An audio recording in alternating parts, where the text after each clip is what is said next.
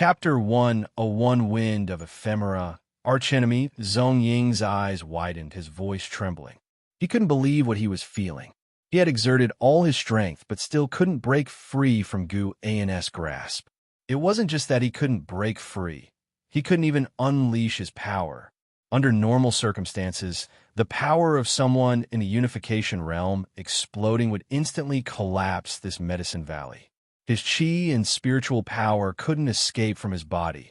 An unimaginable force was suppressing him all over, a feeling he had never experienced before.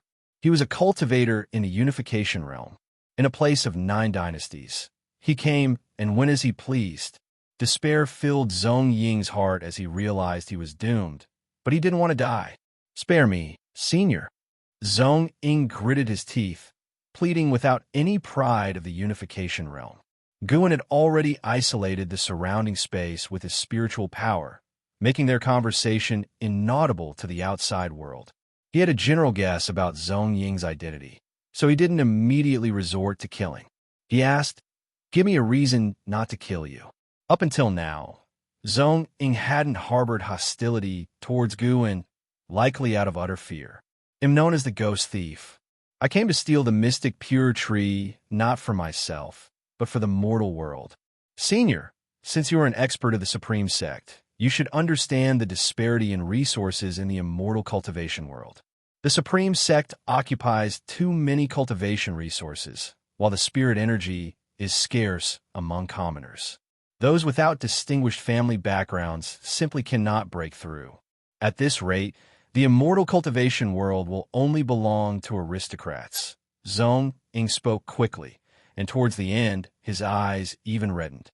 Xuan felt a pang of admiration, thinking, what excellent acting. He agreed with the ghost thief's idea of protecting the common people, which was truly chivalrous. "However, you can't steal from me. You already know my strength. I have to kill you to prevent any leaks," Xuan said expressionlessly. At these words, Zhong Ying nearly had his soul scared out of his body. His eyes darted as if thinking of something, and he quickly said, "I have a curse technique that can make me completely obey you without defiance. If I defy you, I will suffer misfortune and die violently." An opportunity. He might be able to deceive him. The fear in Zhong Ying's heart subsided, replaced by excitement. "Zhong Ying harbors hostility towards you and hates you to the bone. Would you like to use lifespan detection on him? Just when I was about to spare you, you bear hostility towards me." "Interesting." Xuan became intrigued and asked, "What curse technique?" Zhong Ying explained, "This is the Heavenly Judgment Curse. As long as we both form the skill style, I then swear to you, and it can be established." "Fine. Come with me then. Let's find a secluded place to form the curse," Xuan said, pulling Zhong Ying towards a distant transmission array platform. Zhong Ying was still suppressed by his spiritual power and couldn't move, but he felt relieved, thinking the other believed him. Being led by Xuan, he pondered, who exactly is this person? To suppress someone in the unification realm so easily? Could he have reached the mystic heart realm?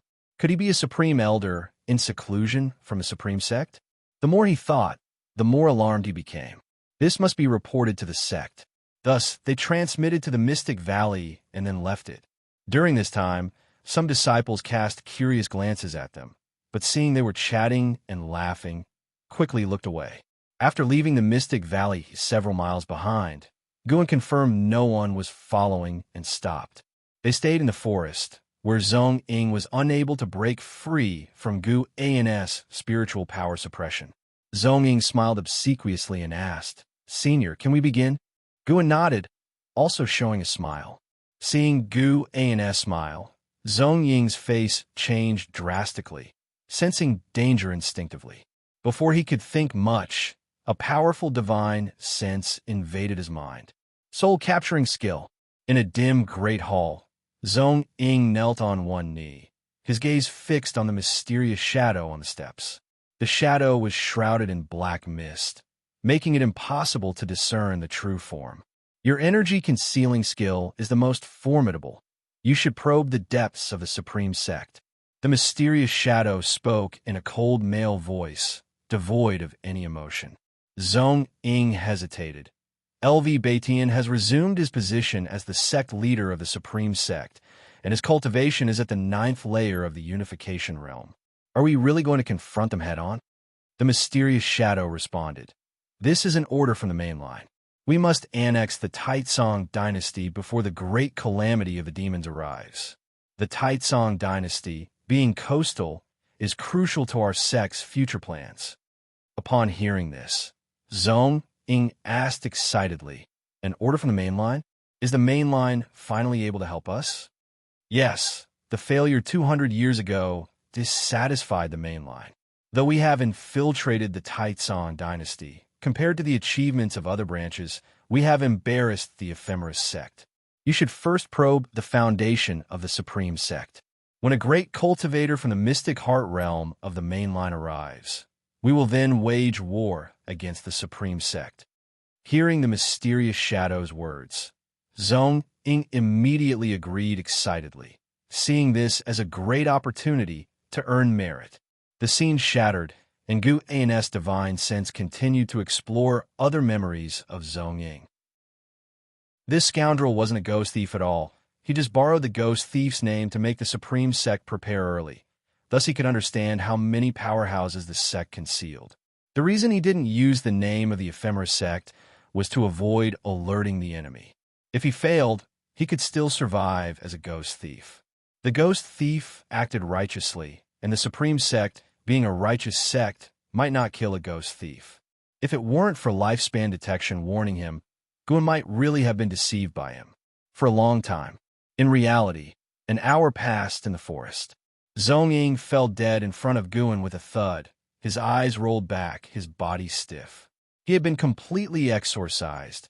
His primordial spirit was shattered by Xuan's powerful spiritual power, and his soul perished before his body. Xuan expressionlessly took Zhong Ying's storage bag, then burned his corpse with spirit power fire. Killing Zhong Ying awarded him 240 years of lifespan, but this did not improve his mood. In Zhong Ying's memory, there was no heavenly judgment curse.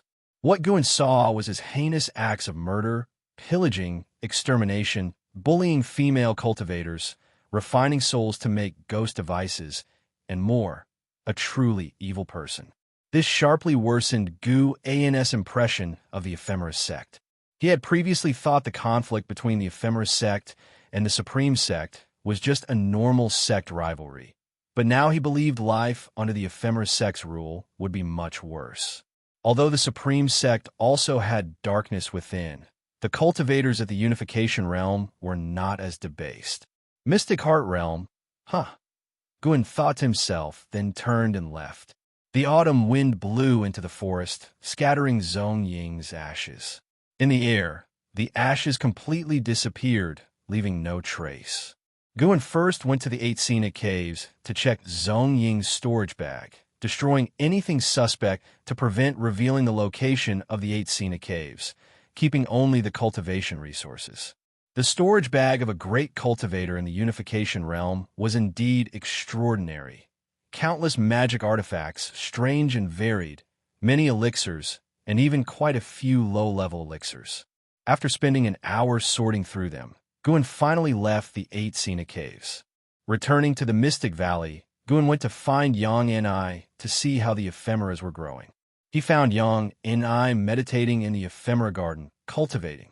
Previously, she had been absorbed in her cultivation and wasn't attracted by Xuan and Zhong Ying. Normally, people from the Elixir Hall, Law Enforcement Hall, and G family would occasionally visit Xuan, so she was accustomed to it. Of course, the main reason was that Zhong Ying's energy concealing sorcery was extremely powerful.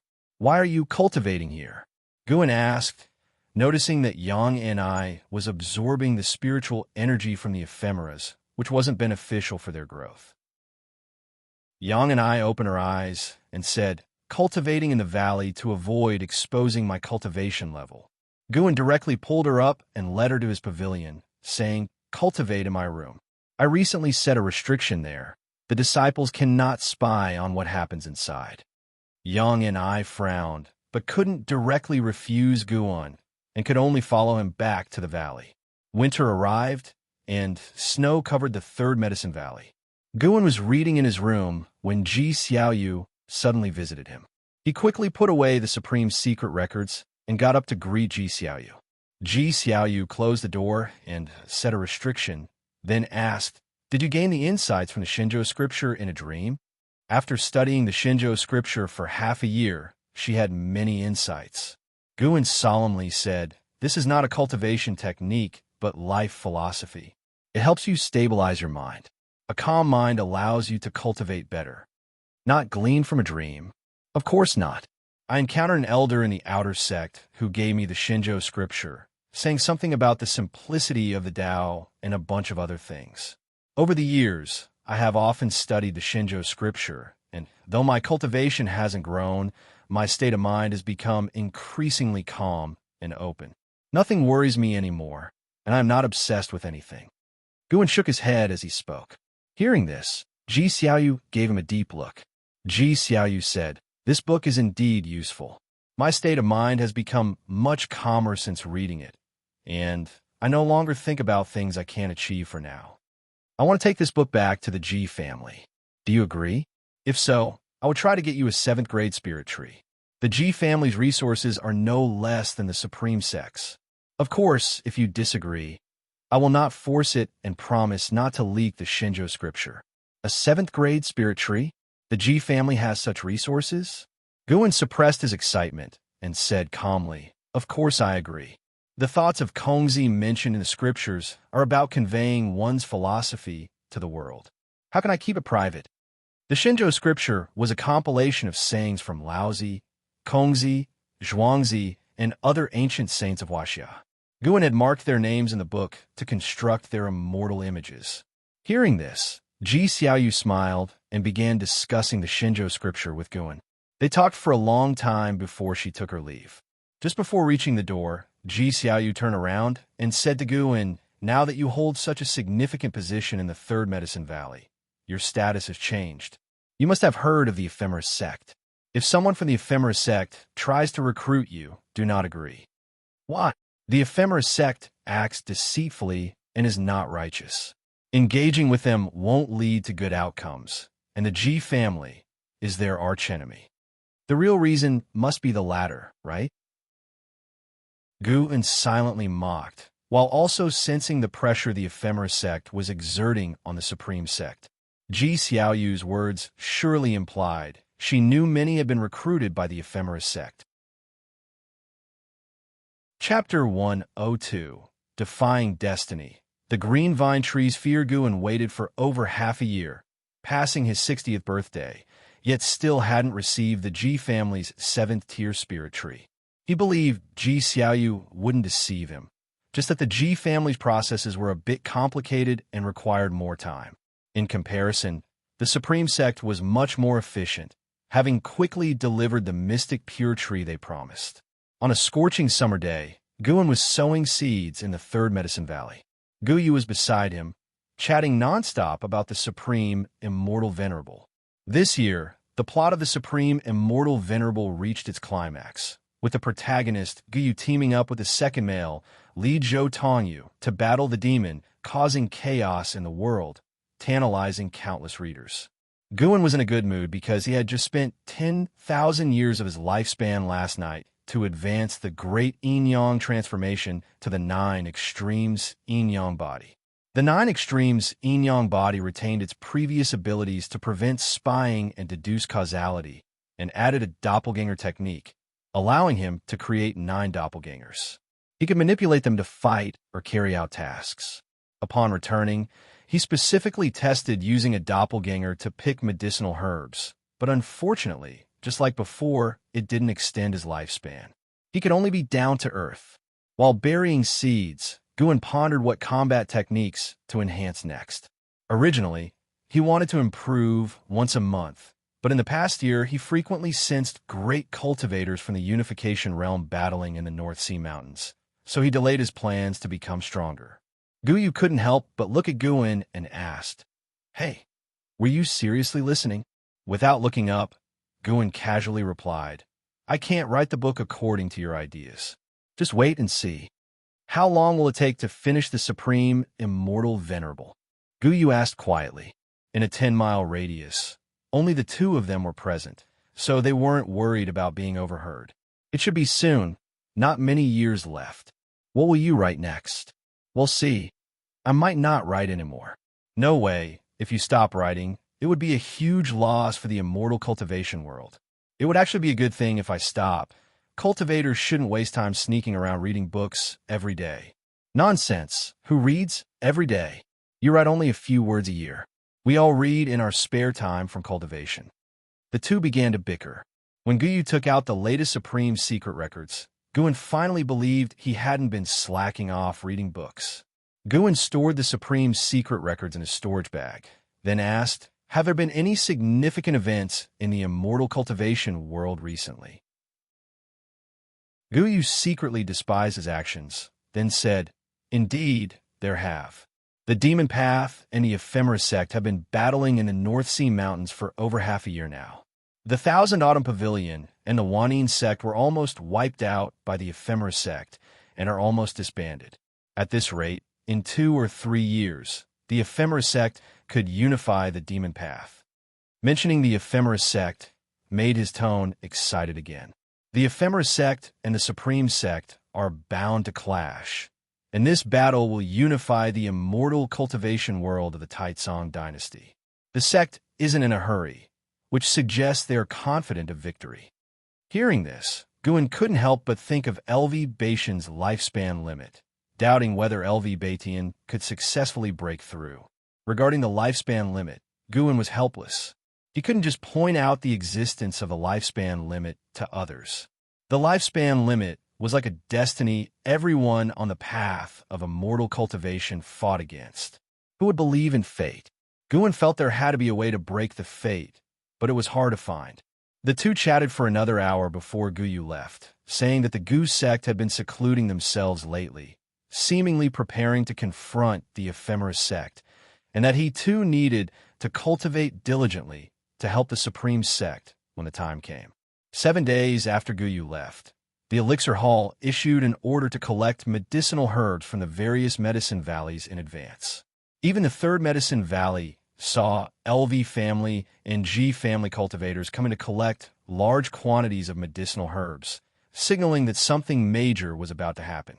Guan didn't think the Ephemera sect was coming, but rather that LV Baitian was preparing to challenge destiny and break through to the mystic heart realm. In the blink of an eye, summer turned to autumn. One noon, Guan arrived at Tian Valley and saw that Xianxia was also there, having already reached the Void Crossing Realm. Guan had only ever seen one other Void Crossing Realm cultivator over 200 years old. This guy appeared to be at the first layer of the core formation realm, maintaining a low profile. The two sat for a conversation at a stone table in front of the pavilion, and Xianxia praised Gu An's exceptional planning abilities. Thanks to the medicinal herbs cultivated by Gu In, he managed to break through to the core formation realm smoothly. Without these medicinal herbs, Xianxia would have had to request Yun to transplant a golden core for him, which would not have been as strong as breaking through and condensing the golden core himself. To this, Guan could only smile and attribute it to Li Xuando's strong aptitude. Seeing Li Xuando smile, Guan could guess that he was secretly delighted, thinking that no one knew of his void crossing realm cultivation. "Guan, how is Yang and I doing over by you?" Li Xianxia asked with a smile, raising his teacup. "She's doing well. She started planting medicinal herbs too, becoming one of us," Guan replied. "Planting medicinal herbs?" Li Xuando's expression became intriguing. Guan suddenly recalled that LV Baitian had mentioned that 200 years ago, the Ephemera sect once controlled the imperial family. Was Li Xuando's cultivation technique possibly from the Ephemera sect? Zhong Ying was the best proof, able to conceal his cultivation. Even those with higher realms would find it hard to detect. Combined with the fact that Yang and I planted ephemeras. Good heavens! Was there an Ephemera sect undercover agent beside me? The more Guan thought about it, the more likely it seemed. Li Xianxia continued, "The immortal cultivation world has been unstable lately, so you need to be careful." Guan followed up, Are you referring to the ephemeris sect, uncle? Exactly. Uncle, as the emperor, what is your view on the ephemeris sect? Li Xuando's face remained calm as he said, ambitious wolves, bringing calamity to the common people. Hearing this, Gu was momentarily stunned. That didn't sound like something an ephemeris sect member would say. Li Xiandao began recounting past events, revealing that his father had been controlled by the ephemeris sect, turning the court into a money-making tool for them. When the scandal was exposed, his father was killed by the ephemeris sect. Li Xiandao had to enlist the Supreme Sect's help, and because he provided intelligence at that time, the Supreme Sect supported him to the throne, as he wasn't the crown prince. Li Xuando's tone was filled with hatred towards the ephemeris sect, making it unlikely he was faking it. I may want to challenge the Supreme Sect, but that's an internal struggle within the dynasty. If the ephemeris sect fights the Supreme Sect, I will certainly support the Supreme Sect with all my might, Li Xiandao said coldly, his eyes flashing with killing intent aimed at the ephemeris sect. Guan asked in surprise, if the ephemeris sect is so malicious and nobody knows their headquarters location, why do so many people join them? Li Xiandao explained, because of the ephemera.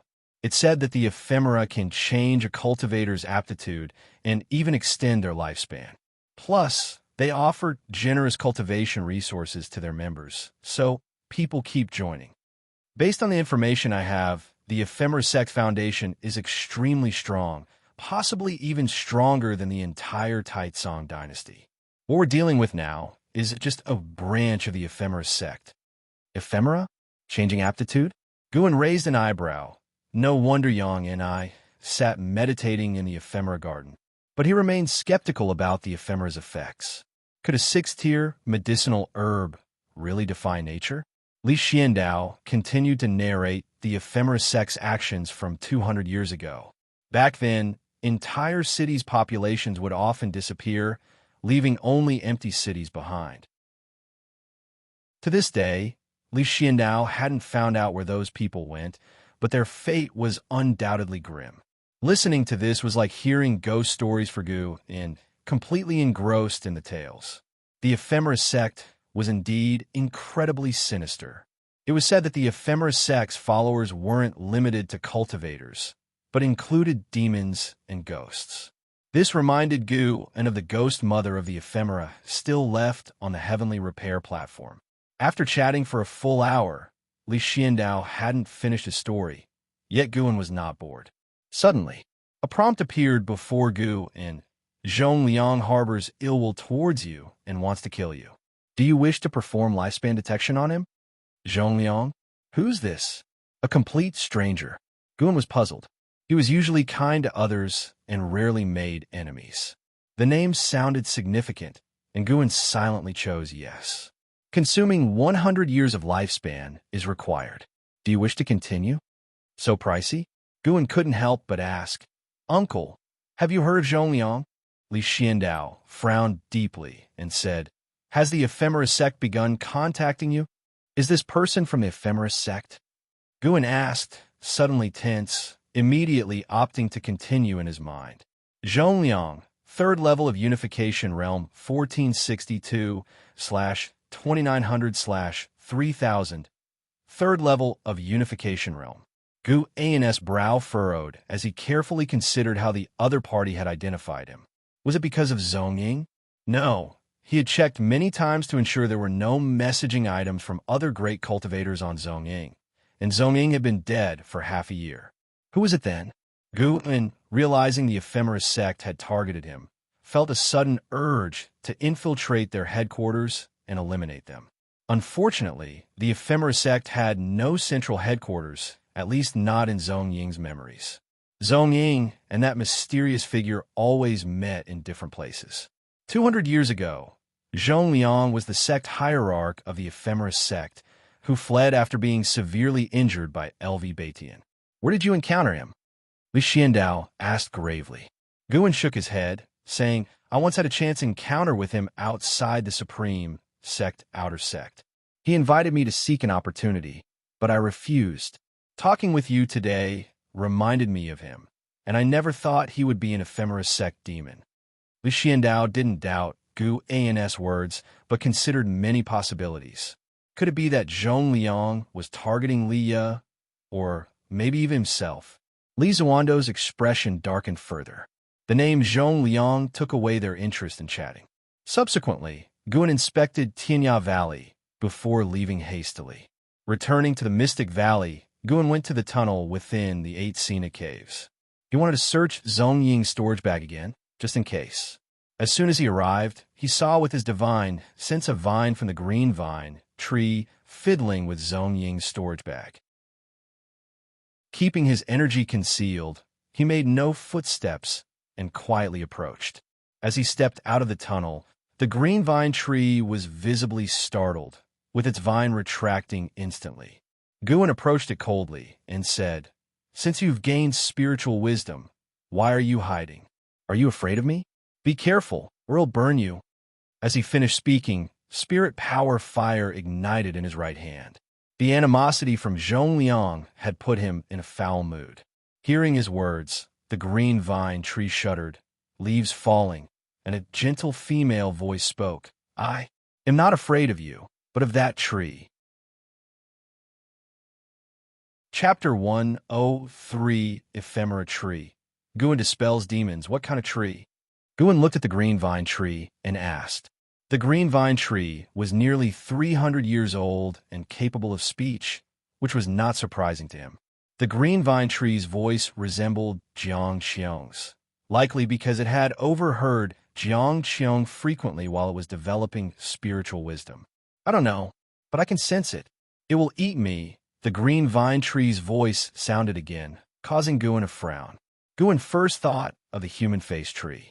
That thing also came from the Thousand Autumn Pavilion and was quite sinister, but the human face tree's grade and rank were lower than the green vine trees. How could it frighten the green vine tree so? "Where is it?" Guan asked further. "I don't know. Is it close to you?" "Very far, very far." Upon hearing this response, Guan ruled out the human face tree. Could it be related to the Ephemeris sect? Could the missing townsfolk have been devoured by one of the Ephemeris sect's evil trees? The more Guan pondered, the more it seemed possible. Thinking further about Zhong Liang, keeping an eye on him, made him very uneasy. He wasn't afraid of Zhong Liang. He was afraid of someone discovering he had hidden his cultivation level. This can't go on. He couldn't sit and wait for death. Guan's eyes sharpened, and the terrifying divine sense of a Mahayana realm cultivator spread out, directly covering the Taitsong dynasty. The Taitsong dynasty was vast, but it couldn't escape the divine sense of a Mahayana realm cultivator. He was going to conduct a thorough search for Zhong Liang, even if it meant turning the place upside down. To his surprise, Taitsong dynasty's cultivators were numerous. Guan felt like he was panning for gold. Guan did not retreat despite the difficulty, determined to find the hidden enemy. Inside a dim underground chamber, Xuan, bare-chested, sat meditating within the cold pool. The water emitted a chilling mist, and beside him stood a jade-white longsword, appearing as though made from white bones, with a blade shrouded in blood aura, eerie and shocking. Xuan's face showed pain, but he gritted his teeth and persevered. After a while, he suddenly heard wailing from afar. Opening his eyes involuntarily, he looked at a figure meditating against the cave wall and asked, "Master, what was that sound just now?" Zhong Liang, with his eyes closed, replied indifferently, "Do not mind them. They are just a pitiful bunch begging for heavenly mercy. Whether they live or die has nothing to do with you." His white hair hung loosely, and he wore a large robe. His facial features were square, and his brows always seemed furrowed, creating the illusion of a third eye between them. Xuan couldn't calm his heart after hearing those wails. "Do not forget the purpose of joining the sect, or why you took up my sword." Zhong Liang's voice sounded again, with a hint of impatience. Xuan took a deep breath and closed his eyes again.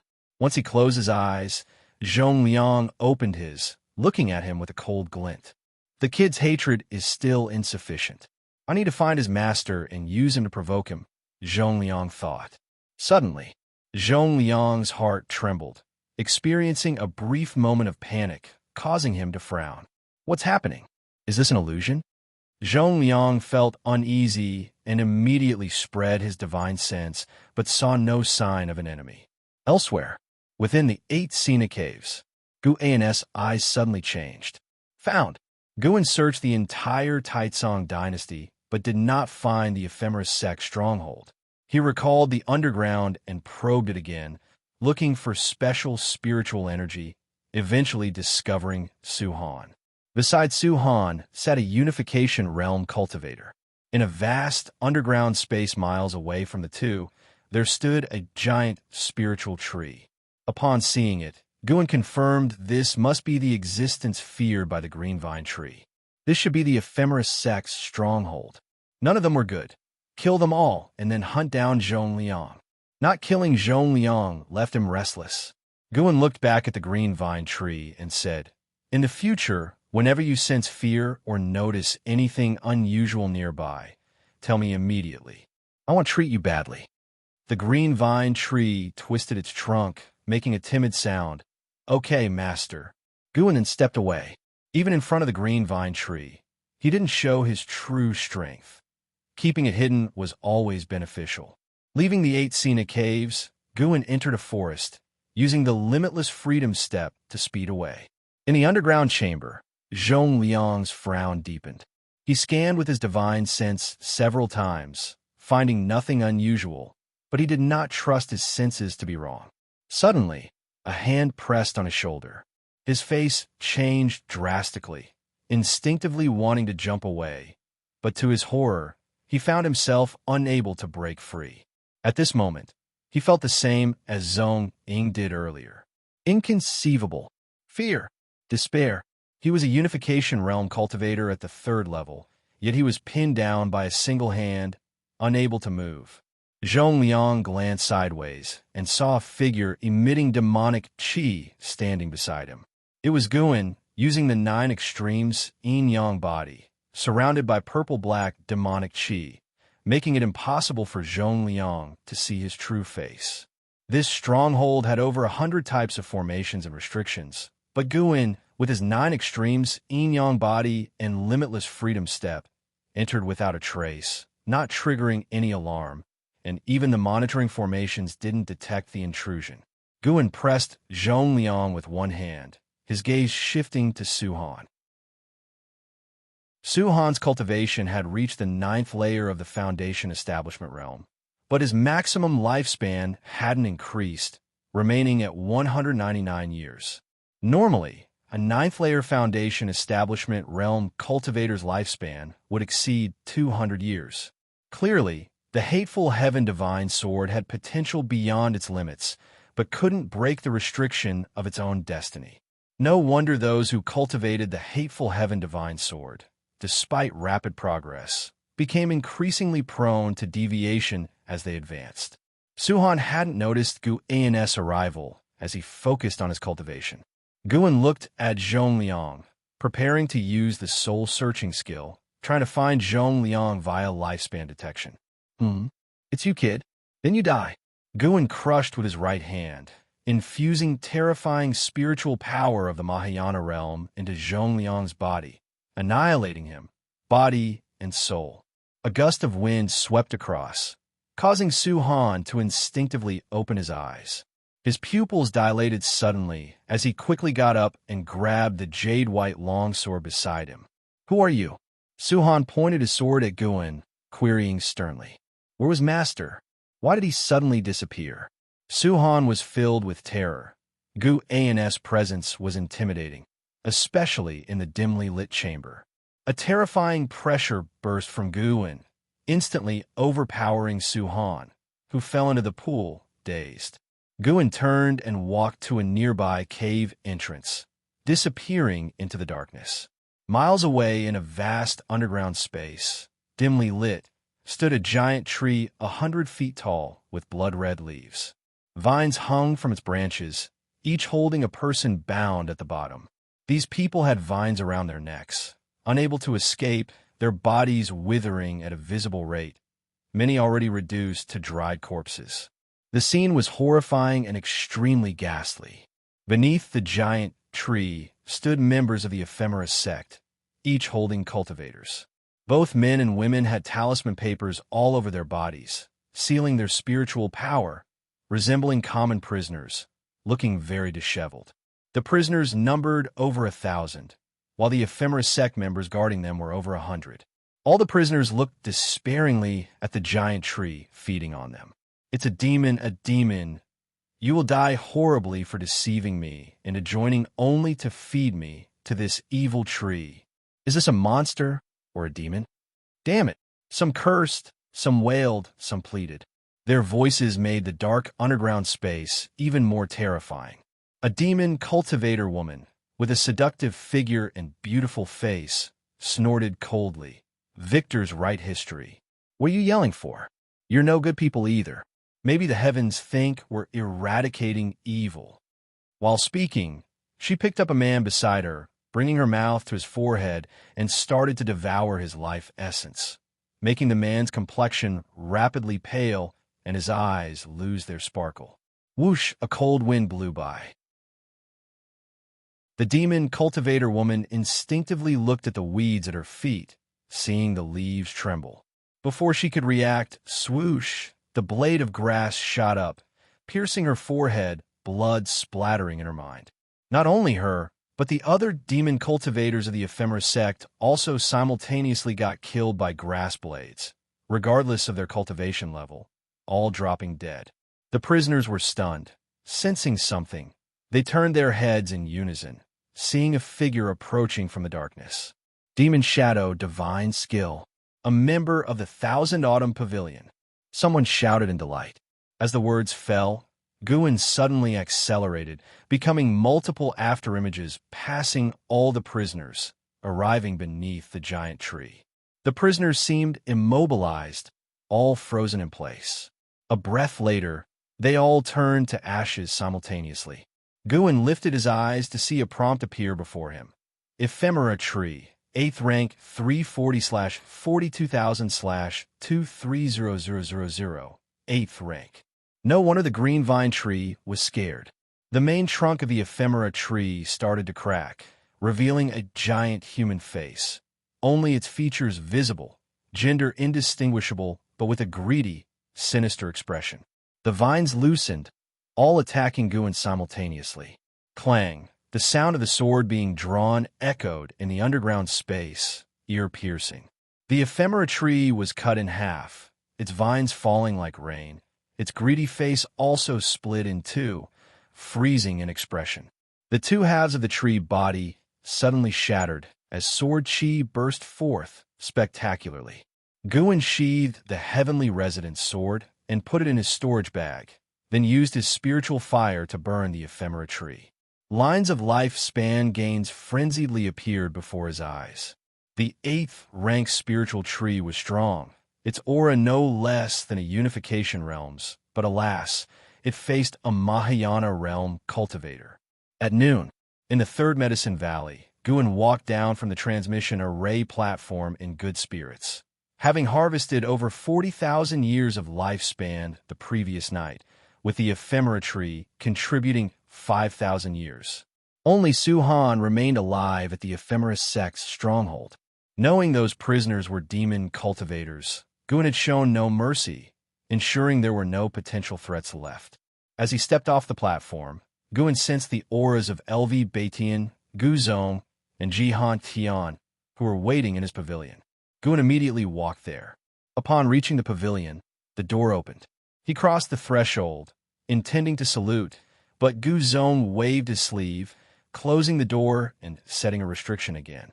Xuan noticed their unusual expressions, suspecting that the Ephemera sect was about to attack. He did not panic, believing that once the Ephemera sect discovered the loss of the Ephemera Tree, they'd have no time to deal with the Supreme Sect.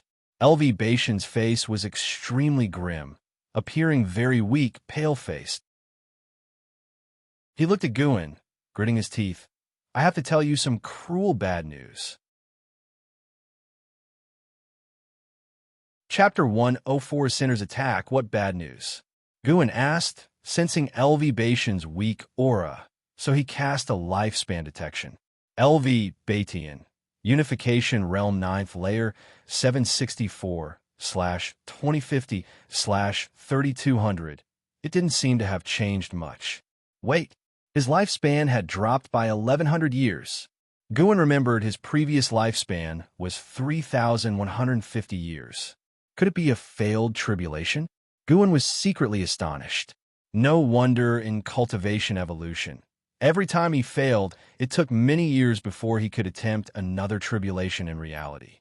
In reality, he might die directly, and even if he didn't, he couldn't attempt tribulation continuously. LV Tian took a deep breath and said, I failed the tribulation, couldn't break through to a higher realm, and I even need many years to recover my peak cultivation. Upon hearing this, Xuan's expression changed drastically. He instantly became agitated, took 2 steps forward, and anxiously asked, Sect Leader, are you all right? You must take care of yourself. Supreme Sect cannot do without you. LV Tian smiled upon hearing this, and Guzong also felt gratified. Xianxia, on the other hand, was displeased and said, What do you mean by we can't do without him? If he dies, there's still me. Who among the vice-sect leaders doesn't want to become the sect leader? But is it really appropriate to be so blunt? Xuan thought secretly, his face still full of worry. Don't worry, I won't die, but it will be quite difficult to attempt a higher realm again in this lifetime. If I fail again next time, I will truly die. LV Tian said gloomily, recalling the terrifying experience of the tribulation, his face showing lingering fear. Xuan couldn't help but ask, Is the heavenly tribulation that difficult? Even a great cultivator like you can't manage it? Tian snorted and said, He managed to deal with the tribulation, already surpassing the myriad of beings in the 9 dynasties. How many people and demons spend their entire lives without even touching the unification realm? Guzong nodded, chuckling self-deprecatingly. I couldn't touch the unification realm myself. Xuan took a deep breath and said with a bitter smile, Not to mention the unification realm, I can't even reach the core formation realm. His current apparent cultivation was still in the foundation establishment realm. Don't worry, even if I have to throw elixirs and heavenly materials and earth treasures at you, I will get you to the core formation realm. But to achieve the nascent soul realm, that will depend on your personal fortune and opportunities. Even the sect can't help there. Of course, you have another option, become my disciple, and I will transfer my entire cultivation to you, said LV Tian, waving his sleeve with a domineering air. Here it comes again. Just as Xuan was about to refuse, Tian couldn't help but say, Stop thinking about transferring cultivation for now. The ephemera sect is eyeing us covetously. They might attack tomorrow. Even if he inherits your cultivation, he won't have your strength. Right now, the Supreme Sect indeed cannot do without you. Guzong nodded and said, I have already contacted the Supreme Elders. Not sure how many will come back. As they started talking about the Supreme Elders, LV Tian's attention was diverted, and he began to sigh. It turned out the Supreme Elders left the Supreme Sect in search of opportunities to break through beyond the unification realm. Since ancient times, only 1 in 10 who left managed to return, and among those, only 1 in 10 succeeded in breaking through, while the others returned to live out their lives in peace.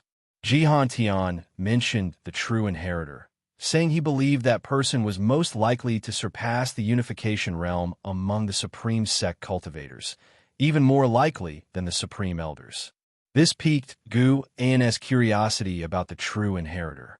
What kind of talent made everyone in the Supreme Sect mention him with admiration and expectation? Xuan stood quietly, listening to learn more about the Supreme Sect's past. Half an hour later, the 3 finished talking. The most important thing we have to tell you today is that we will soon send more high-rank seeds. You must cultivate them carefully as it concerns the Supreme Sect's future battle with the Ephemera Sect, Tian said seriously, looking at Xuan sending seeds. The more, the better. Xuan quickly assured, no matter how many seeds are sent, I will do my best to cultivate them, and I won't be careless. Guzong chuckled and said, "I like your spirit.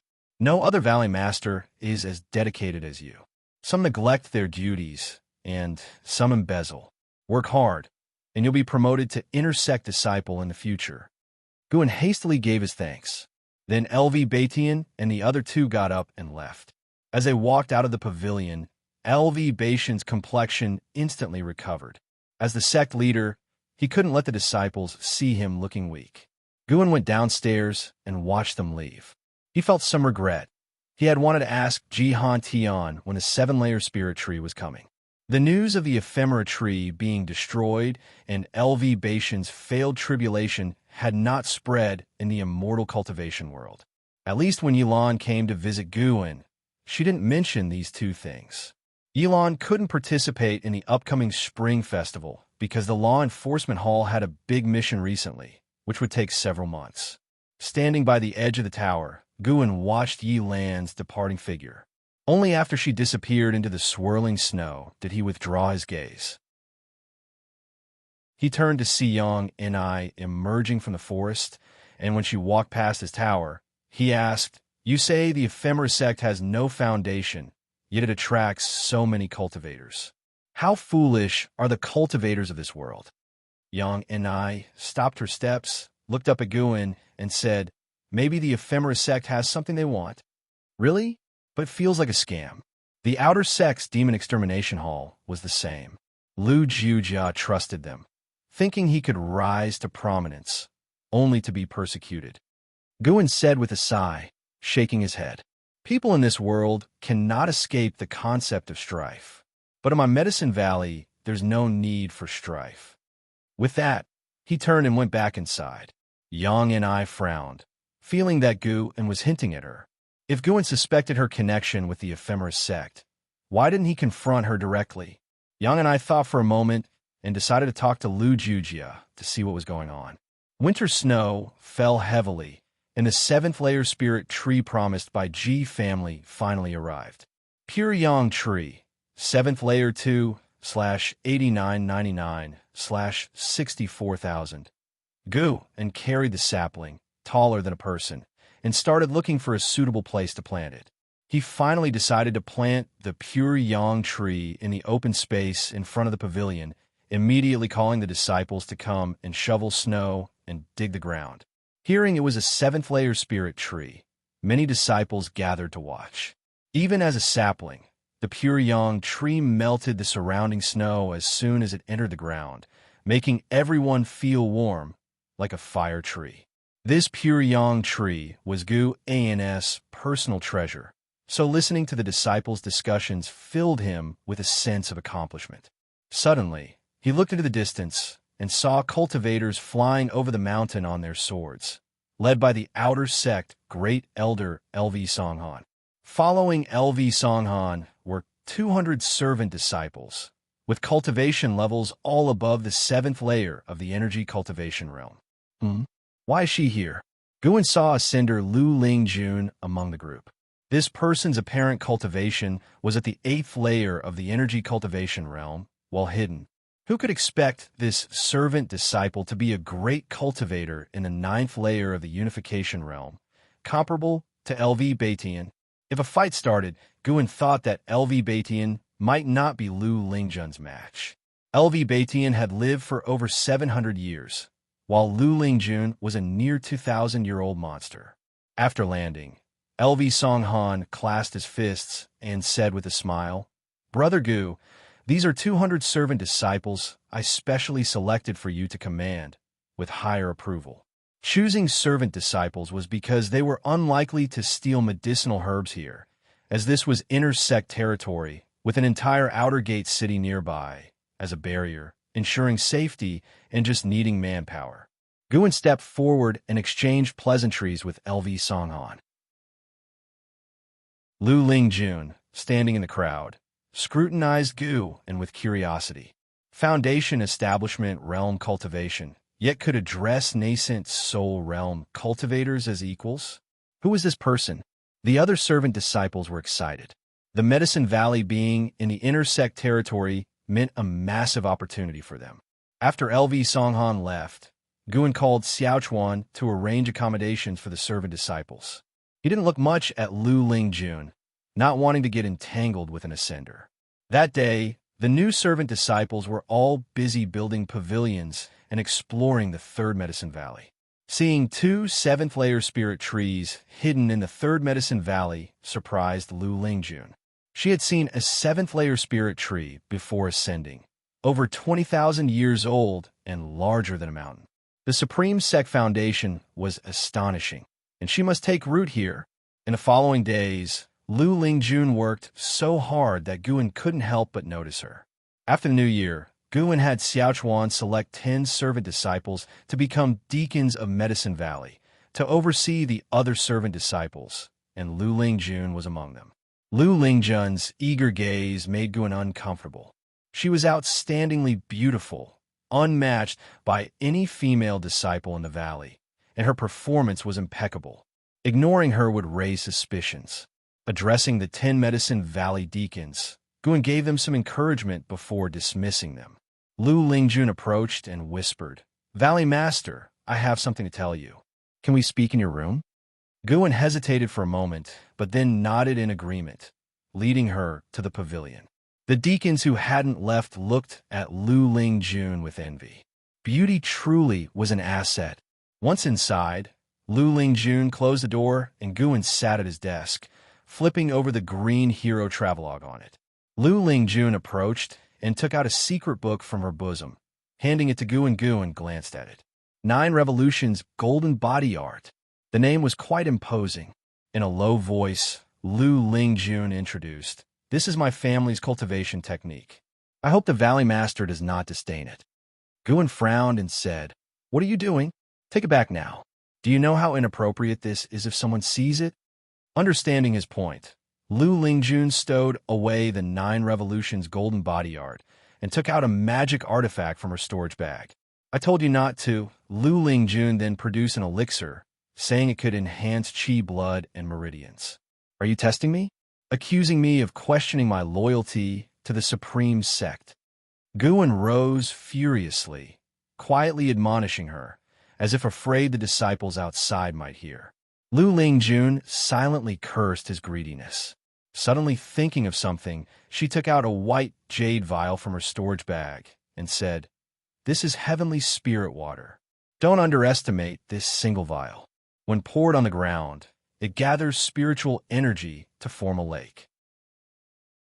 The lake's water can improve the surrounding soil, speeding up the growth of heavenly material and earth treasures. Additionally, it condenses spirit pearls yearly, which can be consumed or used in alchemy." Upon hearing this, Guan accepted the vial from her hand and said sternly, "This should not set a precedent. Speak, what do you want? But it must not harm the Supreme Sect's interests." Lu Lingjun smiled and said, "Valley Master, may I cultivate under the mystic pure tree?" She had previously taken notice of the gigantic white spirit rat under the mystic pure tree, knowing from her experience that the rat was in a profound enlightenment state. Chapter 105. Void Crossing Realm. Is it very strong? Mystic Pure Tree? Guan didn't expect Lu Lingjun to discover the mysteries of the Mystic Pure Tree so quickly. This matter was not forbidden to him. On the contrary, it brought him more inspiration. In the future, he could use the Mystic Pure Tree to drive the disciples to work harder. Guan pondered, "All right, but you can only go there at night, and you must leave before dawn. The Mystic Pure Tree is the sect's property, and many great cultivators keep an eye on it. Do you understand?" Hearing this, Lu Lingjun quickly bowed to thank Guan. Watching this 9th-layer unification realm great cultivator being so respectful to him, Guan felt a deep sense of emotion. Wasn't he in the same position before? Having a great cultivation level, but needing to act cautiously, was because they were all not satisfied with their current state and believed they could still ascend higher. After some brief conversation, Lu Lingjun took her leave. Lu Lingjun closed the door, then walked down the stairs, as she puzzled silently to herself. What kind of book is Green Hero Travelogue? It's even more valuable than the 9 Revolutions Golden Body Art. Although Guan moved swiftly, she still managed to catch the title of Green Hero Travelogue in that brief moment. She decided to investigate in the Outer Gate City later. Ever since arriving at the Great Heavenly Spirit Land, Lu Lingjun had been curious about everything here, yet filled with caution. Thus, she started as a servant disciple, first familiarizing herself with this world and then steadily advancing. Her goal was to become an elder of the Supreme Sect. The Third Medicine Valley was merely a stepping stone. Along the way, Lu Lingjun couldn't help but wonder about the cultivation level of the Supreme Sect leader. It must be higher than hers, right? Deep into the night, in the North Sea mountain range, a fierce wind blew, mingling with snowflakes.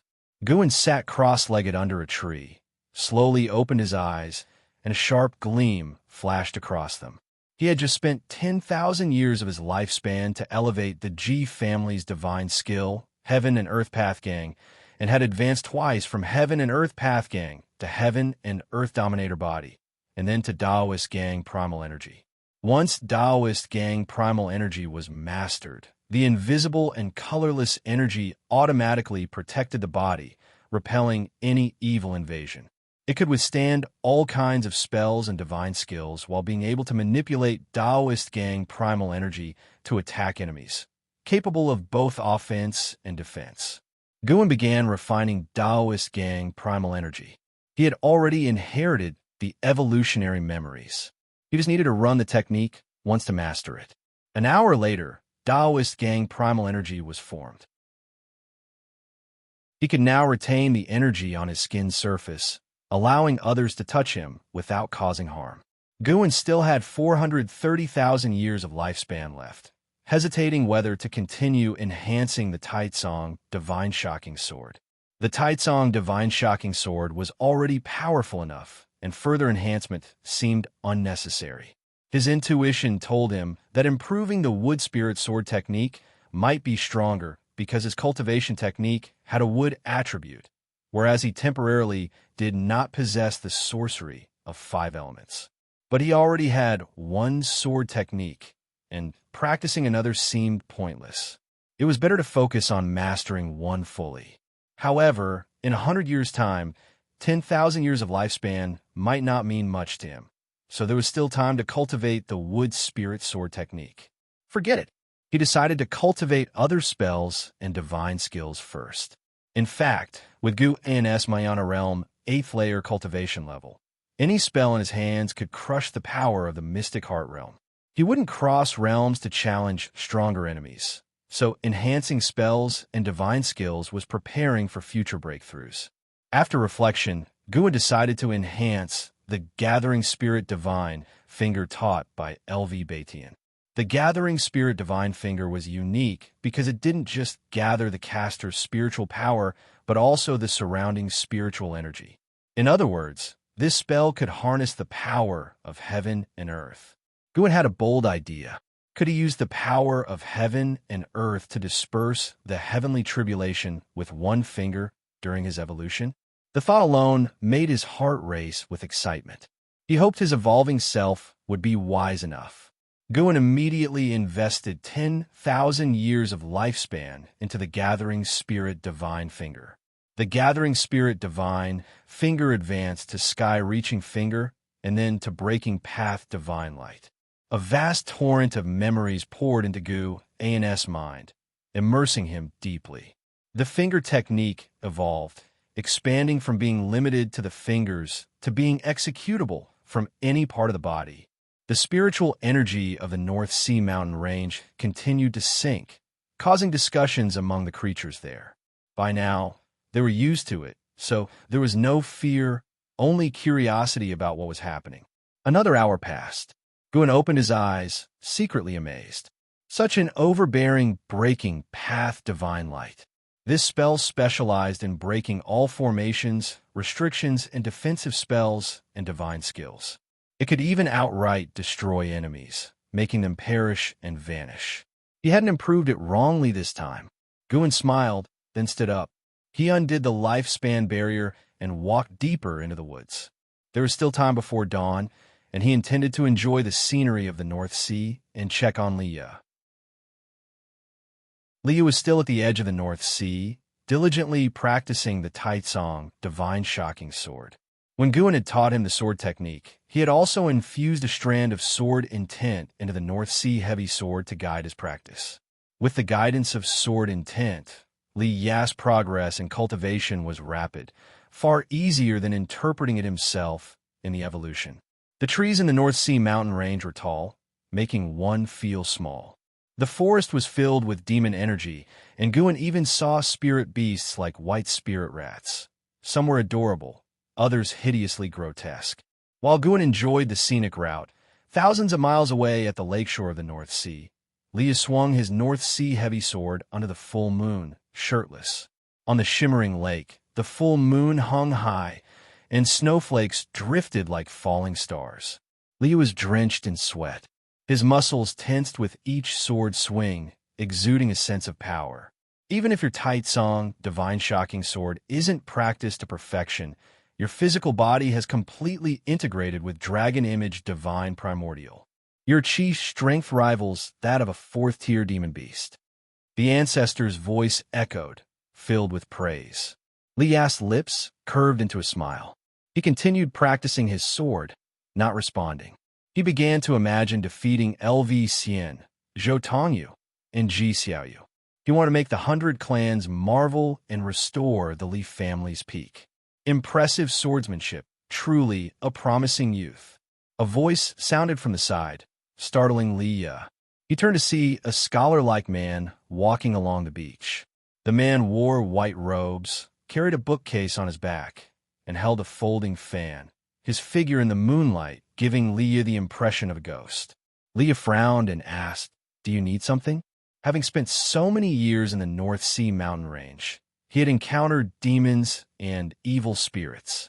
He wasn't afraid of any entities he met now. The scholar in white smiled. "I come from the Ephemeris sect. You may call me Traveler of Graceful Crane. I see your swordsmanship is commendable and your chi blood surpasses others in your realm. You have great potential. How about joining our Ephemeris sect?" Ephemeris sect? Li Ya frowned. Over the past 2 years, Ephemeris sect had frequently fought with many demonic sects in the North Sea mountain range. Naturally, he had encountered them before. He bluntly refused. "I am a disciple of the Supreme Sect. Thank you for your offer, but I must decline." He felt proud of the Supreme Sect. In his eyes, how could an obscure sect like the Ephemeris sect compare with the righteous Grand Sect Supreme Sect? Many cultivators from a Supreme Sect have joined our sect, including some elders. Eventually, Ephemeris sect will replace the Supreme Sect. Joining earlier is the right path. Traveler of Graceful Crane said with a smile. Li Ya's face turned cold. He raised his sword at the Traveler of Graceful Crane and said, "So, I have no choice but to refuse?" Seeing him raise his sword, the Traveler of Graceful Crane laughed. "Young man, do you think you are invincible just because you have the soul of a great cultivator inside you?" As he finished speaking, he suddenly attacked Li Ya. Li Ya's expression changed. He raised his sword to block. Guan wandered in the forest for several hours. As dawn approached, he departed, treading the limitless freedom step. He arrived at the beach where Li Ya was. From afar, he saw Li Ya slumped before a reef, his head buried in his arms, while the North Sea heavy sword lay on the sand, constantly washed over by the waves. Something was amiss.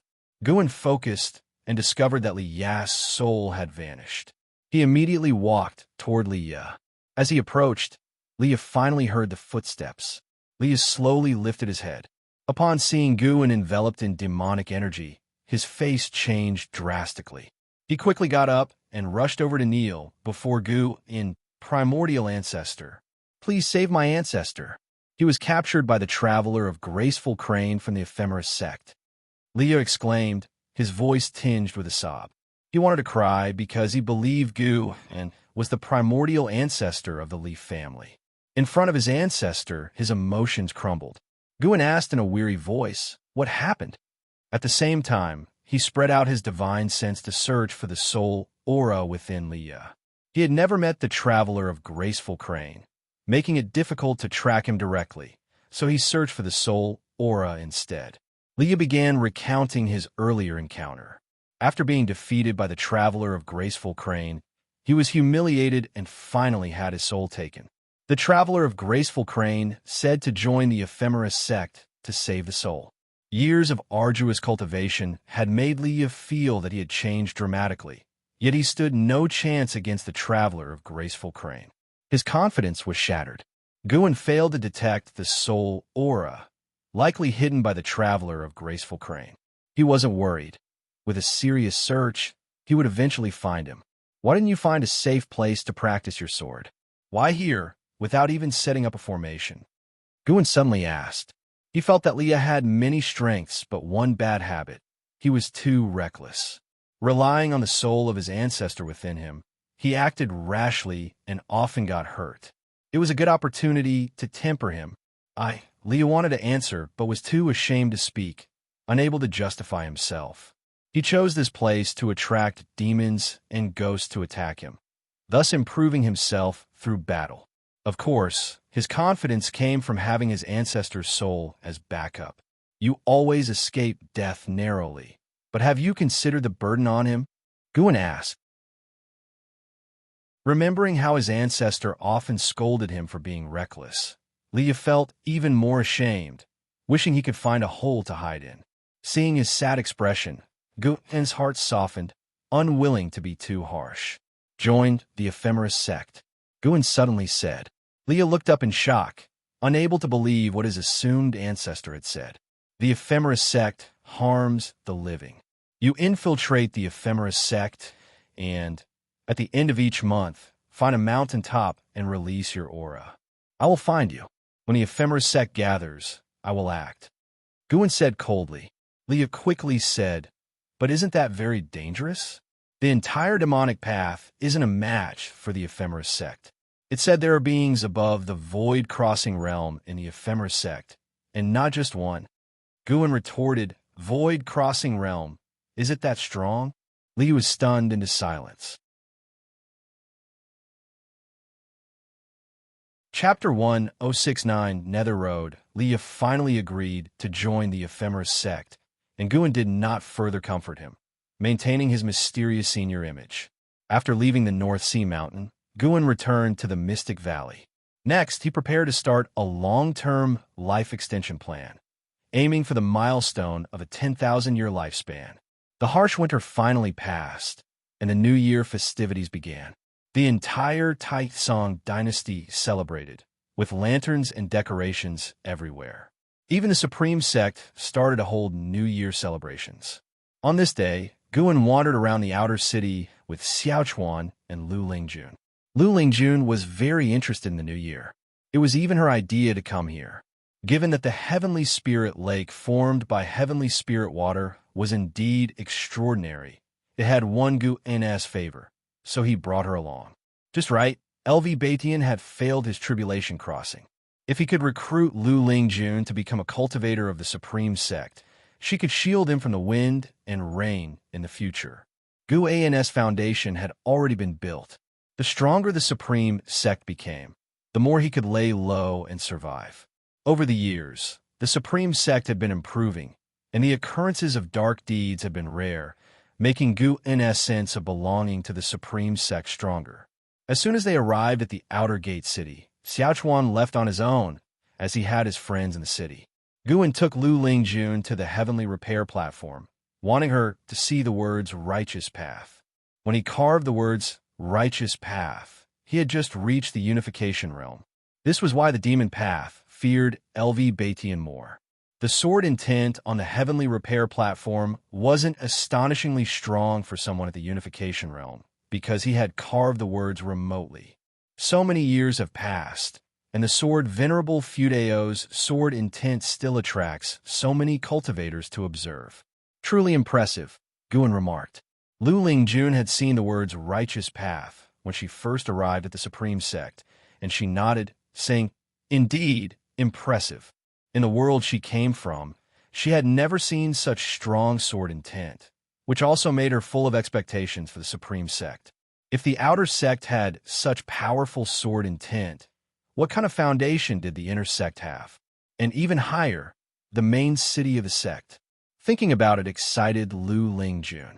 She felt she could find a way to break through to higher realms in the Supreme Sect. Guan noticed Lu Lingjun's reaction was very calm, and that there was a perfunctory tone in her voice when she spoke. Oh no, this person looked down on his sword intent. Could it be that she had the confidence to defeat him at the Unification Realm? Thinking of this, Guan's pride significantly subsided. The world was full of talents, let alone those who could emerge victorious from a world of chaos. He couldn't afford to be careless and underestimate others. Guan continued to scan the heavenly repair platform, using lifespan detection on unfamiliar cultivators he met.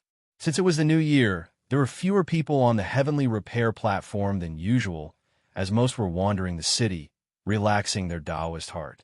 Valley Master, I would like to wander around alone, may I? Lu Lingjun asked. This hurt Guan even more. Was his sword intent so unattractive? Go ahead. Let's meet here at dusk. Guan nodded, secretly deciding that he must keep Lu Lingjun in the Supreme Sect. Such a formidable individual should serve the Supreme Sect. Wait a minute. Why did I suddenly think like a sect leader? It's all LV Baishan's fault. Guan shook his head and turned towards the Elixir Hall. He also had many friends in the Outer Gate City, mainly concentrated in the Elixir Hall and the Book Collection Hall. Every time he came over the years, he would find a few friends to drink with and listen to their cultivation experiences. He enjoyed this simple and leisurely life. On the other side, Lu Lingjun wandered around until someone stopped her. Young lady, I have good books here by one. Many female disciples are reading them. This disciple was being mysterious, glancing around to ensure no one noticed. Lu Lingjun raised an eyebrow and said, Do you know the Green Hero Travelogue? Upon hearing this, the disciple's eyes lit up and he said, Ah, a connoisseur. I knew a person of your bearing would be well versed in this. Indeed, I have the Green Hero Travelogue. Buy one Supreme Secret Record, and it'll give you 2 Green Hero Travelogues for free. Oh, how many volumes are there in the entire Green Hero Travelogue? There are many. Do you want them all? Yes. All right, 200 low-grade Spirit Stones. Buy 10 volumes of Supreme Secret Record, and it'll give you the complete set of the Green Hero Travelogue. Deal. The two started the transaction, and after selling, the book-selling disciple quickly left, looking like a thief. Lu Lingjun felt that she had been deceived. How could a Supreme Secret or Book of Secrets be so cheap? However, 200 low-grade Spirit Stones were nothing to her. She put all the books into her storage bag and planned to read them back in the valley. When she arrived at the Elixir Hall, Guan saw a familiar person. It was the disciple he had previously taken in from the outer sect, an Xian. An Xian had mediocre aptitude and could only stay in the outer sect, while Hao had not forgotten her and sent various elixirs to her from time to time. Unfortunately, her cultivation level had still increased very slowly. The two were from the same village, but after embarking on the immortal path, their fates diverged vastly, leaving Gu and lamenting the unfairness of heavens. An Xian was doing chores in the Elixir Hall. She felt she couldn't always rely on an Hao and wanted to make an effort on her own. Guan watched the delicate and Xian dealing with a male disciple who was giving her a hard time and sighed inwardly. Should he care for her for a lifetime? Although Guan valued an Hao more, an Xian was also his disciple. If he didn't help her, he feared that one day an Xian would die because of an Hao.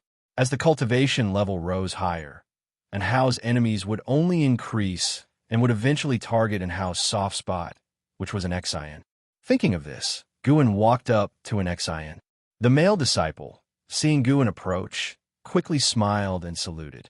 In the Elixir Hall, Guan's status was not low. After all, he came here every month, and the disciples who frequently visited the Elixir Hall knew that he had a close relationship with the elders of the hall.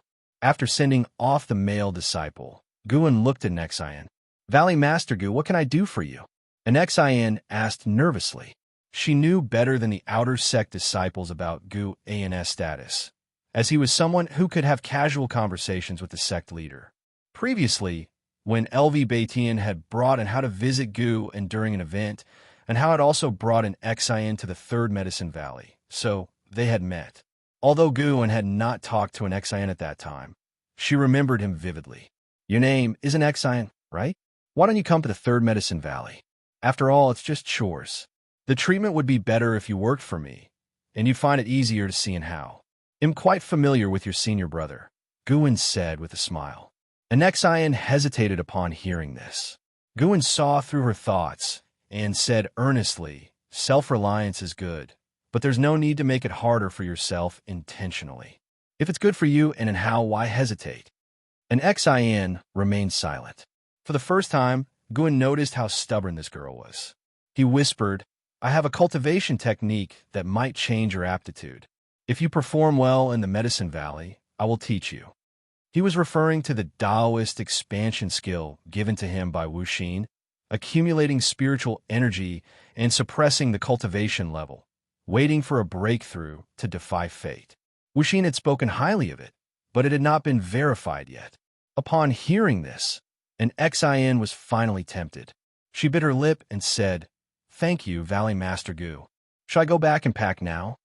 No need to explain to the people here. They'll handle it. Just go back directly. They'll wait for you here. It's not urgent. Just come back before dusk, Guan said with a smile. He instinctively wanted to pat her head, but refrained.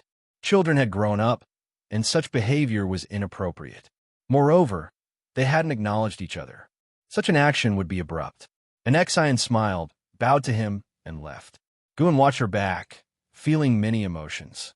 In the past, an Xian had been like a little bean sprout, thin and weak. Now she had grown tall and beautiful, which made him feel gratified. An Xian breathed a sigh of relief after stepping out of the threshold. Why did he smile at me like that? Does he have bad intentions? An Xian felt worried.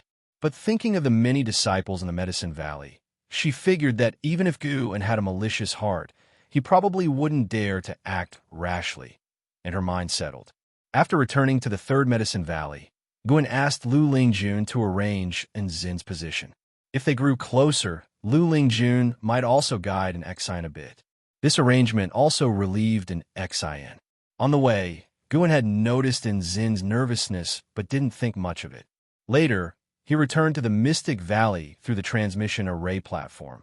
Back at the Mystic Valley, he called over Chu Jingfeng and Lu Jujia and officially taught them the Taoist expansion skill.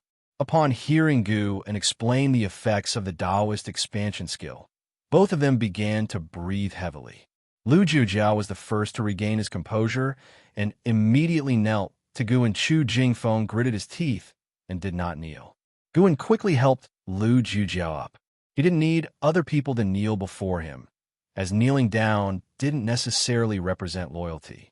He would just let these two try the Taoist expansion skill first. If it worked well, he would have an Xian practice it. After the two left, Guan took out the latest volume of the Green Hero Travelogue to taste. So many years had passed, yet the Green Hero Travelogue was still being published. Guan really admired the author. Didn't this person cultivate? How could they wander around for so many years? Under the night sky, a dilapidated temple sat in the forest. The traveler of graceful cranes sat on the eaves, holding a long scroll. He read by the moonlight and said softly, Have you thought it through? Once you join the Ephemera sect, you cannot leave. You must also bear the Ephemera seal. Leah stood in the courtyard, carrying the North Sea heavy sword. He stared tightly at the traveler of graceful crane and said, Didn't you want me to join the Ephemera sect? What now? Do you hope I won't join? The traveler of graceful crane turned his head to look at him, high and aloof, with an expression of indifference, as if his gaze could see through Leah. The Ephemera sect's purpose is to pursue the Nine Nether Road. In 100 years, a demonic catastrophe will sweep through the land of 9 dynasties. At that time, only through the Nine Nether Road can one escape the hell of the mortal world. Joining the Ephemera sect is to secure a path for yourself. If you perform well, you might even obtain the ephemera. Consuming the ephemera can enhance your aptitude.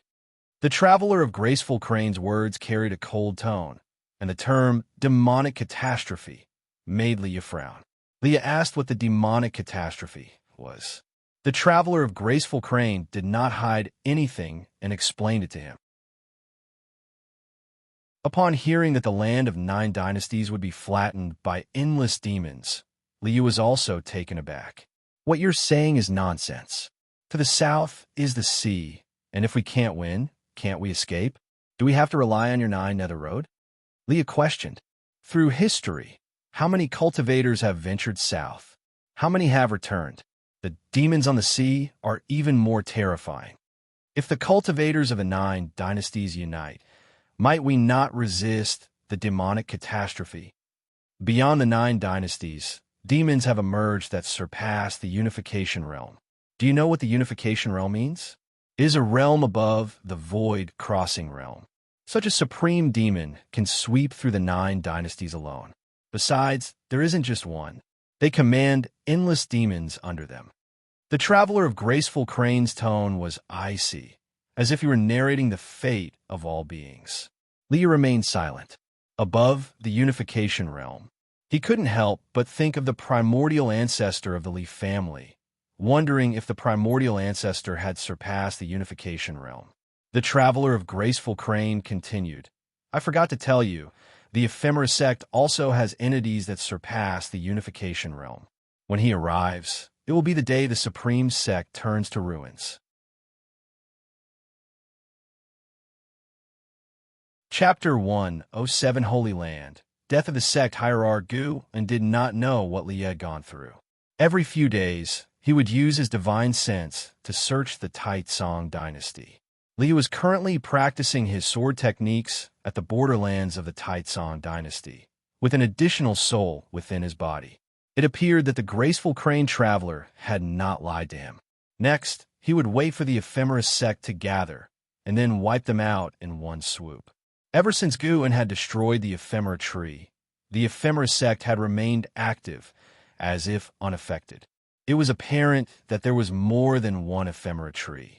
The true enemy of the supreme sect was not the present ephemera sect, but the upcoming great cultivators of the ephemera sect main lineage. Xuan prepared to find an opportunity to elevate his cultivation to the 9th layer of the Mahayana realm. The gap between each minor realm was significant, especially in the higher realms. After the new year, everything returned to normal. Lu Lingjun no longer came to see Xuan. She worked daily, and in the evenings, she cultivated under the mystic pure tree. When Xuan looked at her, he felt that she did not want to meet his gaze. Perhaps it was just his illusion. An Xian quickly adapted to life in the 3rd Medicine Valley. With such a valley master, the disciples of the Medicine Valley were all kind-hearted. The people here did not prioritize cultivation, which made her feel quite relaxed. Spring passed, and summer came. On this day, Xuan turned 61 years old. Today, Tang Yu came to receive a foundation establishment pill from Xuan. The entire Medicine Valley was bustling with excitement. Tang Yu represented their future. They seemed to see themselves breaking through to the foundation establishment stage. This also made Lu Lingjun rarely glance at Xuan a few times, while an Xian completely let down her guard. She felt that she had misunderstood Xuan. Xuan was indeed a good person. Xuan was not only good to his disciples. He spoke gently and never swore. He almost never wore a stern face and always smiled, giving people a sense of warmth. Sending off the disciples meant it was time to recruit new ones. Xuan still let Xuan handle the recruiting, as it was a way to increase Xuan's authority. At noon, Ji Xiaoyu came to visit Xuan.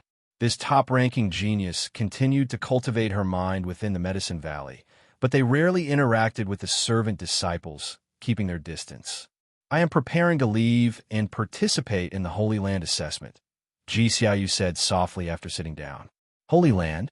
As Xuan poured her tea, he curiously asked, what kind of force is the Holy Land, and where is it located? Ji Xiaoyu replied, the Holy Land is the oldest force on this continent, with a heritage spanning 10,000 years, located beyond the 9 dynasties. They do not concern themselves with worldly matters nor participate in any conflicts. Every 100 years, they recruit disciples. After training in the Holy Land, one must leave after a maximum of 100 years. How long one can stay depends entirely on their fortune. The Ji family rose to prominence because of the Holy Land's heritage. Upon hearing this, Guan became even more curious and asked, "What does the Holy Land seek that they do not retain anyone?" Xiaoyu shook her head. "No one knows. Even the elders who have been to the Holy Land rarely speak of it. They only say that entering the Holy Land offers a chance to seek the immortal path." "How mysterious. I heard that a great demon catastrophe will occur in 100 years' time. Why does the Holy Land not take action?" Guan continued to inquire. Xiaoyu picked up her tea bowl and said, "Actually, a great demon catastrophe occurred even before the 9 dynasties. During that time, the continent was dominated by demons, and humans were barely surviving, raised as livestock by the demons and ghosts. Even then, the Holy Land did not intervene. Despite the absence of the Holy Land's intervention, humanity eventually rose, establishing the 9 dynasties. The elders of our clan say that the Holy Land has seen through worldly affairs. They do not care about the safety of individuals in a single lifetime, but focus on the perpetual existence of the immortal cultivation Taoist tradition." Upon hearing this, Gu An's perception of the Holy Land changed. It appeared that the Holy Land was indeed transcendent from the mundane world. He then stopped asking questions and instead wished Xiaoyu success in her Holy Land assessment, hoping for smooth sailing. Xiaoyu did not stay long, as she had to leave today. Guan escorted her downstairs and watched her leave. As Lu Lingjun walked by, she curiously asked, "Valley Master, who is that girl? She seems quite extraordinary." She had long noticed the 10 geniuses cultivating their minds in the Medicine Valley. Upon learning that these individuals were arranged by the sect leader and personally taught by Guan, her view of him had changed. Among the 10, the one who piqued her interest the most was Xiaoyu. She could sense the aura of the primordial Taoist talisman and even had an impulse to seize it, but she restrained herself. A true disciple of the sect and a lady from the Ji family named Xiaoyu. She is one of the top geniuses in the sect, Guan introduced her. Indeed top-ranking among the cultivators, with someone of higher lifespan than Xiaoyu being only in Hao. And Hao had successfully achieved core formation and was rumored to have become a legend within the inner sect, unrivaled by anyone. Guyu even compared him to the true inheritor who was training outside. Many paths exist in this world. Not all geniuses need to participate in the 100 Clans tournament or join the Holy Land. Lu Lingju nodded and then asked, "Valley Master, have you read the Supreme Secret Records?" Gu An's smile froze. He frowned and said, "Why are you reading such a book? Oh dear, when can we ever get rid of this wind within the Supreme Sect? Even the recent ascenders suffered because of it." Guan could not help cursing Xianxia in his heart again. It was recommended to me by someone from the outer sect. Could it not have been written by the Valley Master? The main character's name is also Guan, Lu Lingjun said truthfully. Guan said furiously, "Do I look like that kind of person?" "Indeed you do not. So, I wanted to ask," she said with a smile, feeling much more at ease as her suspicions dissolved, making Guan much more agreeable. She had held back for a long time, and today she finally could not resist asking. "Next time I must investigate the book collection hall. Their oversight is inadequate, allowing such books to be sold." "You should destroy that book," Guan said sternly. Lu Lingjun rarely saw him so serious, and inexplicably she felt happy. She asked with a smile, "Valley Master, do you think the Supreme Secret Records is better? Or is the Green Hero Travelogue better?" These words stunned Gu, and Lu Lingjun did not wait for his answer, turned, and left.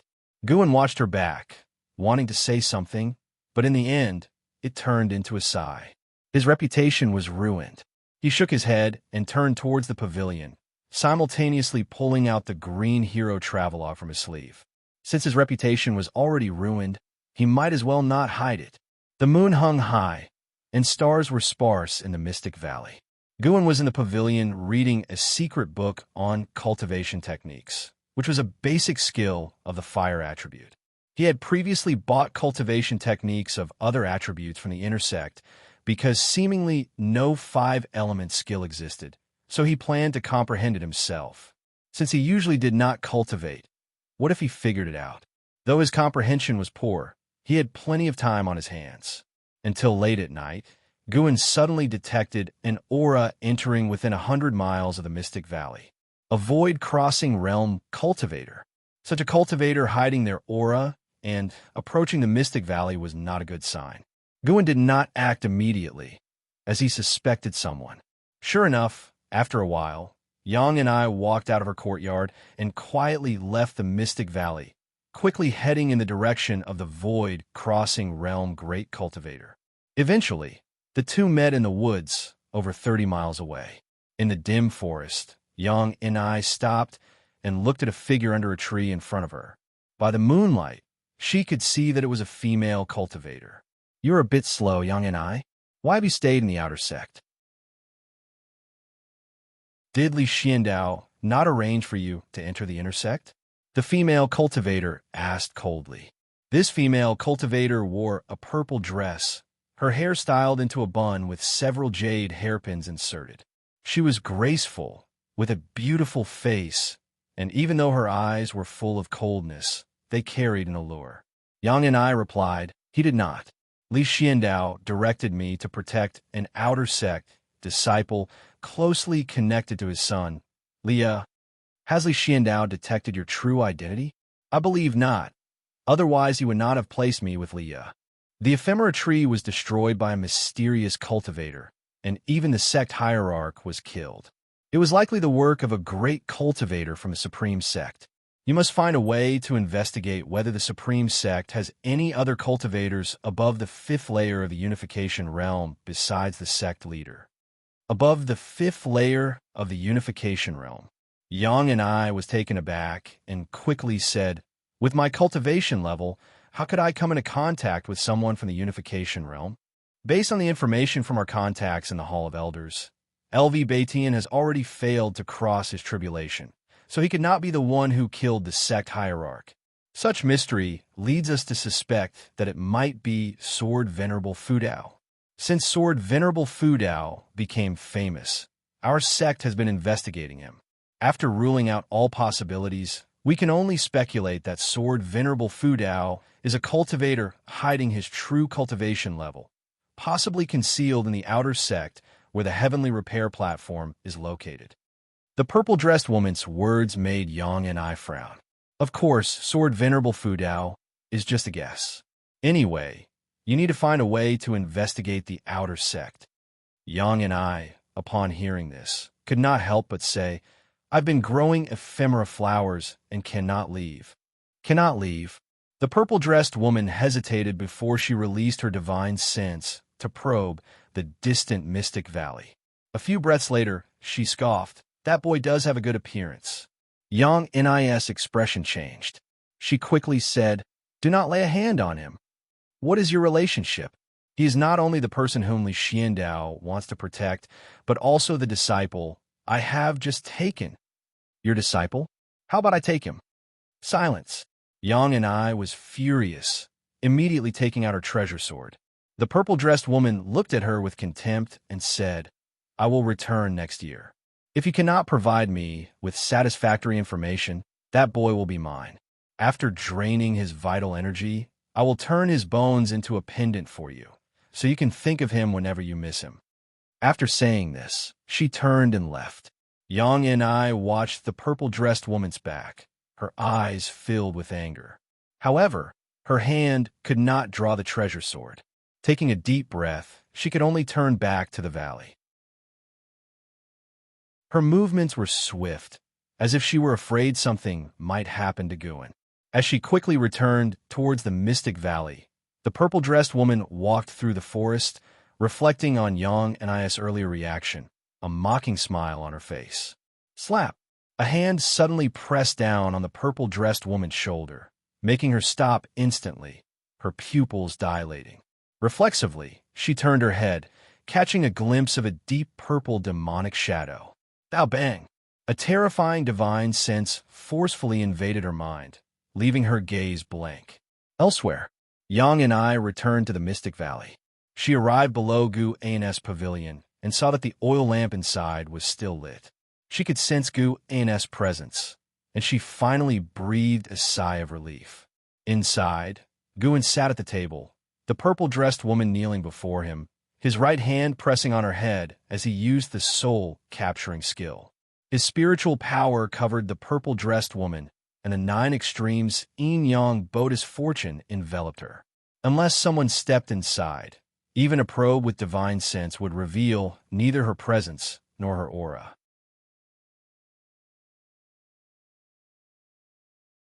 Chapter 108.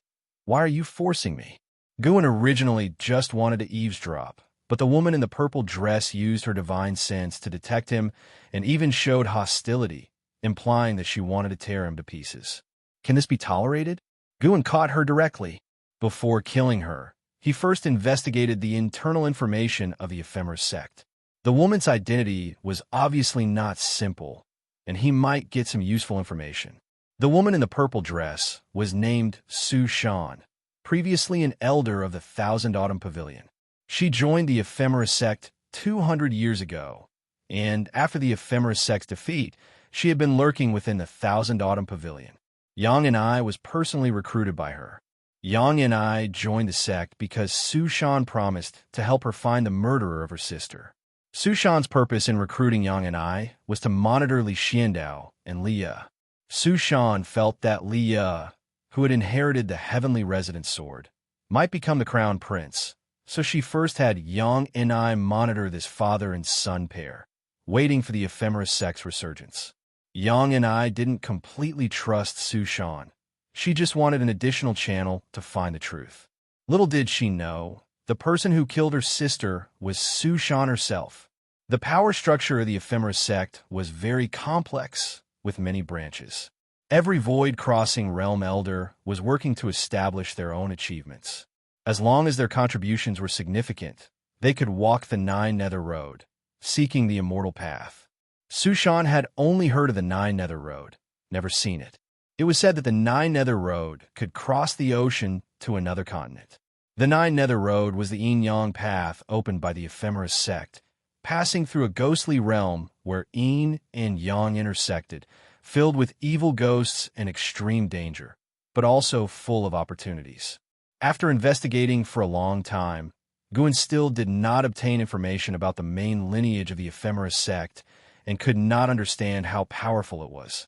When he withdrew his divine sense, an hour had already passed. He looked down at Xuan's alluring face, his eyes full of disdain. When he used the soul-capturing skill earlier, he saw many unspeakable scenes. A demon cultivator is just a demon cultivator. Guan immediately ended Xuan's life, then burned her body to ashes.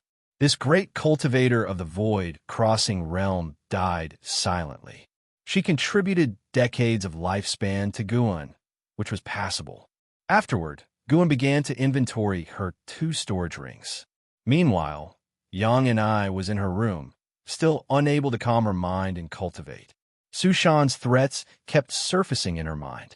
Thinking about how Guan got involved because of her, she felt guilty. It wasn't that she had special feelings for Guan. It's just that after so many years together, their relationship had grown closer. Thinking that such a good-natured junior might be persecuted because of her made her uneasy. By dawn, Lu Jujia called the disciples out for exercise, and Guan went downstairs. The plan for a day lies in the morning. Yang and I, it's time to come out and practice. Guan went outside Yang and I's courtyard and shouted. Yang and I quickly came out, only nodding slightly to Guan as if nothing had happened the previous night. Guan didn't say much, but he felt slightly relieved that Yang and I dared to draw her sword when threatened by Xuan the night before. Later on, he'll assign her more land to plant more flowers and plants. Ever since that night with Xuan, Yang and I went to the outer sect every 2 days under the pretext of looking for high-rank seed. Gu An's routine remained undisturbed, still traveling between the 3 medicine valleys. At the end of summer, Guan arrived at Tian Valley. Luo Hun and Yi Luyan had gone out, taking 3 monkey demons with them, leaving only Xian in the Medicine Valley. A great cultivator's cave was discovered thousands of miles away, with many heavenly materials and earthly treasures. Ilian took them to fetch them and won't be back for a few days. Xian came to Guan and explained. His gaze was fixed on Guan, burning brightly. Guan nodded slightly, then turned to walk toward the garden. "Who are you really, Guan?" Xian's voice came from behind, his tone different from usual, carrying intense hostility. Guan stopped and turned to look at Xian, smiling. "What kind of deity am I? I'm just an ordinary cultivator who loves planting." This guy wasn't acting right. Why did it feel like he had changed? Could it be that another remnant soul in his body had taken control? Guan wondered, confused. Xian sneered, his face becoming ferocious. "I only taught you a few times, yet your mastery of mystic tortoise surging wave palm has already surpassed my 10 years of hard practice." Guan raised an eyebrow.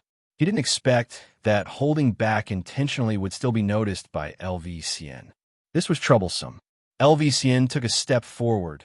The aura of core formation realm 9th layer erupted, lifting the fallen leaves on the ground like a tornado, rising into the sky, creating a grand scene. Though it was the 9th layer of the core formation realm cultivation level, it could already match the aura of the lower nascent soul realm. As expected of the Supreme Sect's former number 1 genius. "I discovered that cave long ago, calculated the day you would come, and sent them away in advance. Today, let's have a showdown." Xian sneered. His right palm began to accumulate spiritual power, the space under his palm fluctuating violently like surging waves. Guan raised his hand and said, "Don't mess around. I really am not a genius. Why target me? I have no threat to you. If you mess around, I'll have to kill you." Xian licked his lips and said, "Don't worry. I won't kill you. I just want to test your depth. If you continue to hide your strength, you'll suffer the same fate as Liya." At this remark, Guan's gaze turned cold. "Try my mystic tortoise surging wave palm." Xian shouted, striking out with the palm. The palm wind swept out, shaking heaven and earth, and the wild wind rose from the ground, bringing overwhelming pressure toward Guan, lifting the grass of the lawn and filling the air with dust. Boom! The palm wind of the mystic tortoise surging wave palm soared into the sky, forming a nearly 100-jong high airwave wall, spectacular beyond compare. Xian's smile froze. Looking in the direction of his gaze, Guan stood still behind the airwave, his palm power forcibly blocked.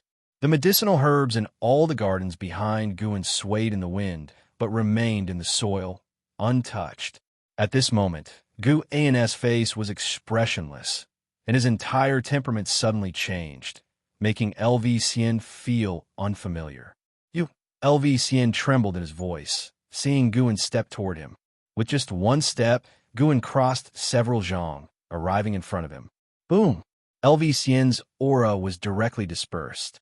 The terrifying power made him fall back, sitting paralyzed on the ground, without the demeanor of the top of the hidden dragon list. Guan raised his right hand, looking down at him, his palm facing his head. Xian was horrified to find himself unable to move, suppressed by an overwhelming spiritual power he could not resist. Divinity, transformation. Xian gritted his teeth. His judgment was correct. Guan indeed suppressed his realm at the divinity transformation realm, enough to overshadow him easily. "Why did you have to force me?" Guan looked down at Xian and asked softly. The murderous intent in his eyes became tangible, making Xian feel the breath of death. His expressionless face was so terrifying that Xian had never seen such a frightening expression. "Wait!" Xian quickly shouted, showing a panic-stricken look for the first time. Guan just quietly looked down at him. Actually, Guan didn't want to kill him. After all, Xian was Bashan's son, and Xian had no malice towards him, indicating he really just wanted to spar. To avoid being entangled, Guan could only use the power of the divinity transformation realm to scare him to the core. "I was wrong. Don't kill me." Xian gritted his teeth, lowering his proud head, not daring to look at Guan. He was still paralyzed on the ground, unable to get up, and felt humiliated in this posture. But you've exposed my real cultivation level, and I'll definitely face endless trouble in the future. This makes me very troubled. I just want to plant my plants in peace. Why do you have to force me? Why? Guan said coldly. By the end, his voice sounded like a low roar, his features contorting as if he were about to go insane. Xian looked up, frightened by his hysterical expression, and quickly said, I will never tell. I swear. I promise. Guan's right hand began to gather spiritual power, the terrifying power of the divinity transformation realm, making Xian shiver with fear. Wait, I know the whereabouts of an 8th-ranked spirit flower. This flower has been maturing for hundreds of years and hasn't turned into a spirit yet. Don't you love planting flowers? You can go get it. Xian said urgently, shaking with fear. Guan's expression changed, squinting as he asked, Where is it? Xian felt the oppressive force weaken, hurriedly taking out a map from his storage bag. This is the map. I got it from an old senior when I participated in the 100 Clans assembly. Guan took the map, glanced at it briefly, then put it into his storage bag. He looked back at Xian, frowning. Will you really not tell anyone? If I reveal your cultivation level, you'll suffer inner demon invasion during tribulation crossing and perish. Xian immediately swore. Hearing this, Guan retracted his aura, his cultivation level returning to the Foundation establishment realm. The flowers in the Medicine Valley stopped swaying, and Xian breathed a sigh of relief, sweating profusely and panting heavily. Guan returned to his usual gentle expression. He pulled Xian up, patted the dust off him. Brother pardon the offense. Promise me, don't make such jokes next time. It's not funny. Hearing this, Xian forced a smile. Then, Guan turned and left, heading for the garden. Watching his back, Xian remained silent for a long time. Half an hour later, Guan greeted Xian before leaving. Xian sat on the lawn, staring at the sun in the sky, dazed. Day turned to night, and for 2 consecutive days and nights, he did not get up. Until Luohan, Iluyan, and the 3 monkey demons returned, chatting and laughing, obviously having had a great haul. Iluyan saw Xian sitting dazed on the ground, smiled, and asked, Xian, why aren't you cultivating? Xian's body trembled slightly. He turned to Iluyan and asked, Do you think I can achieve divinity transformation before 100? He knew Guan's age because Guan was about the same age as Leah.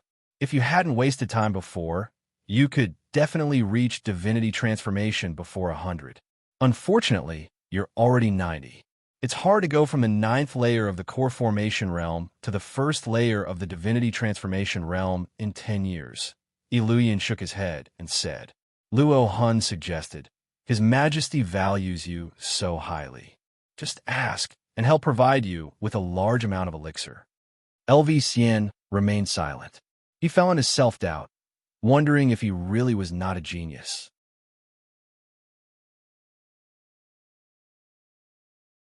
Chapter 109. Ancestor Tian.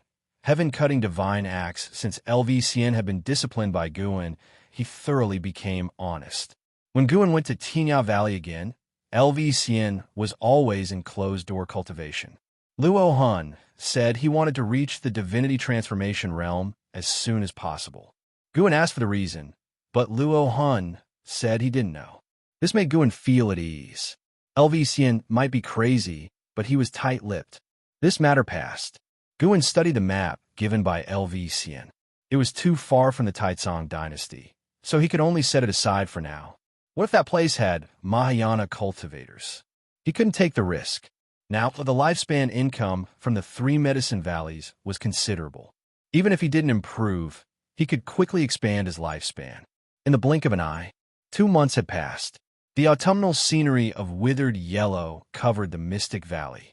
On this day, near noon, Yilan came to visit her.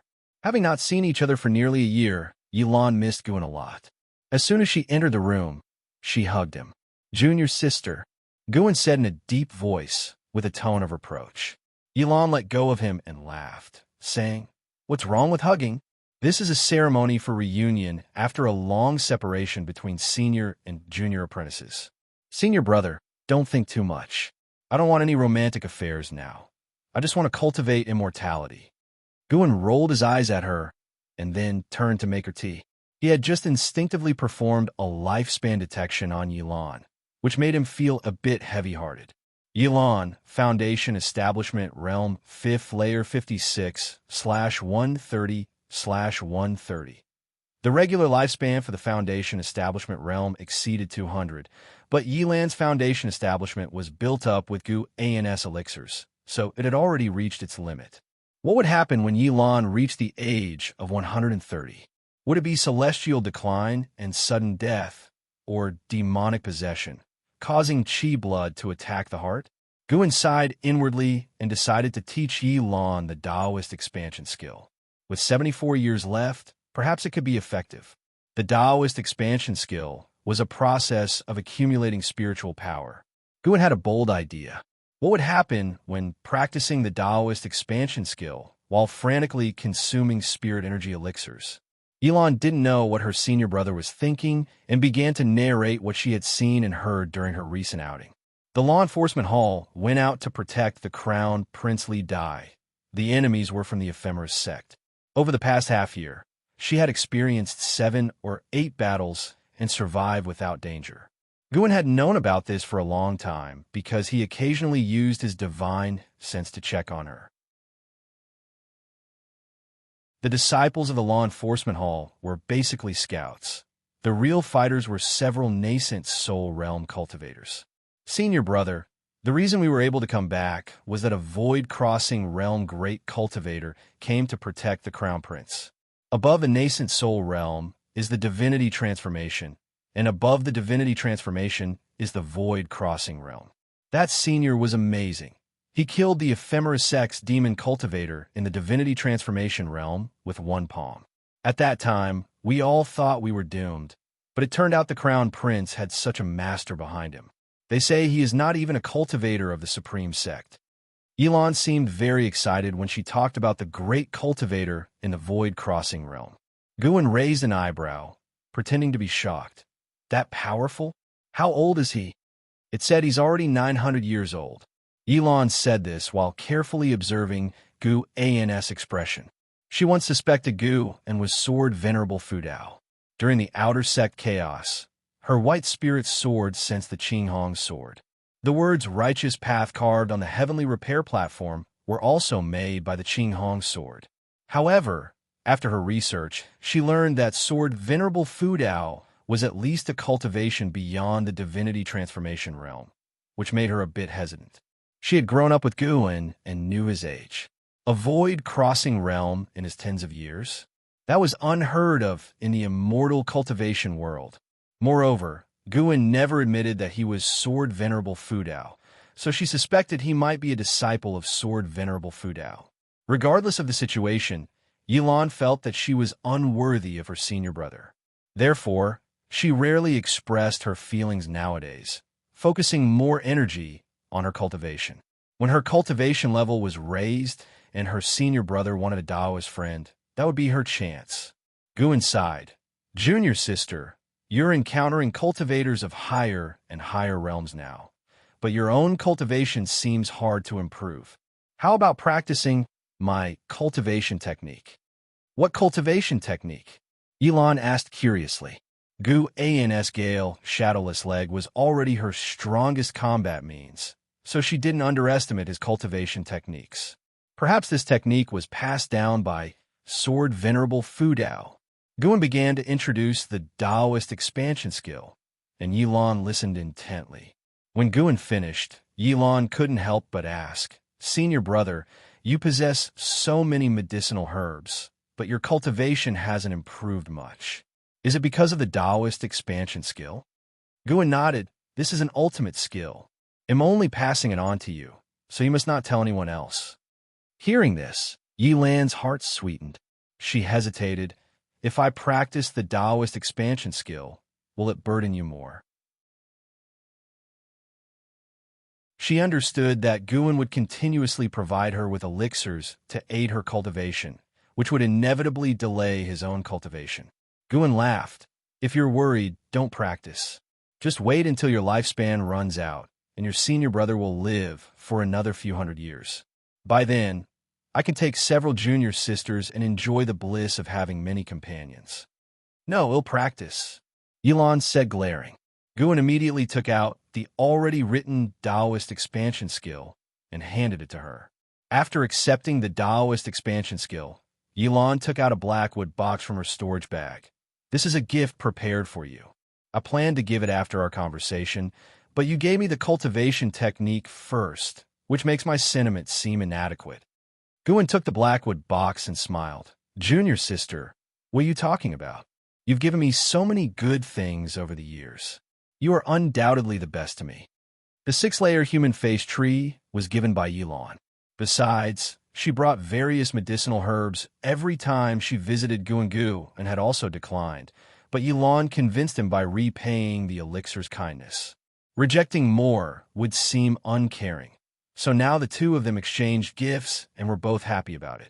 Upon hearing Guan's words, Yilan smiled and introduced, "This is a dark vine, probably at the 5th layer, though it's just a small section. It requires planting for a dozen or so years to fully rejuvenate. Once grown, it can guard the house and block divine scents."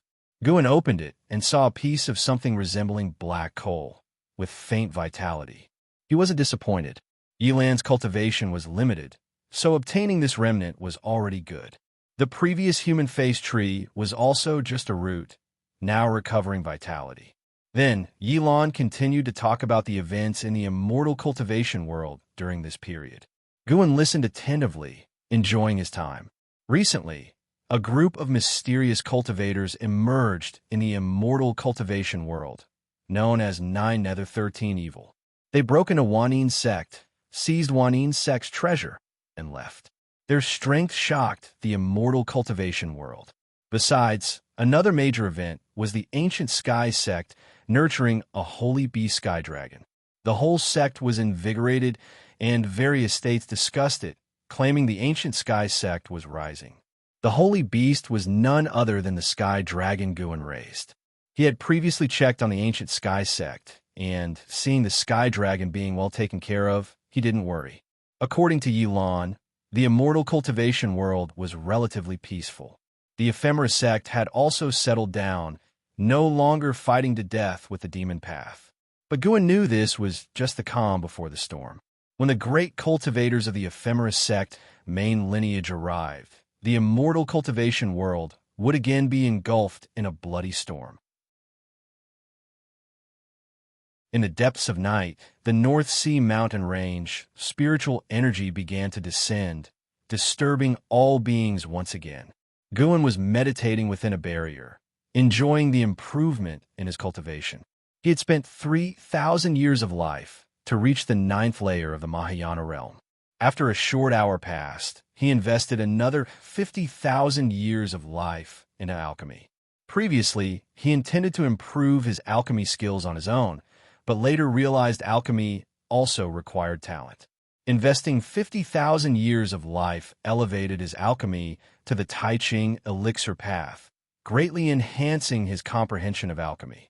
A vast amount of knowledge surged into his mind, and he immersed himself in it.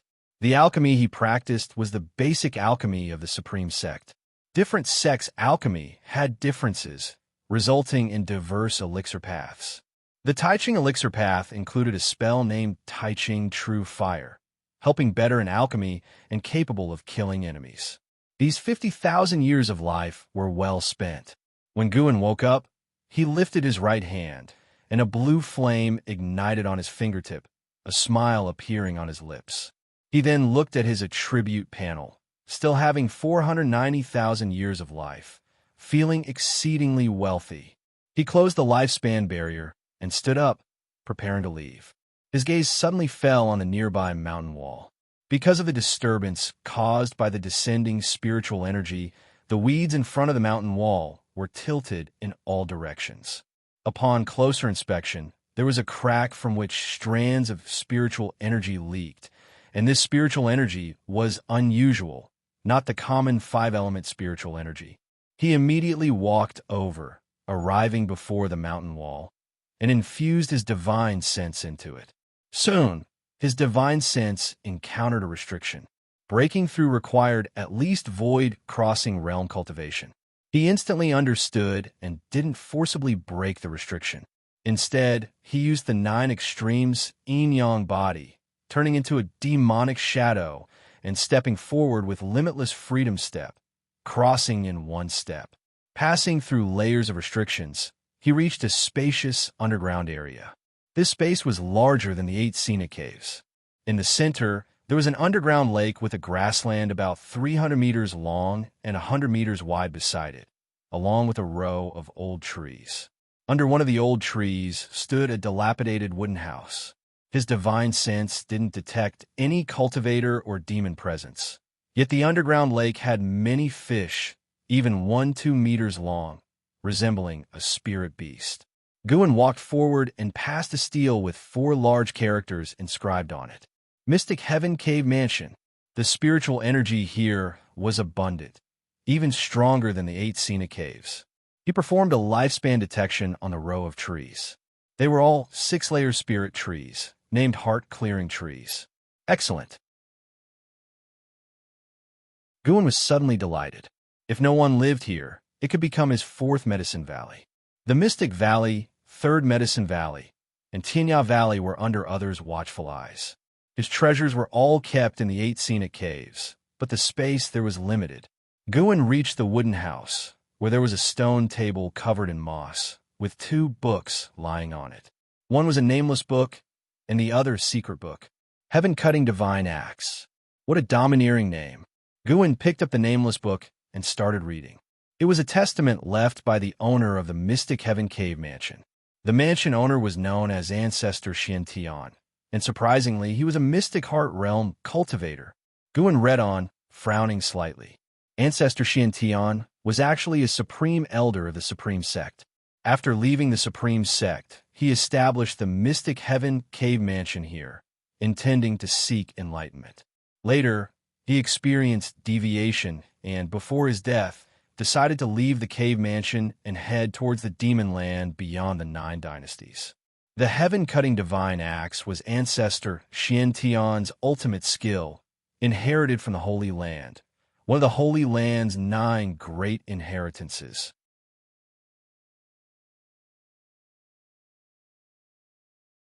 Chapter 110. 9 Styles of Heaven Cutting. The breath from afar, bitterly contemplating for 800 years, swallowing countless elixirs, finally achieving Mystic Heart Realm, but unable to escape the heart demon tribulation at the end of life. I hate. Xuan recited a passage from the nameless book, furrowing his brows. The hatred of Ancestor Xianxian leaped off the page. It was a hatred towards the heavens. He hated that after achieving Mystical Heart Realm, he was struck by heart demons before he could enjoy it. After reading, Xuan immediately thought of the limit of lifespans. In the vast universe, it seemed like a certain fate bound all beings. The lifespan limit of Ancestor Xianxian might only have been enough to barely reach the unification realm, but with vast resources, he forcibly achieved the Mystic Heart Realm. Yet his lifespan did not extend, ultimately facing heart demons and the calamity of death. The more Xuan thought, the more plausible it seemed.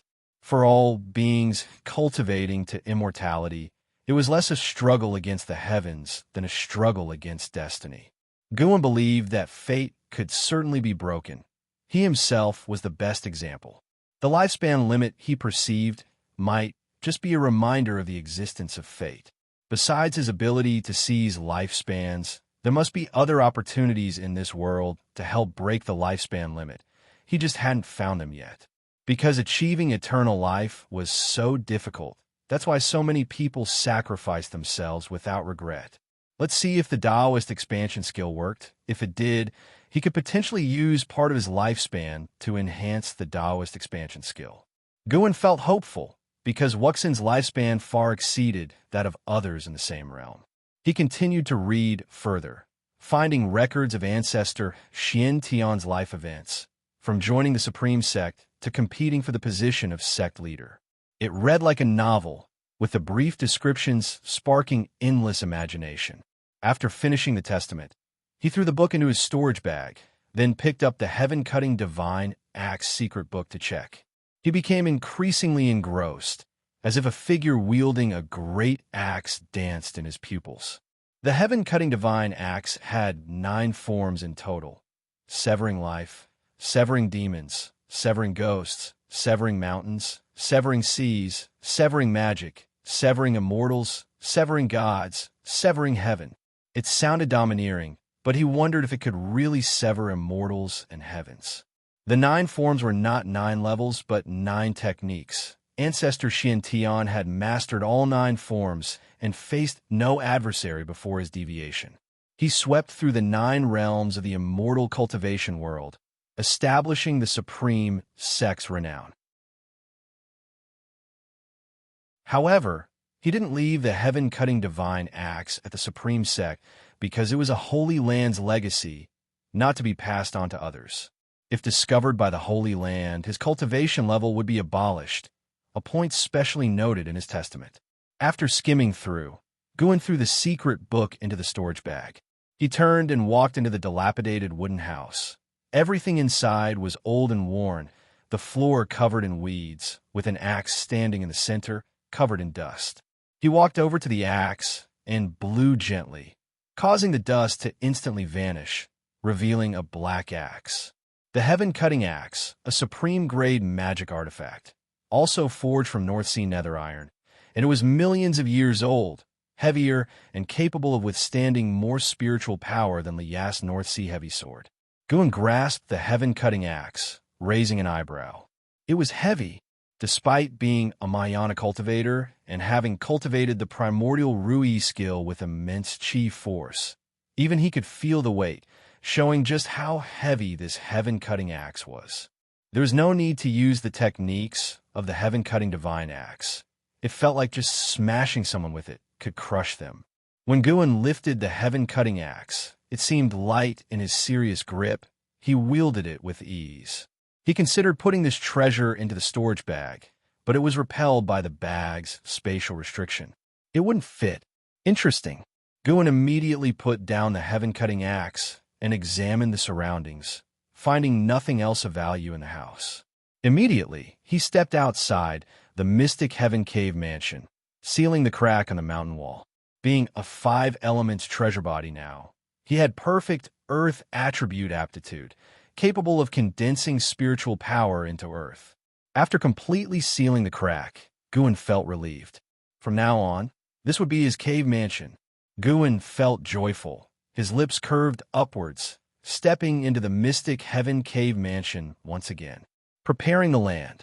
Late autumn, in the 3rd Medicine Valley, the disciples were sweeping fallen leaves. Lu Lingjun suddenly looked towards the sky, seeing a figure swiftly approaching. She frowned slightly, secretly startled. 9th level of the Unification Realm. The newcomer was LV Tian. LV Tian quickly arrived at the pavilion where Xuan lived, then stepped on the stairs. Lu Lingjun withdrew her gaze, curious about the person's identity. Despite many visits to the 3rd Medicine Valley, LV Tian had never revealed his true identity. When talking to an Hao and an Xian, he was always said to be a senior of the sect. Entering the house, LV Tian closed the door and set a restriction, making it impossible to eavesdrop. Xuan put down the book in his hand and smiled. "Sect leader, why are you here?" He stood up to make tea. "No need to bother. Sit down, let's chat." LV Tian waved his hand, walked to the table, raised his hand to pull over a chair, and sat down. Xuan followed and sat down, asking, "What do you want to chat about?" "What can I chat with you about?" "Not about taking in disciples again." Xuan secretly complained. As a dignified, Mahian-level cultivator, it was impossible for him to take a master. "Let's talk about Li Xiandao," LV Tian said, staring at Xuan. Xuan asked in surprise, "What happened to him?" Crown Princely Dai had his golden court dug out. His nascent soul and cultivation level were abolished, and a void-crossing realm cultivator protecting him also perished. LV Baishan's words moved Xuan. He was genuinely a bit surprised. Right after the Supreme Sect's law enforcement hall left, Li Xiandao made a move, just entering the void-crossing realm and able to kill someone at the same level? Quite impressive. Methods of void-crossing realm great cultivators varied widely, even facing the same level. Escaping should not be difficult. Don't look at Gu and easily killing void-crossing realm cultivators. He did so by suppressing his higher realm to a lower realm, giving enemies no time to escape. LV Baitian asked, "Does Li Xiandao have a void-crossing realm cultivator beside him?" Guan helplessly said, "If there is, I can't see it either." LV Baitian paused, finding it reasonable, his expression easing. With the Crown Prince dead, Supreme Sect can only support Leah. The throne must be held by a prince of the Supreme Sect. Unfortunately, Leah has been away for years. LV Baitian sighed. If not for the impending attack by the Ephemera Sect, I would have already abolished Li Xiandao. Guan asked curiously, "Why abolish him?" LV Baitian said, "He has been emperor for nearly 200 years. Taicang world is in turmoil, plagued by evil spirits, with widespread grievances. Changing the emperor to worship the heavens might reverse the chi fortune. Yet he has roped in several elders from the Hall of Elders, making it difficult for me to force him to abdicate, and by the time I recovered my cultivation level, the Ephemera Sect arrived. It's been endless trouble." Speaking of the Ephemera Sect, he grew visibly annoyed. Guan couldn't tell if he truly cared about the people or simply disliked Li Xiandao. Both provided high-rank medical herbs to Guan, so he couldn't take sides and could only watch their struggle from the sidelines. Li Xiandao indeed had great means, keeping a cultivator at the 9th level of the unification realm hesitant to act while rapidly growing. If LV Baitian knew Li Xiandao was already at the void-crossing realm, he would probably go to kill Li Xiandao now. LV Baitian began to discuss the Ephemera Sect, revealing that the Venerable Pavilion had collected numerous clues about the sect. Shockingly, there were multiple spies from the Ephemera Sect within the Hall of Elders. This greatly incensed LV Baitian. Having just cleared out a batch of Demon Pass spies years ago, he never expected there to be this most hated Ephemera Sect spies left. "I received intelligence that the Ephemera Sect hierarch Zhong Liang died, killed by someone unknown, and now the Ephemera Sect is behaving quietly, awaiting the arrival of head lineage cultivators, suspecting I killed Zhong Liang. Laughable, I suspect internal conflict among themselves." LV Baitian sneered. Guan curiously asked, "Why are the Ephemera Sect and Demon Path battles concentrated in the North Sea Mountain?"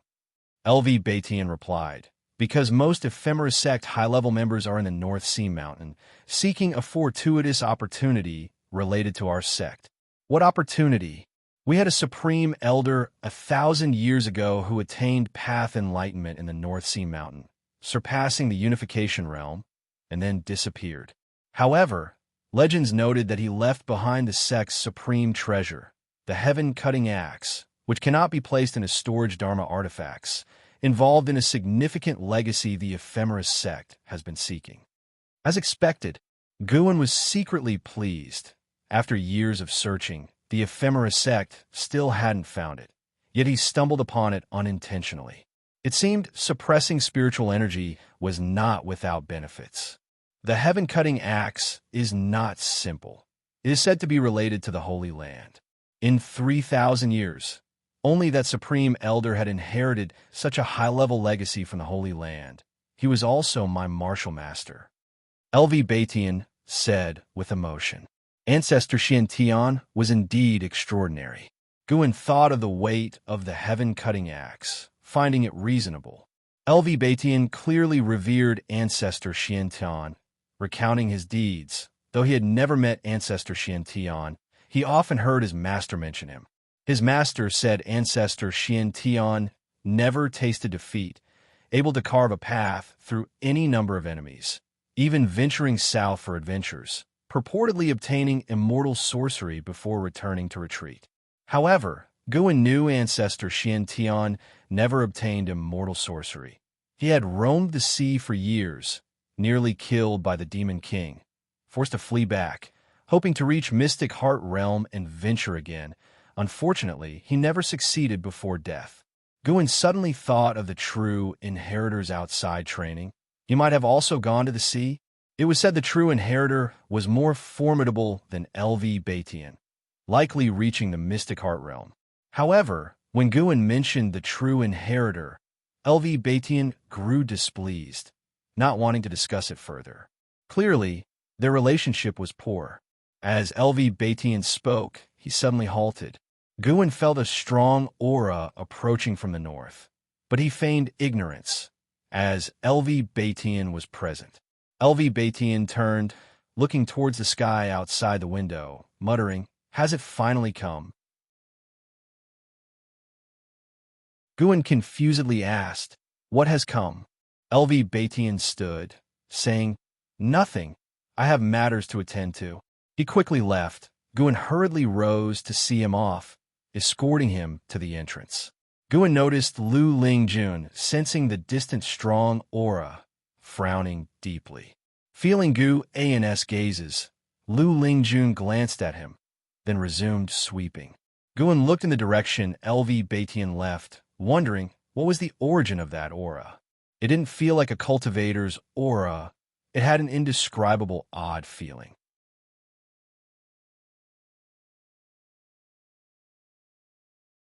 Chapter 111. The Attack of the Mystic Heart. The sky was cloudless for miles, and below, a vast barren plain stretched endlessly. Cracks crisscrossed the earth, which, upon closer inspection, were canyons. In a flat expanse of this barren land, a massive plume of dark energy hovered, resembling a rift.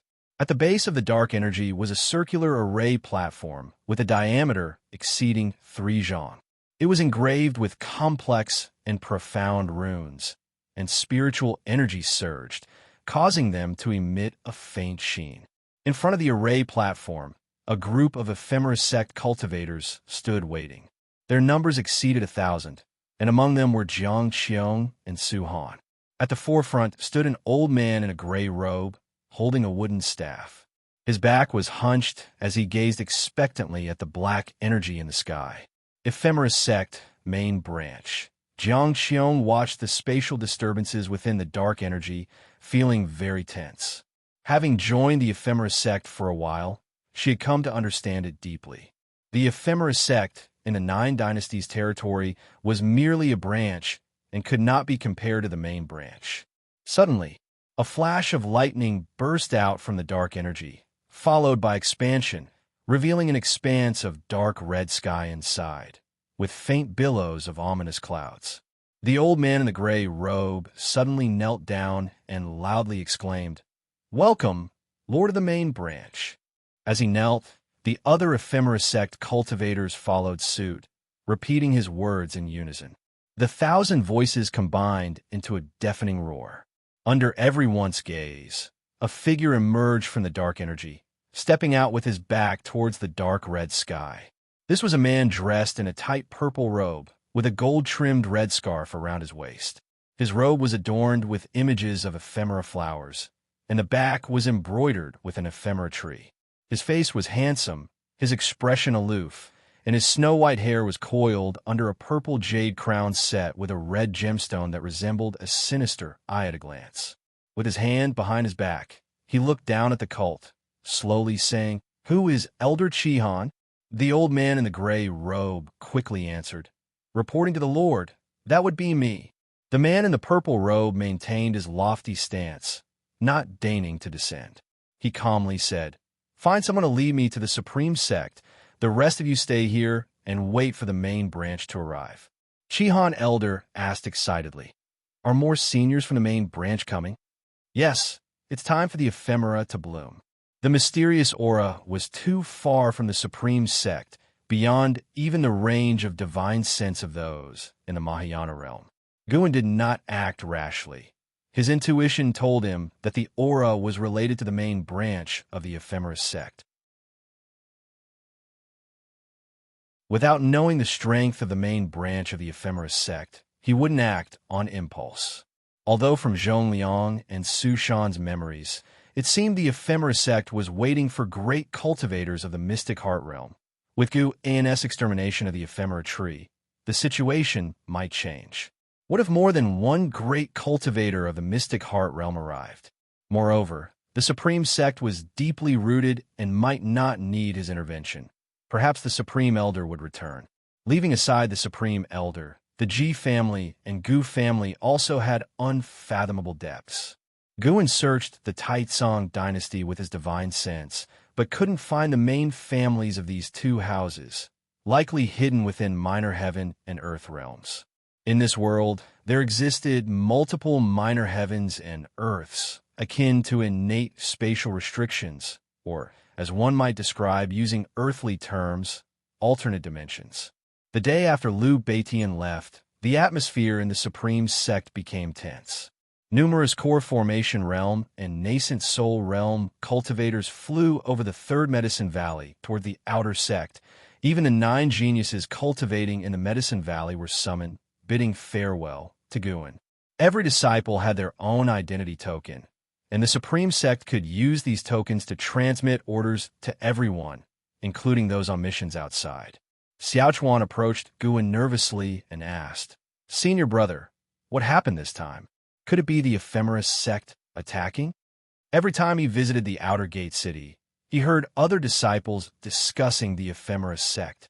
The ephemeris sect had swept through the demon paths undefeated and had caused significant trouble for the Supreme Sect 200 years ago, making all disciples feel threatened. "I don't know. Don't overthink it. Our task is to grow medicinal herbs. If a battle truly breaks out, we wouldn't be of much use anyway. Trust in the sect." Guan reassured him. Xuan found this reasonable, but still couldn't stop his thoughts from drifting to the outer sect. Guan turned and left to harvest the matured herbs. Even if the sky were to fall, the Supreme Sect would bear it first. Harvesting herbs and flowers was the top priority. An ancient hour later, Guan returned to the pavilion and drew the Qinghong sword, starting to swing it. He rarely practiced swordsmanship, attracting the attention of many disciples who thought he sensed the crisis and followed his example, beginning to practice their own spells. Lu Lingjun also glanced at Guan, shaking her head involuntarily. Guan's sword moves were very strange, looking more like axe techniques than swordsmanship to her. Perhaps the Valley Master was just soothing his nervous emotions. After watching for a bit, Lu Lingjun turned and walked toward a distant mountain to get a better view of the outer sect and understand the situation more clearly. Guan wasn't truly practicing swordsmanship, but rather the heaven-cutting divine axe technique.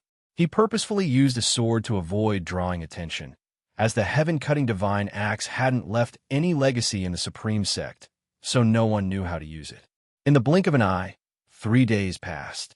On this day, after settling matters at Mystic Valley, Guan went to the Third Medicine Valley to continue harvesting herbs. The Third Medicine Valley covered an area of 100 miles, with so many herbs that some matured every day. Guan would leave some each time he harvested to ensure a stable source of lifespan income. The herbs didn't lose their effectiveness for several months after maturing. After gaining 5,000 years of lifespan, Guan had a servant disciple deliver the herbs to the storage building and then sought out Lu Lingjun. "I plan to visit the outer sect. Do you want to come?" Guan asked. Lu Lingjun had previously mentioned she wanted to join him on his next trip to the outer sect. Of course, a deeper reason was that he wanted to bring another powerful ally to the Supreme Sect. Lu Lingjun agreed immediately, nodding as she had been eager to see the commotion after 3 days of watching. Thus, Guan and Lu Lingjun headed to the outer sect.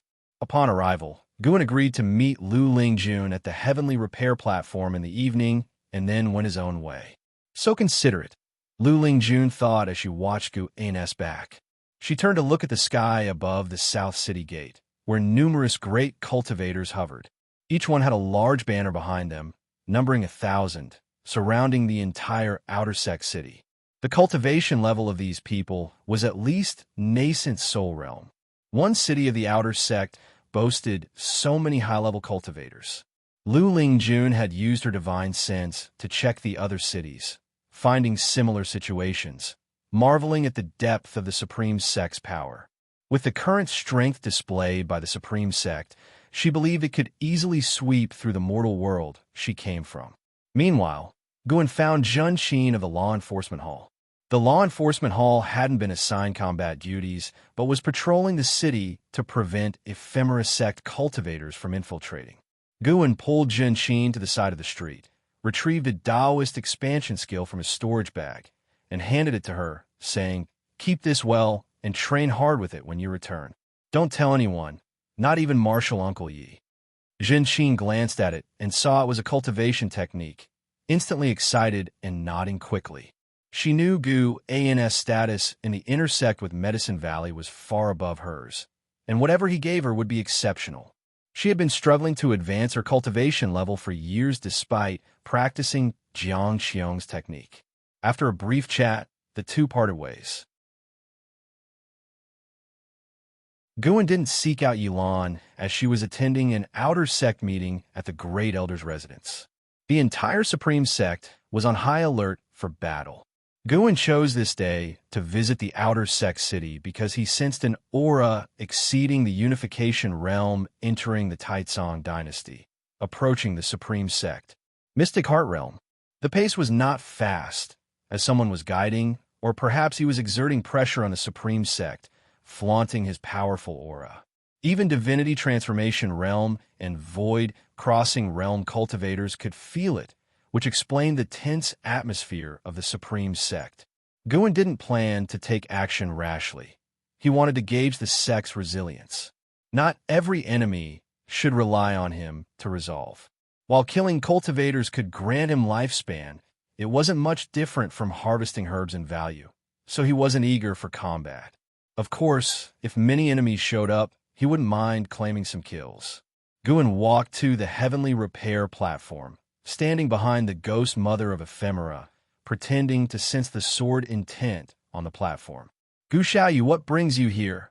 a voice called out, and the mad swordsman of Great Yu, Han Ming, approached with a smile. He walked behind the ghost mother of ephemera, exchanging pleasantries with Guan. The ghost mother of ephemera remained unresponsive, her eyes closed. Despite the impending battle, there were still hundreds of cultivators on the platform seeking enlightenment. Han Ming, at the 5th level of the Void Crossing Realm, didn't realize the female disciple meditating beside him was an old monster of the 2nd level of the Unification Realm. After exchanging a few polite words, Guan curiously asked, "With the ephemera sect attacking, why haven't you left? Aren't you afraid of getting caught in the crossfire?" "The ephemera sect is nothing. They have lost to the Supreme Sect before and will likely lose again. The Supreme Sect has too many great cultivators and old monsters. You can watch the battle and learn more about the sect's strength," Han Ming chuckled. His words piqued Guan's curiosity even more, leading him to ask about the powerful cultivators in the Supreme Sect. Han Ming shared what he knew, drawing the attention of nearby disciples who couldn't resist eavesdropping. 90% of the Supreme Sect disciples were unaware of the full extent of the sect's strength due to its enormity. The ghost mother of ephemera seemed disturbed, stood up, and prepared to move. Guan deliberately turned his back on her, pretending to retreat naturally, and bumped into her. Realizing he had bumped into someone, Guan immediately apologized. "Miss, I'm sorry." The ghost mother of ephemera frowned, but shook her head slightly, saying nothing. She walked past Guan and stopped. Han Ming's voice suddenly rang out, his gaze fixed on the ghost mother of ephemera. The ghost mother of ephemera halted. Curious looks surrounded them as Han Ming was a prominent figure on the Heavenly Repair platform, and his actions drew attention. Guan quickly said, "It's my fault. I accidentally bumped into her." Han Ming ignored Guan, his gaze locked on the ghost mother's back, speaking coldly. "Who exactly are you? Although you hit it well, I sensed a momentary release of your aura. "You're not human. You're a ghost, aren't you?" "A ghost?" The words caused the surrounding disciples to rise, some even drawing their magic artifacts. Xuan looked at the ghost mother of Ephemera in shock and stepped aside. The ghost mother turned, her gaze ignoring Xuan, coldly fixed on Han Ming. "You're not a member of the Supreme Sect, so why interfere?"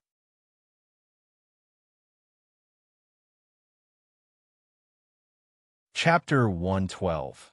Unparalleled Battle, Path Enlightenment. In the painting, I receive guidance from Sword Venerable Fudao, so naturally, I must repay the favor. Besides, the Supreme Sect has treated me well these past years. Han Ming responded firmly, taking out the sword box from his back, ready to fight. At that moment, 3 figures appeared out of thin air around the ghost mother of Ephemera. All 3 were great cultivators of the Void Crossing Realm, specifically stationed at the Heavenly Repair Platform. The ghost mother of Ephemera, at the Unification Realm, did not fear them. She shook her head slightly, muttering to herself, "So troublesome, but it's almost enough." She suddenly transformed into a wisp of ghostly chi, disappearing into thin air. The 3 great cultivators of the Void Crossing Realm followed, vanishing from their original spot. Xuan could sense them moving towards the outer sect, chasing her into the distance. Han Ming did not pursue. Revealing the ghost mother of Ephemera's identity was already good enough. The chase was the Supreme Sect's responsibility. He turned to look at the still frightened Xuan and comforted him. "Don't worry, that ghost should not come back after escaping." Xuan nodded, but could not help glancing around, as if afraid there were other ghosts nearby. One must fully commit to acting. Han Ming walked up to him, patted his shoulder, and pulled him over to Xuan, then began recounting his experiences of slaying demons and ghosts. Xuan thought it was bad luck. The act had gone too far, and it was hard to leave now. He had no choice but to listen to Han Ming's bragging. Xuan, who rarely saw Xuan, was in a good mood. The two whispered, causing Han Ming to angrily growl. The matter of the ghost mother of Ephemera was just an interlude. Xuan had been waiting for his lifespan warning. As long as an enemy warning appeared, the ghost mother of Ephemera would not live past today. Fortunately, no warning appeared, indicating the ghost mother did not suspect him. Of course, it was also possible that the ghost mother of Ephemera had no malicious intent for coming to the Supreme Sect. She had been here for years without causing trouble. She hadn't participated in the chaos caused by the underworld demon emperor before. Now, the great cultivator of the mystic heart realm from the Ephemera sect was approaching. If the ghost mother of Ephemera had any ill intent, she could have started a massacre and cooperated with that mystic heart realm cultivator. Could it be that the ghost mother of Ephemera had no connection with the Ephemera sect? Xuan, while listening to Han Ming brag, thought silently. Under the blue sky, the autumn landscape of withered yellow covered the mountains and rivers. On each peak stood various figures. LV Tian and Tian were there too. There were 32 people, all great cultivators of the Supreme Sect, each exuding an extraordinary aura. Tian stood beside LV Tian, asking in a low voice, "Has the opponent surpassed the Unification Realm?" LV Tian looked into the distance with a serious expression, stating, "He must have surpassed it. His aura is far beyond mine, vast and boundless, and it doesn't seem like a recent breakthrough." Mystic Heart Realm. Xianxia's face darkened. In the distance, other great cultivators of the Supreme Sect could also hear LV Tian's words. Their expressions were equally heavy, but no one was afraid. So what if he's in the Mystic Heart Realm? With so many of us in the Unification Realm joining forces, we may still be able to fight. A short elder snorted coldly. Exactly, what is there to fear? The G family also has great cultivators rushing over. The Ephemera sect will meet their demise no matter how many they send. It's a pity that our Gu family ancestors' whereabouts are unknown. Otherwise, inviting him would eliminate any risk. Ha ha ha. Ancestors are like that. They can't be summoned so easily. True, among the supreme elderly of the sect, some might be in the mystic heart realm. However, those who have reached that stage seek immortal fate and cherish their remaining years without staying here. The other great cultivators of the unification realm discussed animatedly. Most of them spent many years in seclusion or training outside. It was a rare reunion for these individuals who seldom showed up in the Supreme Sect. Tian took out a bottle of elixir from his storage ring and directly poured it into his mouth. Immediately, his complexion began to recover, with wisps of burning heat emanating from his body. Other great cultivators also took out elixirs and magic artifacts. Some even started setting up formations. The world grew silent, anticipating the outbreak of the grand battle. So many great cultivators in the unification realm, truly befitting 1,000-year-old great sect. A light chuckle echoed through the sky, causing everyone's expressions to change. This voice belonged to the man in the purple robe from the main lineage of the ephemeris sect. Though he had not yet arrived, his laughter brought immense pressure to the great cultivators of the unification realm. In the outer gate city, Xuan descended from the heavenly repair platform, letting out a long breath. Han Ming is too damn boastful. Had Xuan not mentioned urgent business, he would still be stuck listening to Han Ming's legendary tales. Even Xuan, who enjoyed chatting, couldn't handle it. Primarily because with Han Ming, it was all one-sided talking with no interesting content. After leaving the heavenly repair platform, Xuan planned to find an inn in the city to drink and then watch the battle. After taking a few steps, deafening roars echoed from the horizon. 5 breaths later, a fierce wind surged, causing the outer gate's formation to manifest. Xuan quickened his pace, afraid of missing the fight. He jogged to his usual inn, ordered wine and meat from the waiter. Due to the Supreme Sect preparing for battle, there were only 2 or 3 patrons in the inn, each sitting at separate tables. Xuan sat by the window, his gaze directed to the horizon as his divine sense stretched across the distance to lock onto the battlefield. 32 great cultivators of the unification realm besieged a mystic heart realm cultivator. The scene was incredibly magnificent, earth-shaking, and within thousands of miles, the forests quickly turned to ruins. Xuan began to enjoy the visual feast, a battle rarely seen in hundreds of years.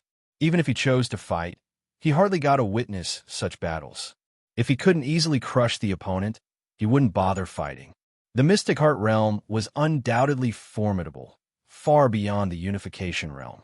That purple-robed man single-handedly suppressed the 32 great cultivators of the Supreme Sect with unrivaled dominance.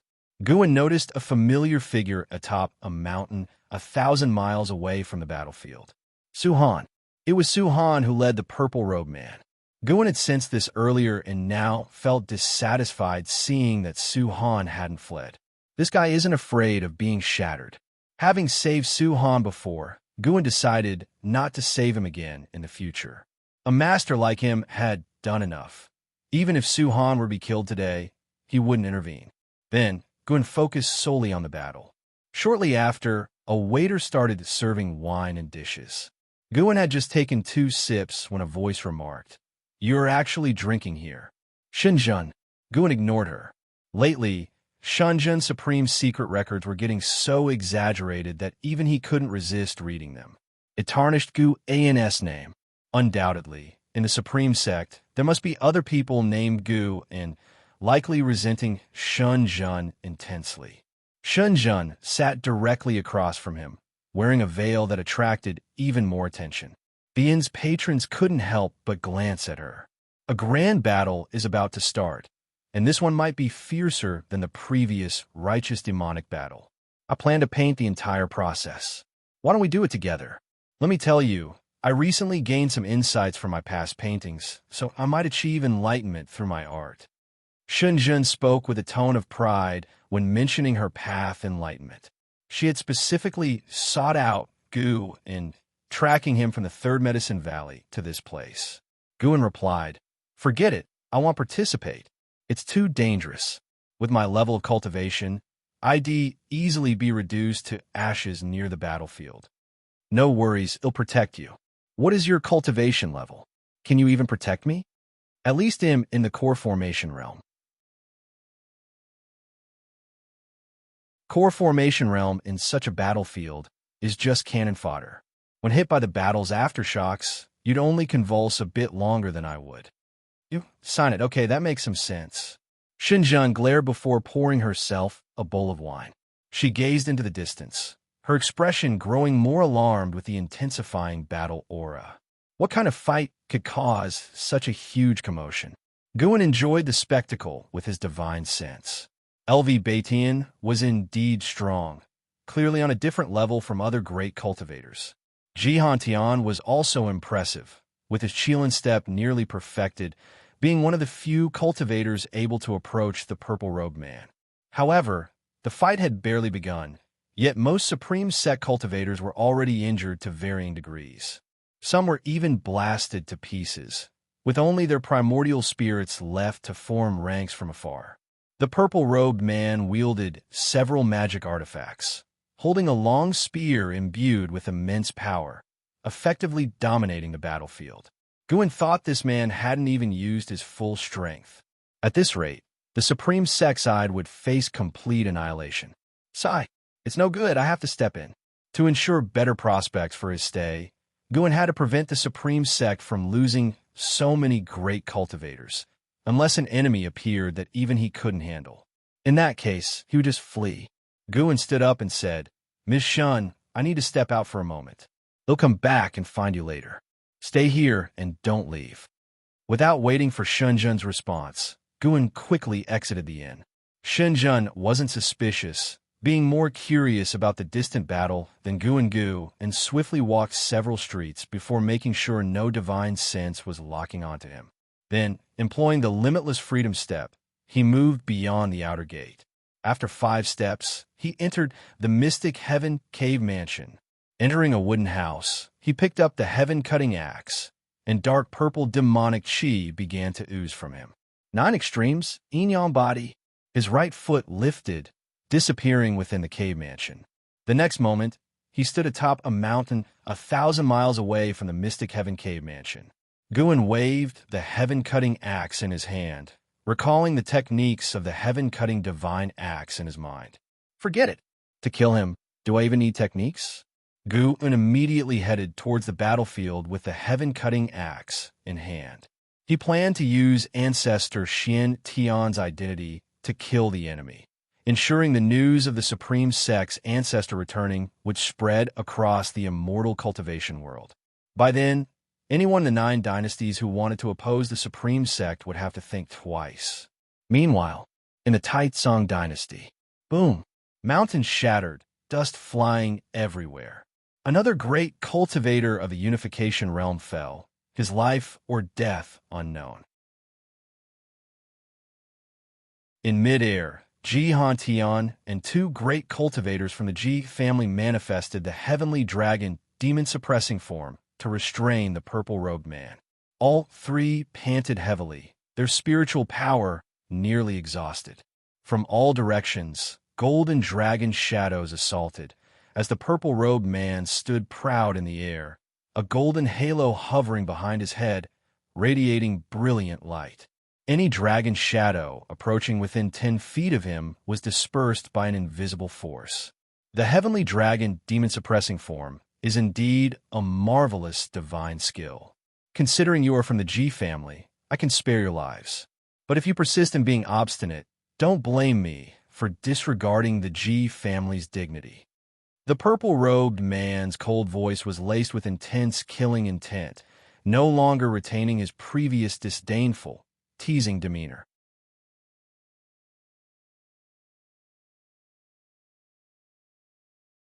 Chapter 113. You are not Ancestor Tian. Who are you?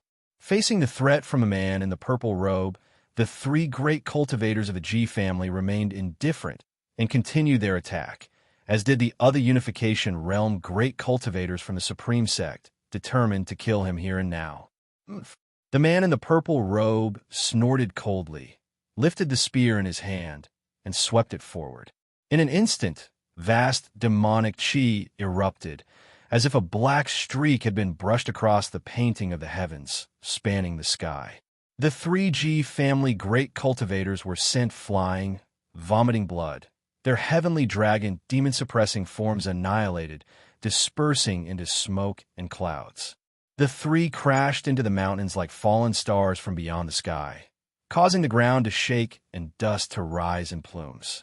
In all directions, 8 Unification Realm great cultivators shouted in unison. 8 ancient bronze bells floated behind them, from which images of bells also emerged, enclosing a 100-mile radius. As they cultivated energy, the bell images behind them rapidly expanded, all reaching 1,000 feet in height, grand and imposing. The enormous bell images unleashed a terrifying impact, shaking the space and causing waves to surge through the sky. The man in the purple robe raised his spear to deflect, vast spiritual power erupting, forming a powerful storm around him, resisting the impact from the bell images.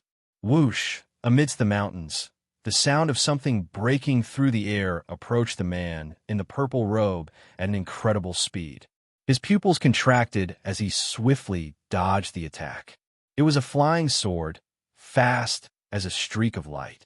Its controller was a female cultivator, her red robe fluttering wildly, long hair streaming, and her pure, beautiful face frosty, her gaze at the man in the purple robe filled with killing intent. The gold ring behind the man in the purple robe rose, emitting golden light that shattered the bell images, causing mountains within 100 miles to explode, the ground trembling.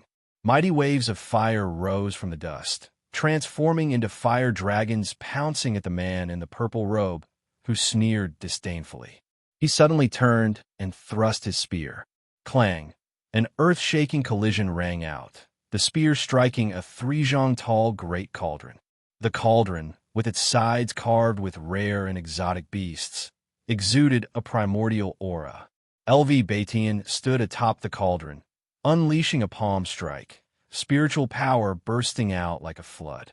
The image of a mysterious Xian turtle appeared over him, roaring angrily, the terrifying palm wind simultaneously engulfing the man in the purple robe. Mystic tortoise surging wave palm. The palm wind fell from the sky, penetrating the ground as it swept upwards, scattering the dust waves in the world, as if to destroy the entire world. With a booming sound, LV Batian and the cauldron were blown away, numerous needle-like spiritual power spikes piercing his body, his face changing dramatically.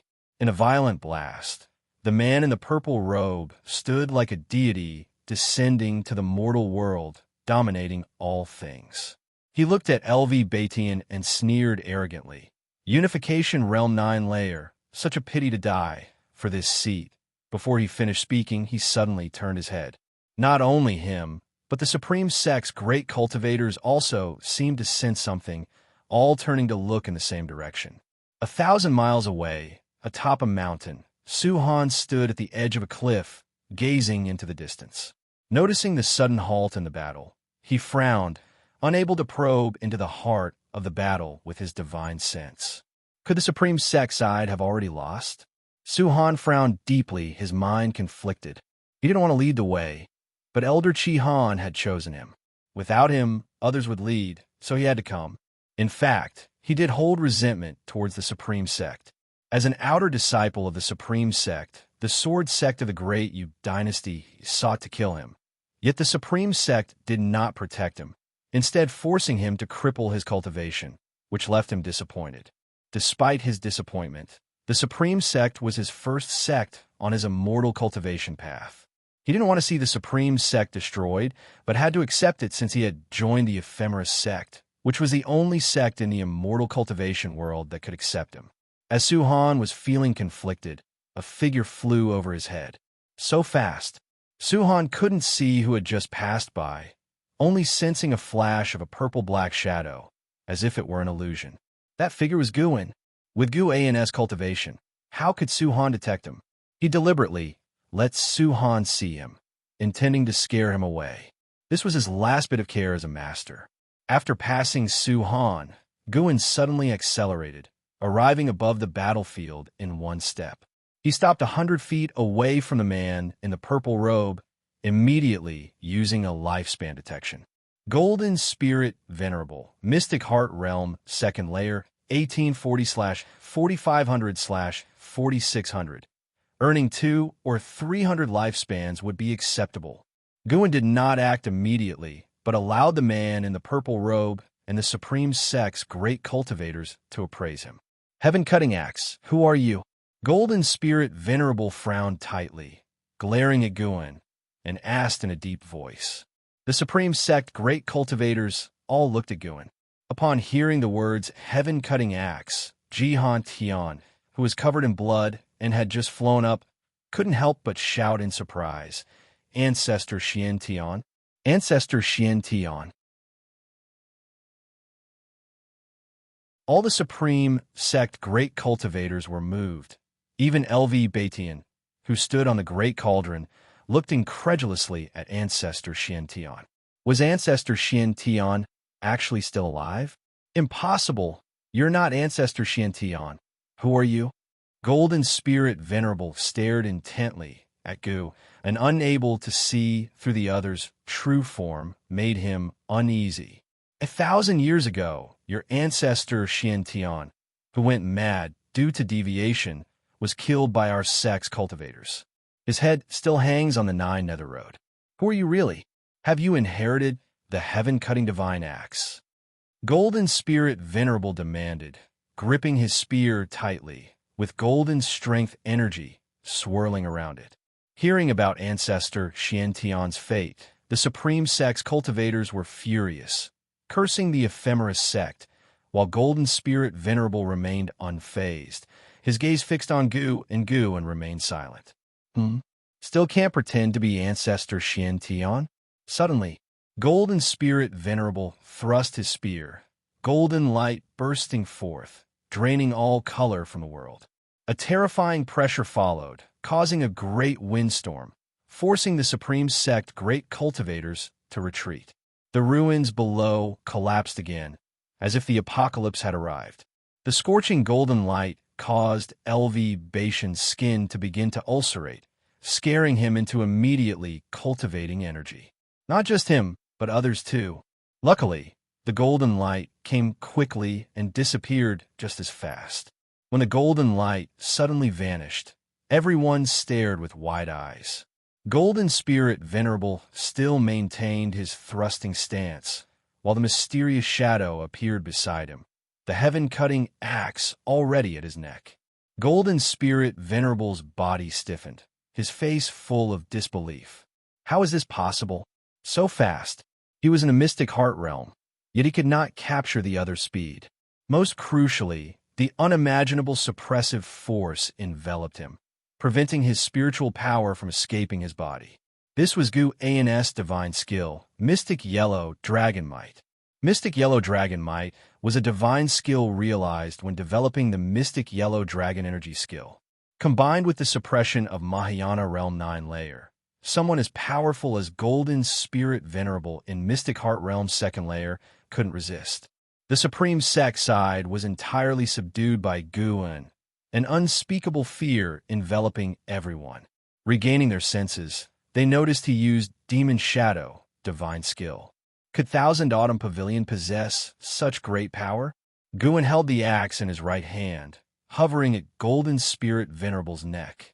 His left hand raised slowly, slapping away the hairpin atop the other's head, clutching his long hair. This made Golden Spirit Venerable look very disheveled, utterly losing his previous imposing manner. You, my ephemeris sect, main lineage is about to arrive. Do you really want to? Golden Spirit Venerable trembled, his eyes filled with fear. But before he finished speaking, with a squelch, Xuan severed his head. Blood splattered, Golden Spirit Venerable's eyes wide open.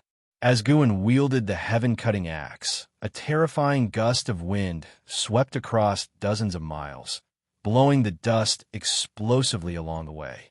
Golden Spirit Venerable's neck began to burn with blue flames, igniting his head and neck from both ends. Golden Spirit Venerable's voice became heavy and hoarse, his primordial spirit desperately trying to emerge, but it couldn't.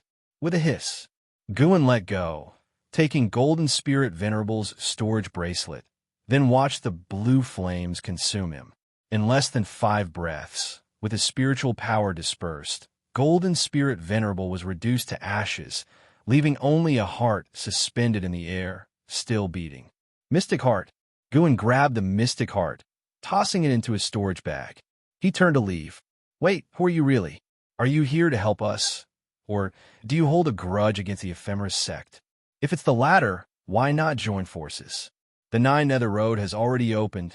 The real catastrophe is just beginning. We must unite. Tian shouted urgently. Others also looked at Xuan, nervous and expectant. Xuan remained silent, but released his immense sword intent. The moment the sword intent was released, the sky changed color. In the distance, shaking flowers, trees, and grasses all froze. Fu! Dao, an old man, trembled, his face showing delight. Before he could finish, Xuan disappeared in a single step. Tian stood dazed, falling into a trance.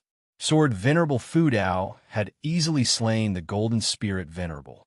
He remembered aggressively pursuing Sword Venerable Fu Dao once. His heart was filled with shame and fear. Fortunately, he was one of their own. Otherwise, he would have perished. At the same time, unprecedented curiosity surged in his heart. Who was Sword Venerable Fu Dao? What was his status in the Supreme Sect? Outer Gate City. In an inn, Xianxia was drinking, not long after Xuan had left. Suddenly, powerful auras erupted within the city, causing it to tremble. A battle quickly broke out, startling the other disciples in the inn into leaving. Xianxia looked up, glancing out the window. Above the heavenly repair platform, 2 cultivators were battling fiercely, the momentum growing. More Supreme Sect disciples landed on the rooftops, forming lines to protect the buildings. It's getting chaotic interesting. Seeing the chaos in the outer sect, Xianxia wasn't alarmed. Instead, he watched with interest. After a while, Xuan rushed in anxiously, asking, "They're all fighting, why aren't you hiding?" The Ephemeris sect spies hidden in the Supreme Sect started causing trouble, thinking Golden Spirit Venerable had finished the battle, not knowing he was dead. From here, the Supreme Sect could handle it, so Xuan only feigned panic. Xianxia took out pen and paper, smiling, "Let's draw together. Whoever draws better, if you can satisfy me, you can have any medicinal herbs you want."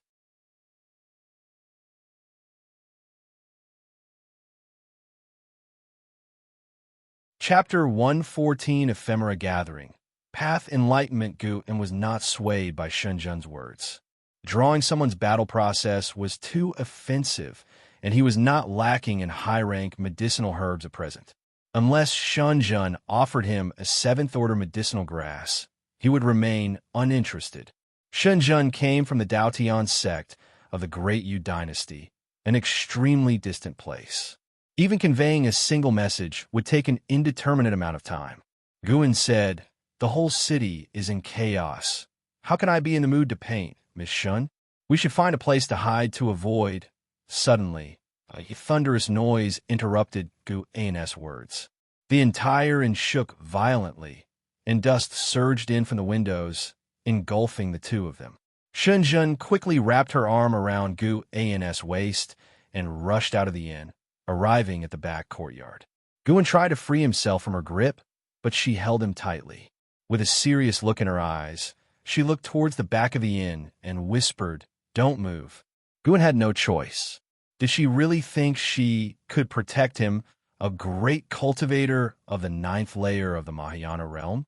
Xianxia frowned and took a flute from her storage bag with her left hand. Following her gaze, a figure flew out from the dust on the other side of the inn. Xuan recognized him. It was Zhang Hong, an inner sect disciple who often meditated at the heavenly repair platform.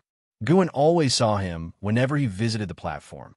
Unexpectedly, Zhang Hong turned out to be a spy from the ephemeris sect.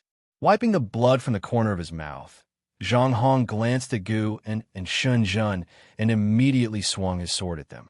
A streak of sword chi broke through the roof and charged towards them. The sword chi was too fast, so fast that Shun Zhen could only instinctively raise her flute to block it. Bang! The sword chi exploded, collapsing the entire inn and raising clouds of dust. Zhang Hong leaped up and swiftly fled, while numerous figures pursued him relentlessly from behind. All around, the entire outer gate city was in a chaotic battle. Even the great elder LV Songhan was fighting, while the city protection array in the sky twisted violently, on the verge of breaking apart. As the sword chi dissipated, Shun Zhen pulled Guan out. Both were in a disheveled state. "Ms. Shun, are you all right?" Guan asked with concern, though he could see that Shun Zhen's injuries were not life-threatening. Zhang Hong was at the first layer of the nascent soul realm. Although Shun Zhen had blocked his sword chi, she had suffered internal injuries. Being able to block a sword from a nascent soul realm cultivator with a core formation realm cultivation level, Shun Zhen indeed had some skills. Blood dripped from her chin beneath her veil. She maintained her composure and said calmly, "I am the holy daughter of the Tian sect." How could a nameless person harm me? Let's find a place to hide first.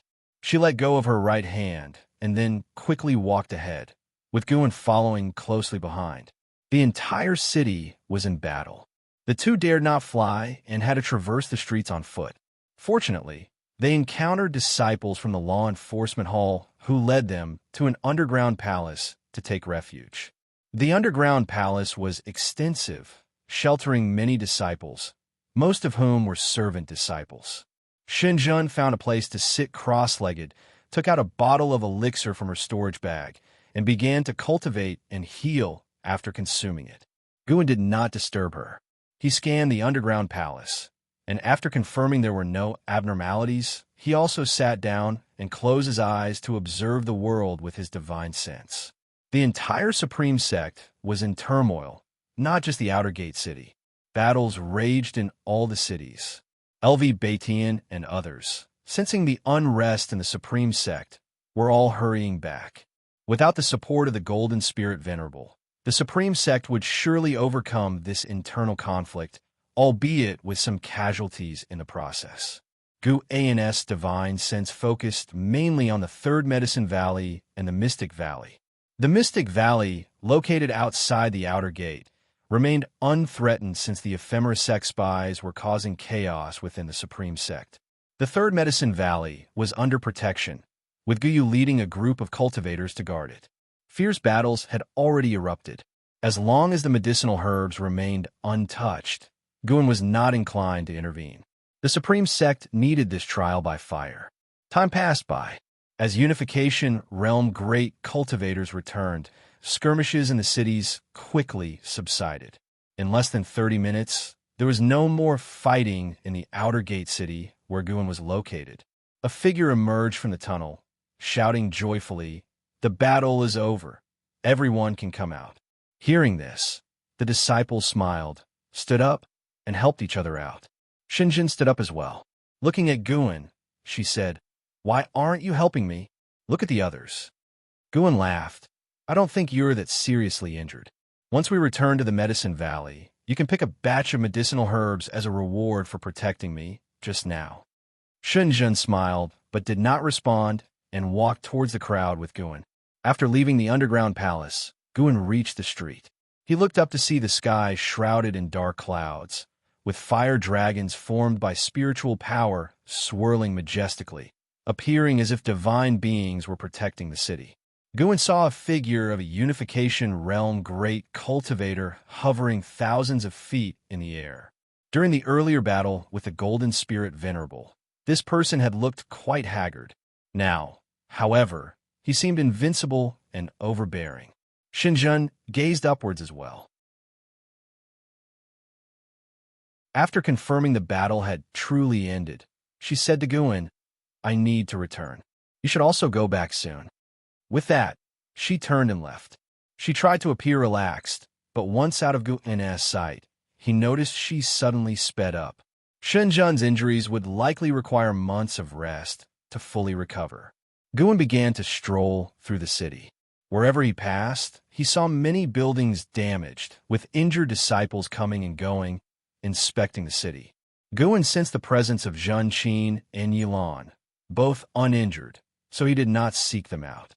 The mysterious aura he had felt a few days ago was still there. As it came from too far away within the Taizong dynasty, Guan could not discern its origin. He speculated it might be related to the Nine Nether Road. Before dying, the Golden Spirit Venerable had said that the main lineage of the Ephemeris sect was about to arrive, indicating that this calamity had just begun.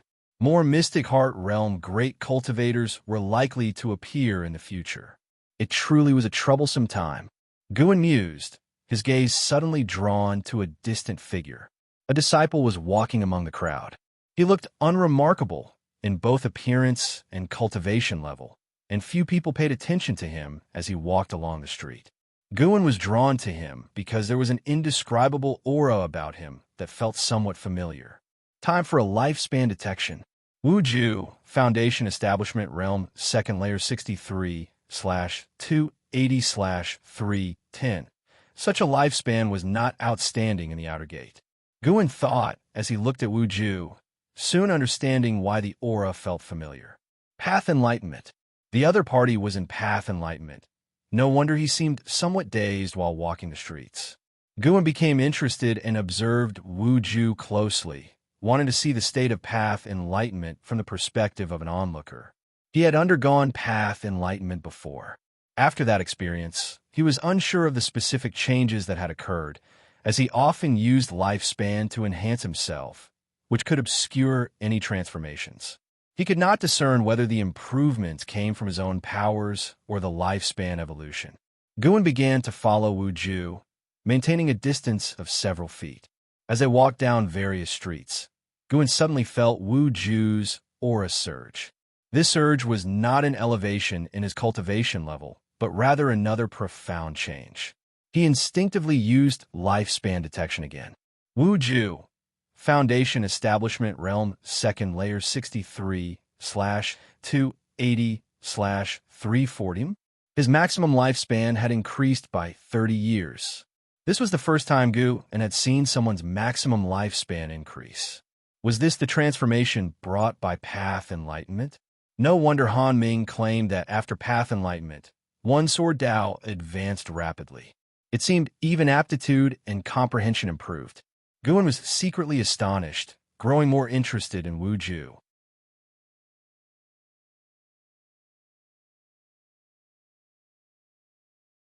A maximum lifespan of 540 years was not enough to stand out in the outer gate, but he would see if Wuxia continued to enlighten further.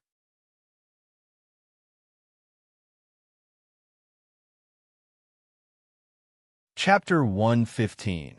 The Calamity of 9 Dynasties. Harvesting lifespan, it had been half a month since Golden Spirit Venerable's attack.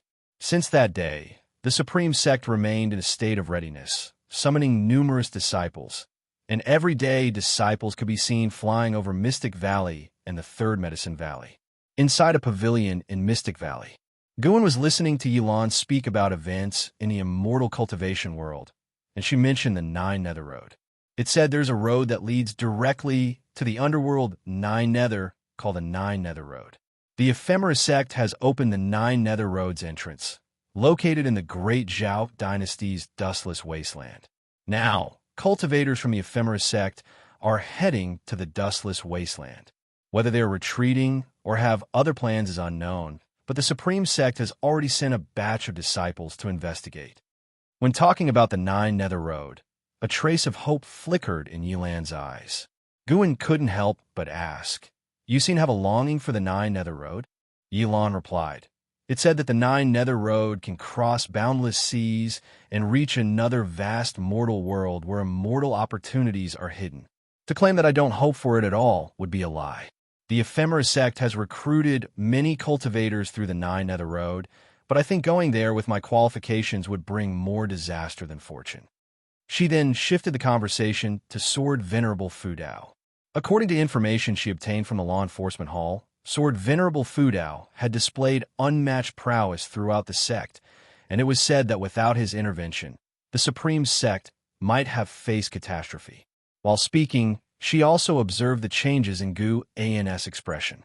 Guan listened with great interest, as if Sword Venerable Fudao had nothing to do with him. An hour later, Yilan stood up to leave, as she had to return to the law enforcement hall for her assigned duties.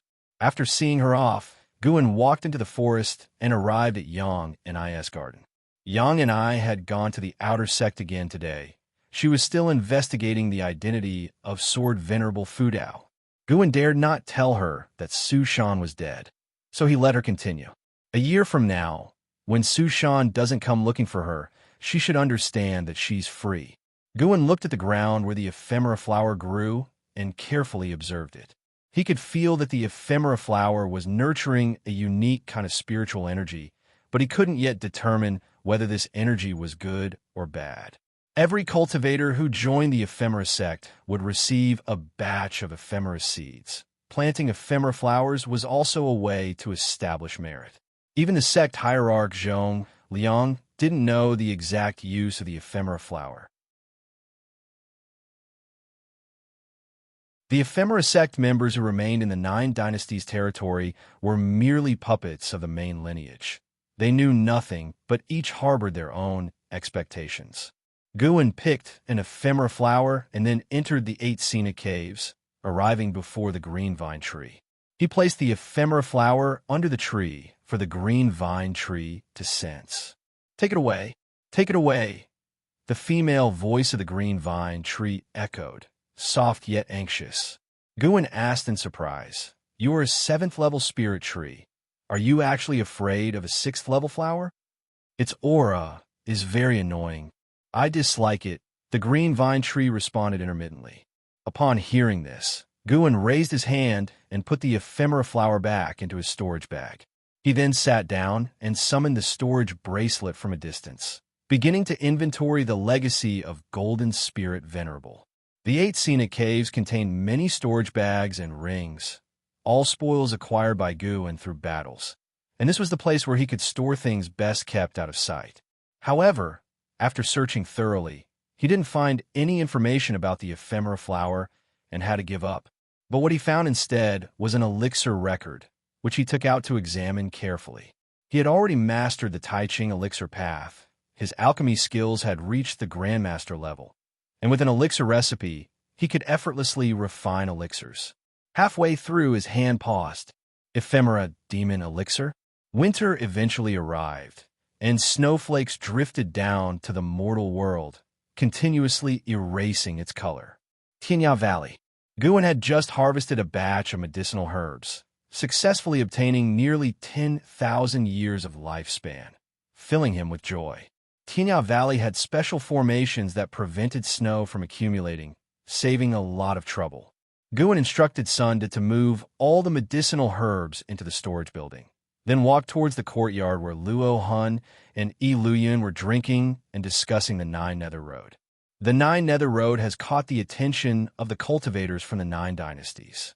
It's said that representatives from each dynasty and sect have been sent to investigate, but the entrance to the Nine Nether Road is surrounded by ephemera sect cultivators, and they have all returned empty-handed. Luo Hun said with a frown. Iluyan glanced at the approaching Guan, then said to Luo Hun, "This is also a good thing. At least the Taitsong dynasty doesn't have to bear the pressure of the ephemera sect alone." Luo Hun nodded and said, "The force behind the ephemera sect will definitely come through the Nine Nether Road. This will be a calamity for the 9 dynasties. Furthermore, my sources report that ephemera flowers are appearing everywhere now. When they mature, they attract demons and ghosts. It's uncertain what the ephemera sect's true purpose is." Guan sat down nearby, listening to the two discuss matters of the immortal cultivation world. He curiously asked, "Are there any evil legends about the ephemera flower?" Previously, he thought the ephemera sect was merely competing for power with the supreme sect. Now, he realized their ambitions were far greater. Without understanding the true strength of the main lineage of the ephemeris sect, Guan dared not enter the Nine Nether Road. Iluyan frowned and said, I have heard a legend that the ephemera flower is a flower of the underworld, symbolizing death and reincarnation. When ephemera flowers appear in the mortal world, it heralds an imminent catastrophe, causing many lives to perish. Luo Han said, the 9 dynasties have already issued orders to eradicate the ephemera flowers. Regardless of the ephemeris sect's intentions, the widespread appearance of ephemera flowers must be stopped. Upon hearing this, Guan felt relieved. When the world is in trouble, the world should unite against it. He didn't want to bear the worry alone. Now that everyone is clearing out ephemera flowers, he might as well join in. Clearing ephemera flowers at night could earn him lifespan and save lives, benefiting in every way. Luo Han and Yi Luyan continued discussing the ephemeris sect, while Guan listened, hearing many names through their conversation. The reappearance of the 9 Nether Road in the mortal world caused a great upheaval in the immortal cultivation world of the 9 dynasties. Many great cultivators who had been in seclusion began to emerge. The ephemeris sect had become the scourge of the 9 dynasties. Some ancient beings who had lived for over 1,000 years declared they would annihilate the ephemeris sect. This was advantageous, as the ephemeris sect becoming a common enemy might cause those who had joined it to waver and seize the opportunity to break free. As evening approached, Guan returned to Mystic Valley. He scanned the area with his divine sense and had a strange expression. Yang and I had burned all the ephemera flowers she planted, leaving ashes behind in the garden. Could it be that Yang and I had come to her senses? Guan did not ask Yang and I about it, and instead went back to his room. Late at night, Guan began to sweep through the Taizong dynasty with his divine sense, searching for ephemera flowers. One sweep revealed a shocking number of ephemera flowers. How did so many ephemera flowers sprout up all of a sudden? They weren't there last month. Guan immediately vanished from his room and went to eradicate the ephemera flowers. Within 2 steps, he arrived in a forest miles away, near a village where the ephemera flowers were mostly concentrated around the vicinity. He picked an ephemera flower, only to obtain a year's lifespan. These ephemera flowers grew extremely fast, quite unnatural, likely due to some force draining their potential, leaving them with little remaining lifespan. A year is still a year. Small amounts accumulate over time. Guan began to clear the ephemera flowers. At dawn, Guan went downstairs, feeling invigorated. Last night, he harvested over 40,000 years of lifespan, showing just how plentiful the ephemera flowers were.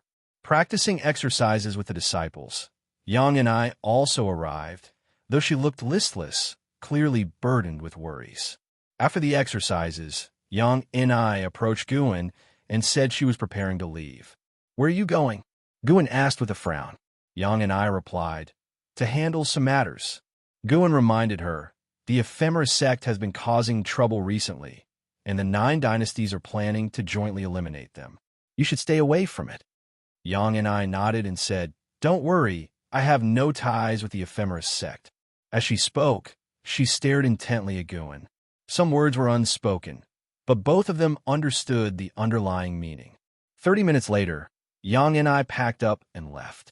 Guan stood by the window, watching her depart, feeling that the next time they met could be many years later. At the same time, on the distant, dustless wasteland, ghostly energy filled the air, forming black clouds that covered the sky. Flocks of crows flew across the sky. Leah, carrying the North Sea heavy sword on his back, stood on a cliff, gazing at the vast sea of people below, frowning. He didn't expect the ephemeris sect to have secretly recruited so many followers. That 9 Nether Road is very sinister, filled with immense ghostly energy and demon energy. The voice of the primordial ancestor echoed in Leah's ears. Leah looked towards the traveler of graceful crane sitting on a rock in the distance, holding a painting scroll and contemplating. No matter when the primordial ancestor descends, they will all be wiped out in one fell swoop. Li thought to himself. He now held great confidence in the mysterious demon shadow, believing the figure to be invincible in the present age. It's not that simple. No matter how powerful he is, his spiritual power will eventually deplete. Taking on the calamity of the 9 dynasties alone is almost impossible. If he were truly that formidable, he wouldn't need to practice the demon shadow divine skill of the 1,000 Autumn Pavilion to conceal his identity, the primordial ancestor side. Leah felt displeased listening to this. Ever since encountering the ephemeris sect, the primordial ancestor had become timid, no longer exuding the serene and profound demeanor he once had, shattering Li Ya's illusion. But recalling the primordial ancestor of Li family's admonition, Leah did not argue with the primordial ancestor's words. Just then, the ground began to tremble, startling Leah to soar into the air, whereas the traveler of graceful crane remained seated on the rock, unmoved. Leah looked towards the entrance of the 9 Nether Road, where he saw the array platform beneath the black crack starting to crumble, a wooden branch breaking through the ground, followed by its trunk. The followers of the ephemeris sect around the area all retreated. Under everyone's alarmed gaze, a towering tree burst from the ground, unmistakably an ephemera tree. This ephemera tree was even larger than the one Gu and had eradicated, standing over 500 yards tall, its crown piercing the black clouds. The colossal ephemera tree, standing behind the black crack, appeared even more terrifying. Humph! They indeed planted an ephemera tree. A cold snort resounded across the heavens, chilling everyone to the core. Xianxia turned her head, seeing a brilliant sword light sweep from the horizon, cutting through the sea of clouds, unstoppable, targeting the ephemera tree. A figure appeared out of nowhere before the ephemera tree, the masked woman in black, wielding a golden staff. With a forward thrust, boundless spiritual power erupted, forcibly halting the sword light miles away, distorting the surrounding space.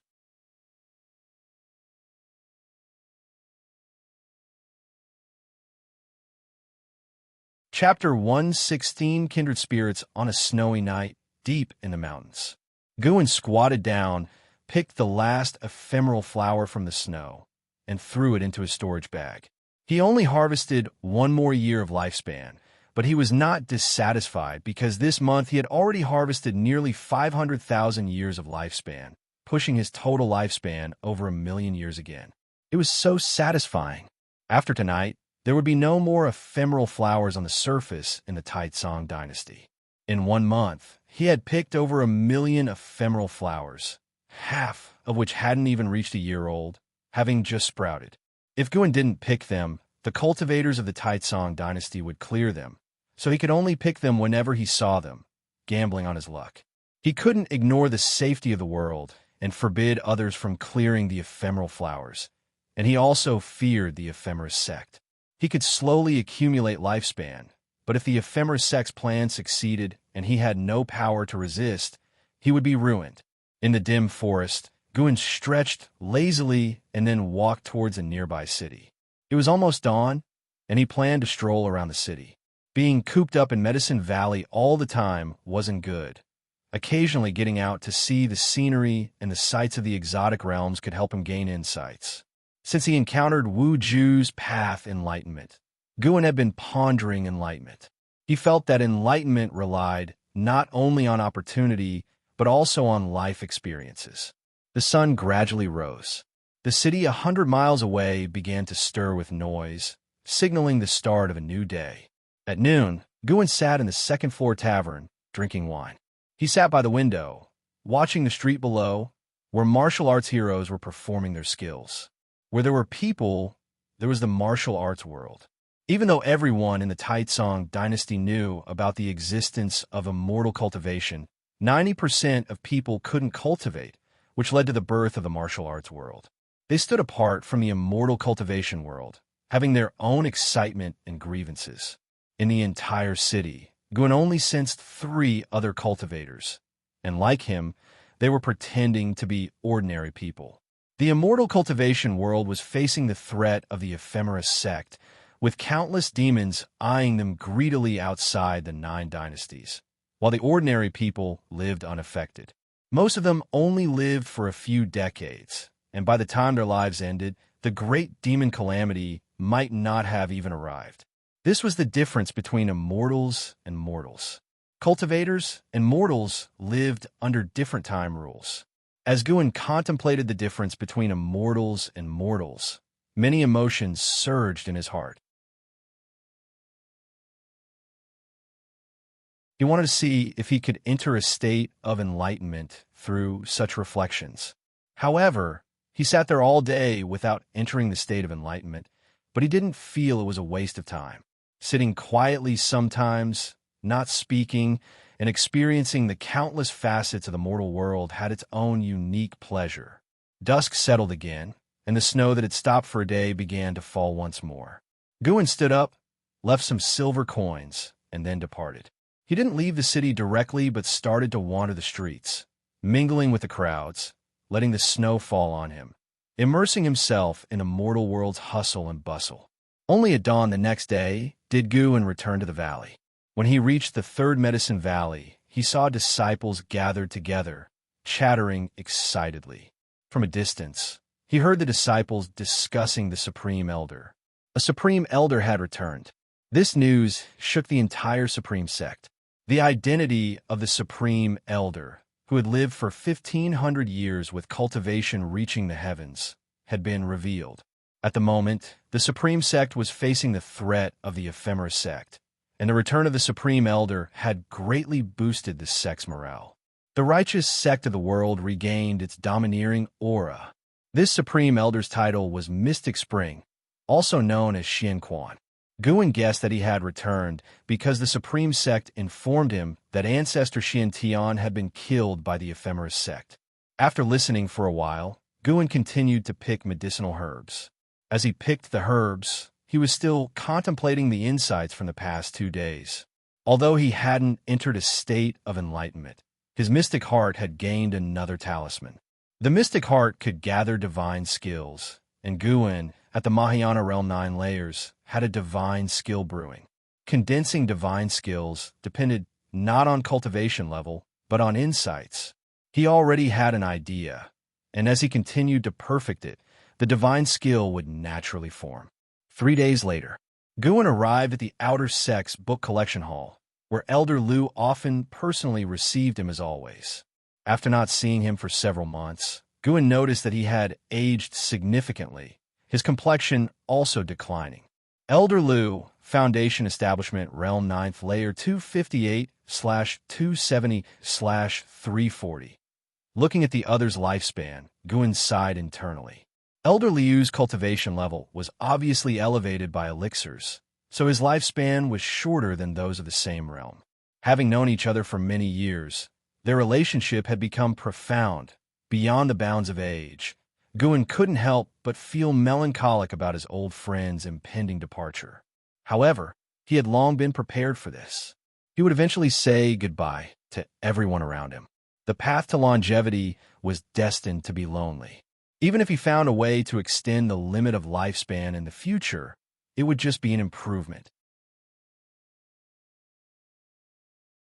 Making people immortal was incredibly difficult, and Xuan couldn't transfer his lifespan to others. This anticipated loneliness didn't sadden Xuan. Instead, it made him more resolute.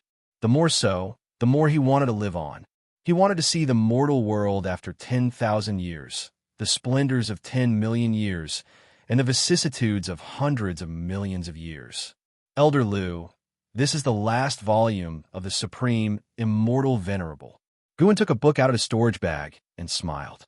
Elder Lu took the book and curiously asked, "I thought you would wait a few more years. How did it come out so soon?" The story needed to end, and coincidentally, it concludes with the protagonist joining forces with the people of the world to slay the demon and bring peace. Doesn't this align perfectly with the current world situation? Xuan smiled. He paused for a moment and then said, Although my qualifications are mediocre and I lack the strength to change the world, if I can inspire the people's fighting spirit, it will be a small contribution." Elder Lu did not open the book, but praised. "Your books have already influenced many people. Before you, cultivators rarely read outside their practice. The name Pan and has taken on the aura of a sage." "Elder Lu, you're exaggerating." "Ha, what are you writing next?" "I don't plan to write anything for now. I will see what the future holds." Indeed, a masterpiece often comes about by chance and cannot be forced. The two chatted casually, with Elder Lu reminiscing about their first meeting. Guan listened intently and responded just as earnestly. After talking for 2 ancient hours, Elder Lu suddenly said, "Once the final volume of Supreme Immortal Venerable is arranged, I will resign from the elder position and prepare to leave the Supreme sect to revisit my hometown. It has been 240 years since I joined the sect. I wonder if my hometown has changed." He already sensed his imminent end. People often wish to return to their roots before they die. Guan couldn't help but think of Chang Xiandan, who also left alone before his end. "I wish Elder Lu a smooth journey." Guan smiled gently, as if unaware of Elder Liu's impending end. After bidding farewell to Elder Lu, Guan went to the elixir hall. He did not enter the hall, but stood in the street, looking at its sign. Because of Elder Lu, he thought of Zhu Qinglu. Zhu Qinglu, an elder of the elixir hall, was also responsible for liaising with Guan. He, too, did not have many years left to live. This indicated that in the coming years, Guan would continuously say goodbye to old friends. In this place, Guan entered a state of selflessness. He didn't know how much time had passed. Suddenly, Guan awoke, his vision returning, seeing a disciple standing in front of him. It was none other than Wuxia, who had previously achieved path enlightenment. "Brother, are you all right?" Wuxia asked cautiously. He had passed by and was drawn by Guan's state, suspecting that Guan had entered a state of enlightenment similar to his own. As he got closer, he realized it was the disciple he had encountered the day his own enlightenment ended. Fate was indeed wondrous. That day, this disciple witnessed his enlightenment. Today, he witnessed the disciple's enlightenment. Wuxia developed a fondness for Guan and had been guarding nearby to avoid interruption. He had stood for quite a while. When Guan suddenly opened his eyes, he thought he might have disturbed him and felt a bit uneasy. Guan had indeed entered a state of enlightenment earlier, and his mystic heart had gained another talisman. He looked at Wuxia and smiled. "I'm fine. Have we met before?" Wuxia smiled and said, "Yes, back then I was under the tree, and you asked if I was all right, just like how I am asking you now." Guan cast a lifespan detection on him. Wuxia, Foundation Establishment Realm 2nd Layer 63/280/1040. How did he gain another 500 years? Had this guy recently achieved enlightenment again? Who was this person really? This was ridiculously extraordinary. Han Ming had only achieved enlightenment once in his life. Yet Wuxia had done it twice in 2 months? You must have entered a state of enlightenment just now. Shall we find a place to talk? Wuxia invited him eagerly. Guan didn't refuse, as it suited him well. Then, he followed Wuxia to his private courtyard. After closing the door, they sat down to converse. Wuxia became quite enthusiastic, actively sharing his experiences. He had been an orphan since childhood, brought to the Supreme sect by his master. His master, an outer disciple, found him hanging on a tree while on a mission. His parents had abandoned him, but didn't want him to be eaten by wild beasts, so they hung him on the tree. In the Supreme sect, Wuxia's spirit root qualification was mediocre, but under his master's protection, he had a good life. It wasn't until recently that his master was killed by a cultivator of the ephemera sect on a mission, news he got from his master's companion. He felt as if the sky had fallen.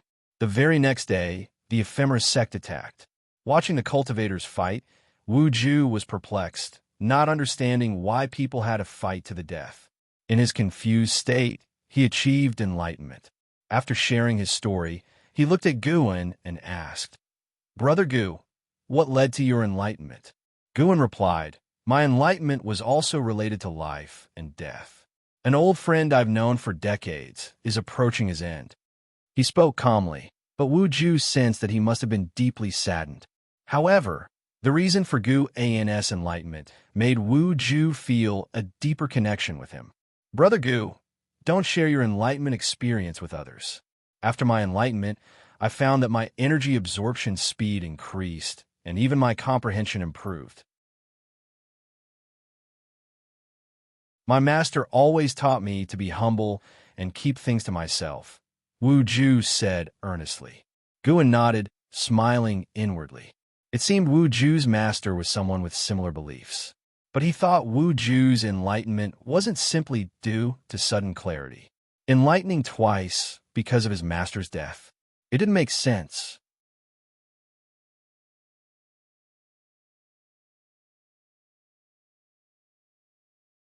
Chapter 117. Kill him, using a sword? Guan exchanged epiphanies with Wu Ju, talking all the way until the next morning. Both of them benefited greatly. Before parting, Wu Ju reminded him once again not to reveal their epiphany to others. Seeing Wu Ju's caution, Guan smiled and promised. Wu Ju watched Guan leave, a smile spreading on his face. Having lived in the Supreme Sect for so many years, Guan was his first true friend. He had always been very self-conscious and didn't dare to communicate with others much. The only one he was close to was his master, so his master's death was a great blow to him. Wu Ju turned back to his room to continue cultivating, while looking forward to his next exchange with Guan Gu, and stayed in the city for an hour before returning to the third Medicine Valley. After inspecting the valley, he hurriedly left again. After spending a short while in Mystic Valley, he came to the Mystic Heaven Cave Mansion. The Mystic Heaven Cave Mansion already had a lot of medicinal herbs planted, but it was still far from being filled. Guan planned to plant herbs above the 5th rank here, as it was his private territory, a place truly unknown to anyone. Though Zhang Xiong and Sky Dragon knew about the 8 scenic caves, only he knew about the Mystic Heaven Cave Mansion. During the planting process, he felt the presence of a battle coming from the north. The aura of the 9 Nether Road was still there, lasting for several months. The 9 dynasties continuously sent cultivators to fight, temporarily curbing the chaos caused by the Ephemeris sect. This was normal. If the strength of the Ephemeris sect far surpassed the 9 dynasties, they would have swept across them long ago. Guan did not pay attention to the distant battle and focused on planting herbs. He could stay overnight at the Mystic Heaven Cave Mansion, as it was already the end of the month. If Leah wanted to contact him, he could not afford to miss it. Since Guan and Leah made the agreement, Leah didn't appear on a mountaintop at the end of the month to reveal his aura, possibly due to circumstances beyond his control. Yet, Guan was not anxious. He would come to the Mystic Heaven Cave Mansion at the end of every month and use his divine sense to search for Li Ya's aura in the north. Thus, Guan finished planting all the seeds he brought and set up a formation. When night fell, he performed the 9 extremes yin-yang body, transforming into a shadow and heading north. Under the night sky, Leah, carrying the North Sea heavy sword, reached the mountaintop. He looked ahead. The mountains stretched endlessly. The night sky was covered with dark clouds, obscuring the stars and moon. How far is this place from the North Sea mountains? I wonder if the primordial ancestor can find me, Leah thought worriedly. The old ancestor's voice sounded in his mind. The great cultivators of the 9 dynasties continue to appear, yet they cannot budge that female cultivator. When the main branch of the Ephemeris sect arrives, it will be even more dangerous. Even if the primordial ancestor comes, he cannot turn the tide. He too acknowledged that Gu and was the primordial ancestor of the Li family, but he had no confidence in the ancestor. The primordial ancestor's cultivation level was higher than his own when he was alive, but the main branch of the Ephemeris sect also had such people, and not just one. After hearing this, Leah fell silent. He turned his head, spreading his divine sense, fearing that followers of the Ephemeris sect were tracking him.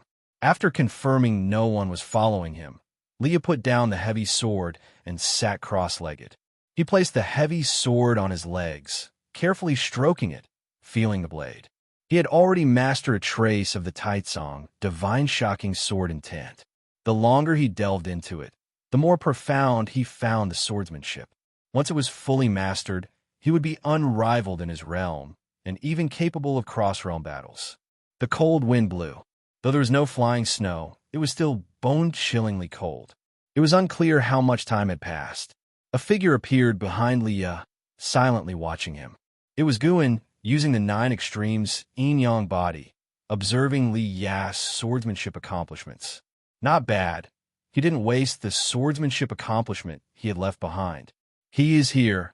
The old ancestor's voice sounded in Li Ya's ear with a complex tone. Upon hearing this, Leah opened his eyes and turned his head. As soon as he saw Guan, he immediately stood up and saluted him with the North Sea heavy sword in hand.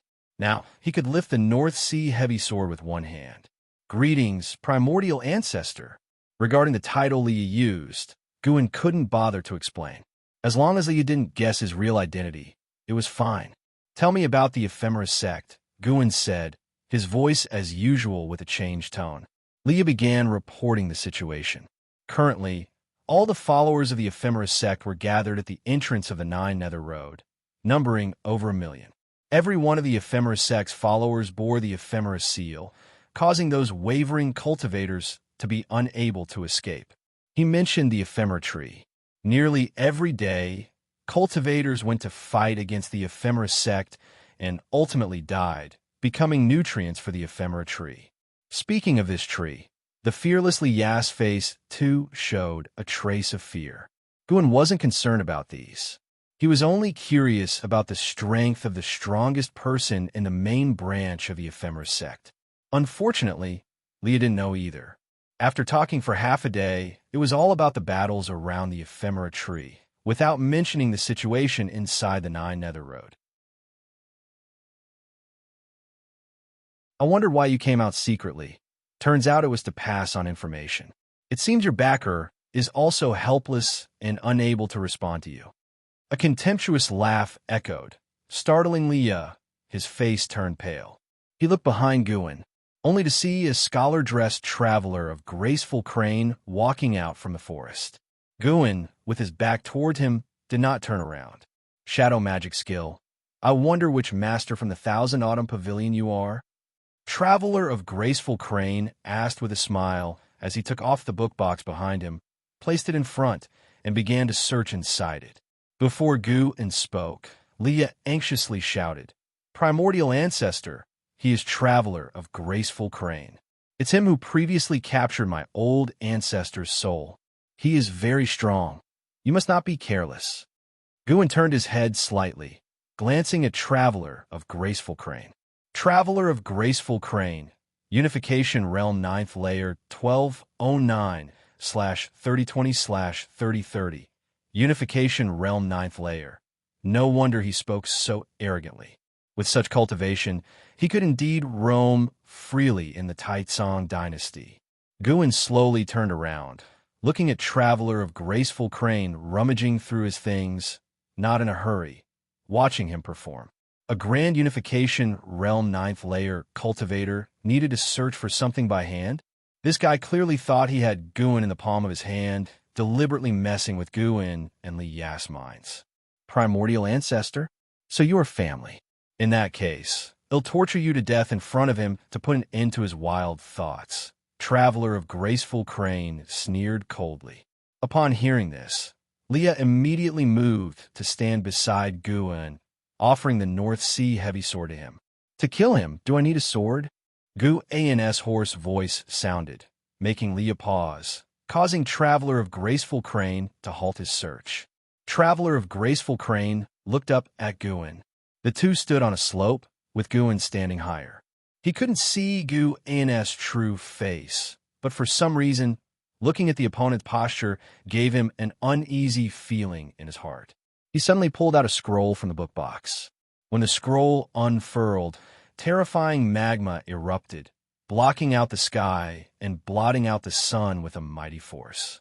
Leah stood dazed, unable to react. Guan swiftly raised his right hand, flicking his finger to release a beam of light. It pierced through the terrifying magma, forcefully piercing Traveler of Graceful Crane's throat, blood spurting from the back of his neck. Traveler of Graceful Crane's eyes widened in disbelief. As his body leaned backward, a foot stepped on his back. Boom! The mountain quaked. Under Li Ya's watchful eyes, the formidable Traveler of Graceful Crane, who once made him despair, was trampled under the foot of the primordial ancestor, stone debris flying everywhere.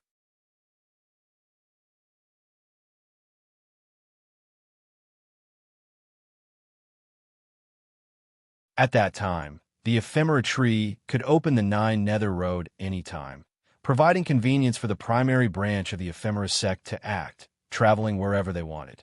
Through Traveler of Graceful Crane's memories, Xuan learned about the hierarchy within the primary branch of the ephemera sect. Previously, he had slain Golden Spirit Venerable, one of the 100 venerables within the primary branch, each with a mystic heart realm cultivation level.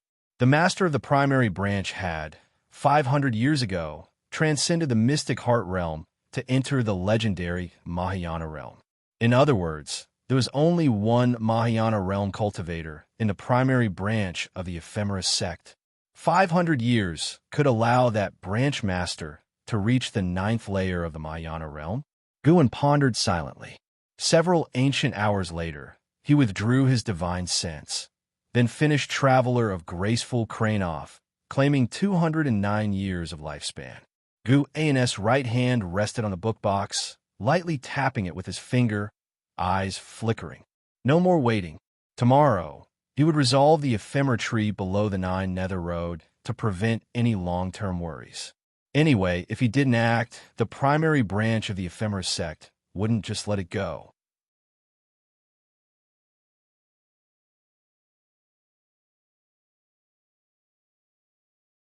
Chapter 118, Sword Venerable Fudao Strikes. Wuxian Wasteland. At dawn, because of the overcast clouds in the sky, this wasteland had never seen the sun or moon. On top of a broken cliff, dozens of cultivators gathered, including Tian, the vice sect leader of the Supreme Sect. They looked towards the horizon, with worry etched on their faces. That female demon is simply too powerful. Without a mystic heart realm cultivator, no matter how many of us join forces, it will be useless. There is no mystic heart realm cultivator in our dynasty. Our sect once had one, but he left 800 years ago and has been hard to find. How many mystic heart realm great cultivators stand behind the ephemera sect? We have nowhere to go and cannot retreat. They were all leaders of various sects, all at the unification realm. Before the ephemera sect wreaked havoc, each of them was a legendary figure in the 9 Dynasties' immortal cultivation world, possessing immense power to turn the tides. Yet now, after gathering for many days, they were at a loss, not daring to act rashly. Many unification realm cultivators had already died under the ephemera tree. Some had acted alone, and they had also launched total assaults, all ending in failure, the terror of the mystic heart realm paralyzing them. Tian suddenly raised his right hand. A ring on his index finger emitted a shimmering light that penetrated his brow. His face lit up with joy. Then he lowered his right hand and spoke.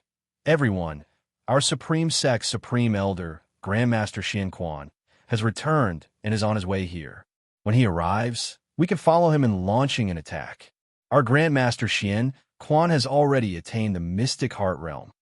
This statement made all the sect leaders look at him with matching excitement and joy. For a moment, the praises for the Supreme Sect rose one after another, making Tian stand up proudly. Although the Supreme Sect was the strongest sect in the Taizong dynasty, it might not rank among the top 3 within the 9 dynasties. If they could achieve indelible merit in facing the calamity of the ephemera sect, they would surely become famous, attracting more families and cultivators in the future. The atmosphere on the cliff improved, and everyone saw hope in defeating the demon of the ephemera sect. Meanwhile, thousands of miles away, under the rolling, overcast clouds, hundreds of Zhang tall ephemera tree stood like a gigantic demon, towering and ferocious. Vines hung down from the branches of the ephemera tree, most of them with corpses tied to the ends. Some were not completely dead, their bodies trembling slightly, eyes filled with blood, veins bulging in their necks, a pitiful sight. Amid the crowd, Xianxia's delicate brows furrowed as she looked at the hanging cultivators.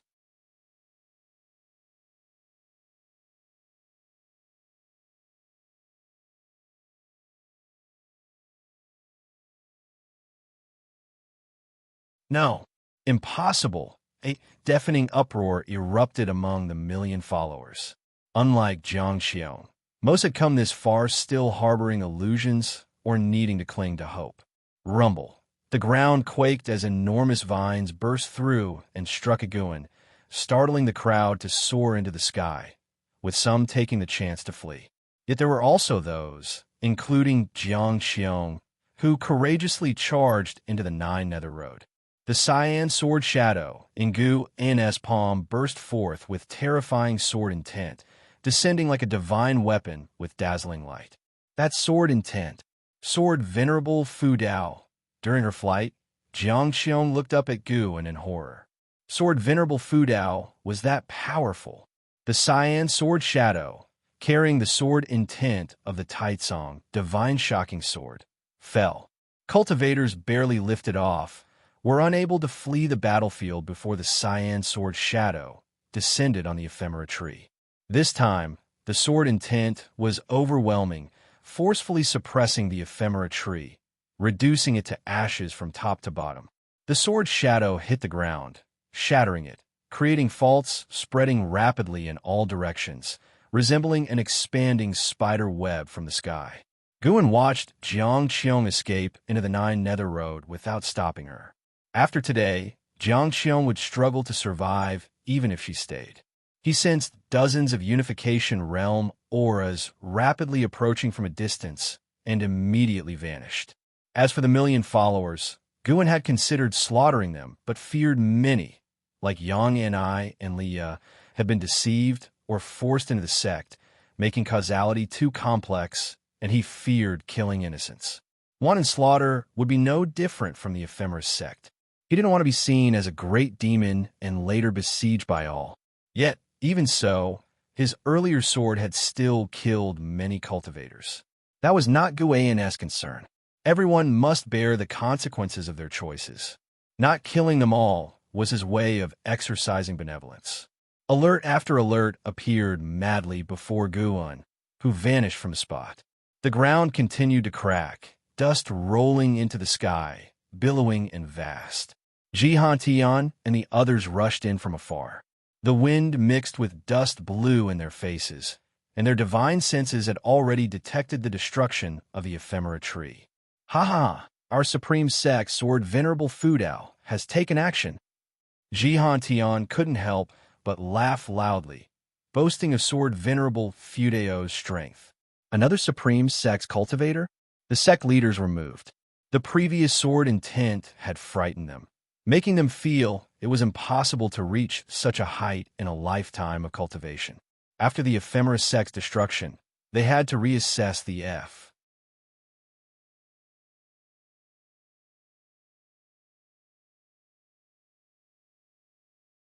Chapter 119. Sword Venerable's Prestige.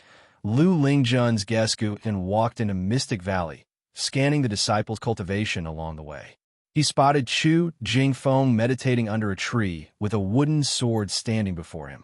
He suddenly became interested and turned around to walk over. "Brother Chu, what are you doing?" Xuan asked curiously. Chu Jingfeng opened his eyes and replied, "I'm contemplating my swordsmanship, trying to create a new sword technique." Creating a sword technique? That's amazing. Why are you using a wooden sword? If you need a real sword, you can ask me. Xuan praised him and then took out a treasure sword from his storage bag. Chu Jingfeng's storage bag had long been confiscated, and the spirit stones he earned doing odd jobs were kept in his house. Facing the gift of the sword, Chu Jingfeng shook his head and said, "No need. I want to comprehend pure swordsmanship, deriving it from the heart rather than from the sword itself." It sounded quite profound. Xuan put away the sword and said with a smile, "If you need anything, just come to me anytime." After speaking, he headed towards his attic. Chu Jingfeng watched Gu An's back, sensing his joyful mood. Though he is weak, he is always cheerful. Chu Jingfeng watched Gu An's back silhouette silently, feeling a tinge of envy in his heart. Born into a wealthy family, he ended up imprisoned due to the family's power struggle. If he had the choice, he would prefer starting as a servant disciple to avoid heavy burdens. Chu Jingfeng stopped thinking about it and resumed his sword enlightenment. After cultivating Taoist expansion skill, his cultivation level couldn't increase. He was too lazy to practice other spells, deciding to focus solely on sword enlightenment. Just like that mad swordsman Han Ming of Great Yu, who after attaining sword enlightenment, became unstoppable. Elsewhere, back in his attic, Guan sat at his desk and brought up his attribute panel. His lifespan had skyrocketed by more than 300,000 years. This meant that during the extermination of the ephemera tree, he had killed thousands of ephemera sect cultivators. Guan suddenly understood why there were so many demon cultivators. He tried hard to calm his emotions and maintain his original heart, not falling into the demon path. It's still better to grow flowers and herbs. The lifespan provided by Mystic Heart Realm great cultivators is equivalent to that of fifth-tier medicinal herbs. For him, the benefits of killing enemies were not much different from harvesting herbs and might even invite potential trouble. Guan took out the Green Hero Travelogue to shift his attention. Soon, he immersed himself in the love and grudges between the Green Hero and his beloved. Meanwhile, in the dustless wasteland, many cultivators flew through the air.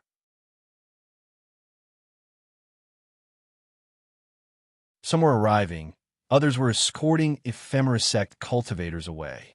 On a cliff, Tian stood behind an elder in a white robe, respectfully recounting the earlier battle. "That's how it happened, Elder. It was all thanks to Sword Venerable Fudao. Who exactly is he among the Supreme Elders?" The Mystic Heart Realm Great Cultivator had no way to resist him. Tian asked, trying hard to suppress his excitement. The intervention of Sword Venerable Fudao had thrilled him greatly and made him proud. Recalling the shocked expressions of other sect leaders, he felt immensely satisfied. The elder standing before him, who had just returned, was Supreme Elder Xianxia. Supreme Elder Xianxia remained silent, closing his eyes as well. Tian did not disturb him, thinking that the Supreme Elder was contemplating who Sword Venerable Fudao might be. Little did he know, Supreme Elder Xianxia was deeply shocked inside. Which Supreme Elder in the Supreme Sect was this powerful? However, he had heard stories of Sword Venerable Fudao upon his return, which at least suggested the other party's heart was aligned with the Supreme Sect, most likely being a member, though not a Supreme Elder. He had encountered similar situations overseas, where extraordinary talents would emerge in those super sects, stepping forward during the sect's crisis. This was known as the sect's great fortune. Could it be that the Supreme Sect also had such great fortune? Supreme Elder Xianxia slowly opened his eyes and said, "Sword Venerable Fudao hides his identity because he doesn't want to be disturbed. The more this is the case, the less we should probe into his identity. We should even find ways to protect his information. But his achievements must be widely publicized to strengthen his sense of belonging to the Supreme Sect. Otherwise, over time, he may leave, feeling that the Supreme Sect has no benefits for him and only drags him down." "Elder, I think the same. I've already sent a message to the sect leader asking him to publicize this matter," Tian said with a smile. The Supreme Sect had survived another catastrophe. According to ancient laws, it would rise triumphantly after a disaster. "Go about your business. They'll check the entrance to 9 Nether Road. Perhaps this path could become an opportunity for the Supreme Sect." After saying this, Supreme Elder Xianxia vanished into thin air. Tian turned around and left, preparing to discuss with other sects how to handle 9 Nether Road. As the year's end approached, Guan went to the outer gate city to find Wuju, bringing wine and roasted chicken. Seeing him, Wuju was delighted, pulling him inside. After closing the door, Wuju excitedly said, "Brother Gu, why are you here?" This was the first time anyone had voluntarily visited him. How could he not be happy? Just to see you, fearing you might be bored.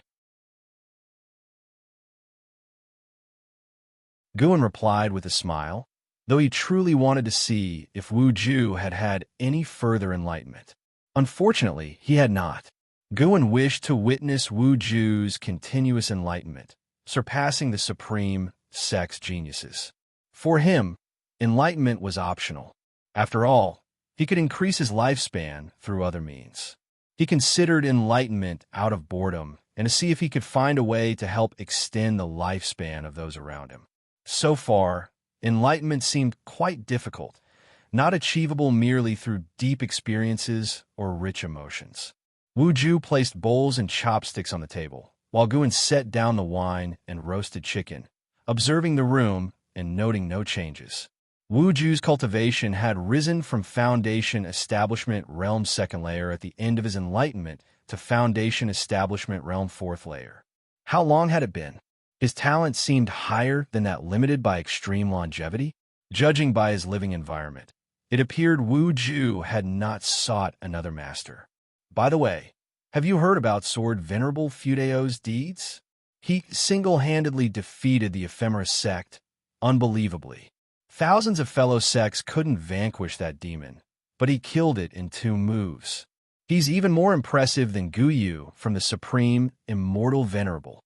While pouring wine for Guan, Wu Ju said with a smile, the Supreme Sect was already abuzz with Sword Venerable Fudeo's legend, and not just Wu Ju. Servant disciples from the Third Medicine Valley and Mystic Valley were discussing it. Visiting Tian Valley a few days ago, Luo Han had also inquired about this. Of course I've heard, truly impressive. I wonder what he's like in person, Guan said with a laugh. The two began discussing Sword Venerable Fudao, toasting back and forth, quickly finishing a jar of wine. Wu Ju pulled out a secret book from his pocket, saying, Brother Gu, this is a fist technique I exchanged for all my savings. Take a look and practice it when you get home. Guan hurriedly refused. How can I accept this? No, I can't take advantage of you. What do you mean, take advantage? You're my only friend, and learning some combat techniques is never a bad thing. I've come to realize that the immortal cultivation world is rarely peaceful for decades, with conflicts between righteous and demonic paths erupting frequently. Wu Ju said earnestly. Hearing this, Guan had no choice but to accept. He began to read through the fist technique. Sunset Fist. After a quick look, Guan memorized it all and returned the secret book to Wu Ju. Wu Ju was stunned, asking, so quickly? You don't like it? Guan replied, I'm not fond of fighting. This fist technique is too aggressive for me. Wu Ju smiled wryly. When cultivators fight, it's a matter of life and death unless you stay in the Supreme Sect forever. Haha, I really want to stay here forever. Fine then. Not wanting to take advantage of him, Guan took out a swordsmanship book, saying, I have a sword technique here. Would you like to see? No need. Though I respect Sword Venerable Fudao, I don't like using swords. Or rather, I don't like using magic artifacts in battle. I only trust my fists and feet. Wu Ju waved his hand, displaying his muscular arm. Guan chuckled and took out the Gale Shadowless Leg secret book, saying, How about this one? Wu Ju glanced at it, instantly unable to look away. It sounded impressive. Must be valuable. No worries, take it. If you become important in the Supreme Sect one day, don't forget about me. Guan said. Hearing this, Wu Ju hesitated no longer, eagerly taking the book and reading it intently. Guan picked up his wine bowl, gazing at the focused Wu Ju. Who could imagine his demeanor 1,000 years from now? With the arrival of spring, the snow season extended, not ceasing even by the time of the spring festival. The Third Medicine Valley became lively, with the attic area adorned with lanterns and festive decorations. The disciples were busy, their faces beaming with smiles. Guan sat at a long table in the courtyard, watching the bustling disciples with a smile. Having many people was good, no need for him to toil. Guan glanced at Lu Lingjun, who was making paper cuts among the female disciples. Looking virtuous and gentle, contrasting her Unification Realm 9th layer cultivation level. Xuan approached excitedly. Senior brother, they're building a statue of Sword Venerable Fu Dao next to the Heavenly Repair platform. It's grand. You must see it next time you go. He had also started cultivating the Taoist expansion skill, though less enthusiastically than Chu Jingfeng or Lu Jujia. He had accepted his aptitude and enjoyed life honestly. Guan could only respect this, as forcing cultivation was not possible. Besides, practicing the skill seriously only delayed aging, not prevented it. Is that so? I should indeed take a look. Guan raised his eyebrows and smiled. The Supreme Sect's attitude pleased him, giving him due respect. Xuan continued narrating changes in the outer gate, as Guan sensed LV Batian flying over. Soon, LV Batian landed. Xuan immediately got up and left, not daring to intrude. Let's talk inside, LV Batian said, making his way into the attic. Lu Lingjun glanced over, curious. What was Guan's true identity? Why did this Unification Realm 9th layer great cultivator constantly seek him? Could Guan be hiding his cultivation, not as weak as he appeared? These thoughts swirled in Lu Lingjun's mind, urging her to find an opportunity to talk with Xuan. Meanwhile, inside, Guan shut the door, and LV Batian placed a restriction, then sat down, asking, "There's a great opportunity. Do you want it?"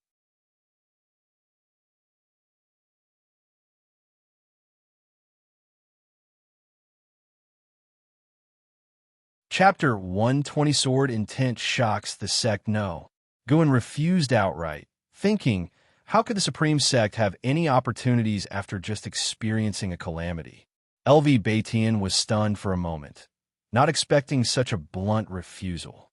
Instantly annoyed, he said, "You brat, I haven't even told you what the opportunity is." Guan sat down and said, "I won't be the sect leader. I won't write books, and I won't entertain disturbances from the holy sons or holy daughters anymore." LV Batian laughed in anger after hearing that. "In your eyes, am I that kind of person?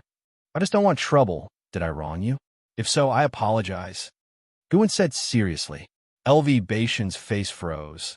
Then he gave a faux cough and said, "Naturally, you have wronged me. I came to find you for other matters." "What matters?"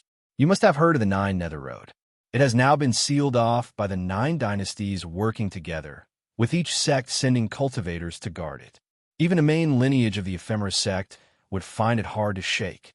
Now, the sects of the 9 dynasties are leading disciples to train on the 9 Nether Road, where demons roam freely. You can kill demons and seize treasures. Moreover, the spiritual energy is rich, making it suitable for cultivation." LV Batian spoke slowly, which indeed surprised Guan. He hadn't expected the 9 Nether Road to be turned into a training ground like a secret realm. Guan asked, "Isn't the 9 Nether Road supposed to be dangerous?" "It is dangerous, so great cultivators will lead the disciples for training. I want to give you a spot so that when you enter the 9 Nether Road, someone will protect your life. You can cultivate, kill demons, or search for treasures. No matter what you do, someone will have your back. Isn't that a great opportunity? Furthermore, the Supreme Sect plans to build a city inside the 9 Nether Road for disciples to rest and cultivate." LV Batian spoke passionately, full of ambition. He believed that if he developed the 9 Nether Road well, the Supreme Sect would soar to new heights, possibly entering its most prosperous period ever, and his status in the sect's history would rise accordingly. Guan listened carefully and thought it indeed seemed feasible. LV Batian seemed intent on changing a long-standing trend where cultivators would leave the 9 dynasties' lands after reaching the Unification Realm to seek opportunities elsewhere. LV Batian wanted to enhance the foundation of the Supreme Sect, making it stronger so future disciples wouldn't need to venture out for opportunities. The 9 Nether Road was his first step. He also planned to establish a sea route, led by the newly returned Elder Xianxia. He spoke more and more passionately, almost declaring his intention to unify the continent. Guan listened with great interest, admiring LV Batian's vision. The stronger the supreme sect, the better it would be for him to benefit from its shade. After a long while, Tian finally ended his endless speech and looked at Xuan, asking, "So, will you go?" Xuan shook his head and said, "I won't go. I need to stay and look after the Medicine Valley. Someone else can look after as well. No, I can't relax. Honestly, I'm scared. I always feel the Nine Nether Road is very dangerous, and my combat ability is weak. I won't go. How about this? I give my spot to someone else. Is that okay?" "You don't want to go. You want to give away your spot? I have contributed to the Supreme Sect too. This huge Medicine Valley, I didn't embezzle anything. Shouldn't you reward me?" Looking at Xuan's righteous look, Tian shook his head and smiled. After thinking about it, he still agreed to Xuan's request. Giving the spot to someone close to Xuan would still increase Xuan's sense of belonging to the Supreme Sect. Tian didn't believe he couldn't hand off the sect leader position. He was determined to give it to Xuan.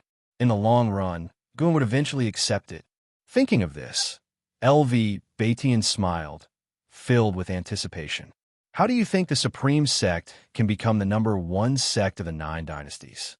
Tian suddenly asked, wanting to test Xuan while guiding him toward the mindset of a sect leader. Xuan answered directly, "Using force won't work. It easily accumulates hatred. We can use cultural infiltration. Just like the previous Outer Sect conference, the Supreme Sect could host various conferences in the future, such as formation, alchemy, sword competition, talisman crafting, etc. We should strive to make the Supreme Sect hold grand events that attract the attention of the 9 dynasties every few years. The initial investment might be huge, but once people get used to it, they will gradually recognize the Supreme Sect as the orthodox sect. Imagine if you just stepped onto the path of the sword cultivator and heard that the Supreme Sect sword competition was a must-attend event, an opportunity to make a name for oneself. You would subconsciously think that the Supreme Sect holds a high position in the Sword Tao. When people frequently mention the Supreme Sect, or when the Supreme Sect becomes the most frequently mentioned sect by the populace, the Supreme Sect won't be far from becoming the greatest sect. Of course, the sect's own strength is the most important. Xuan spoke eloquently. After hearing Tian's long talk, he decided to pontificate. Tian soon became absorbed in listening, and seeing him paying close attention, Xuan became even more enthusiastic, discussing the details. It couldn't just be competitions of strength. It would be best to have other competitions of skills. These events could be held in different outer sect and inner sect cities, driving the economic development of these cities. He even proposed establishing various societies among the disciples, such as the Elixir Society and Swordsman Society, to facilitate disciple exchanges and allow disciples with leadership skills to hone their abilities. Tian was astonished. This boy writing Investiture of the Gods wasn't a coincidence. He truly had great talent inside. After Xuan finished speaking, Tian drank a bowl of tea in one go, feeling invigorated. Tian looked at him intently and said, "And you say you're not fit to be the sect leader?" Xuan waved and said, "I don't have the qualifications to be the sect leader. I don't have an illustrious background, nor do I have the courage or boldness to implement grand plans.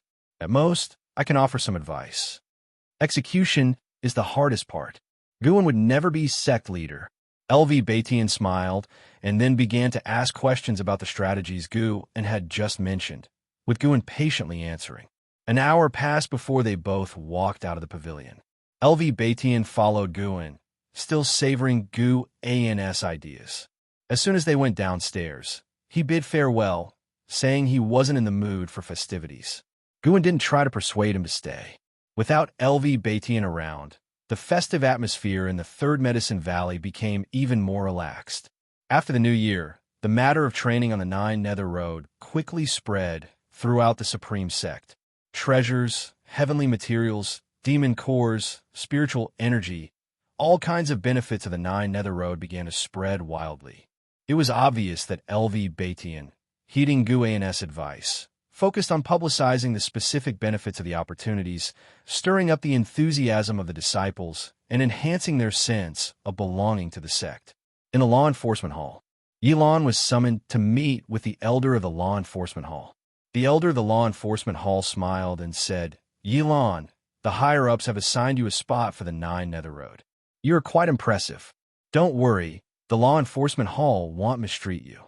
We will help you better enter the 9 Nether Road." Yilan froze. The 9 Nether Road? The first person she thought of was Xuan. Even though she had been rooted in the law enforcement hall for years, opportunities like the 9 Nether Road were far beyond her reach. She had heard that the first batch of spots for the 9 Nether Road was limited to only 200, and the outer sect hardly had any chance. The corners of Yi Lan's mouth lifted. She felt no burden about being taken care of by Xuan, only surprise and sweetness. "Senior brother, it seems you still have me in your heart, even if you were stubborn with words."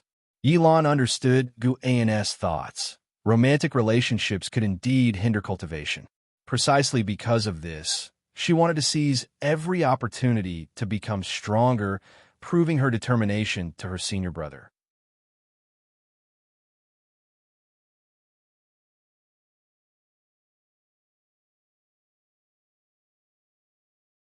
Elder Xianxia stroked his beard and said, "Such domineering sword intent, it could be recognized as the foremost sword Dao of the Taizong dynasty."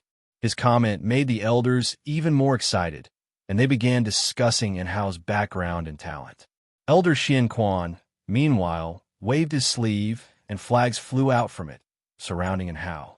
The flag started to gather nature's spiritual energy, pouring it into Enhao's body. You're tuning into the Eternal Immortal Ballad YouTube channel.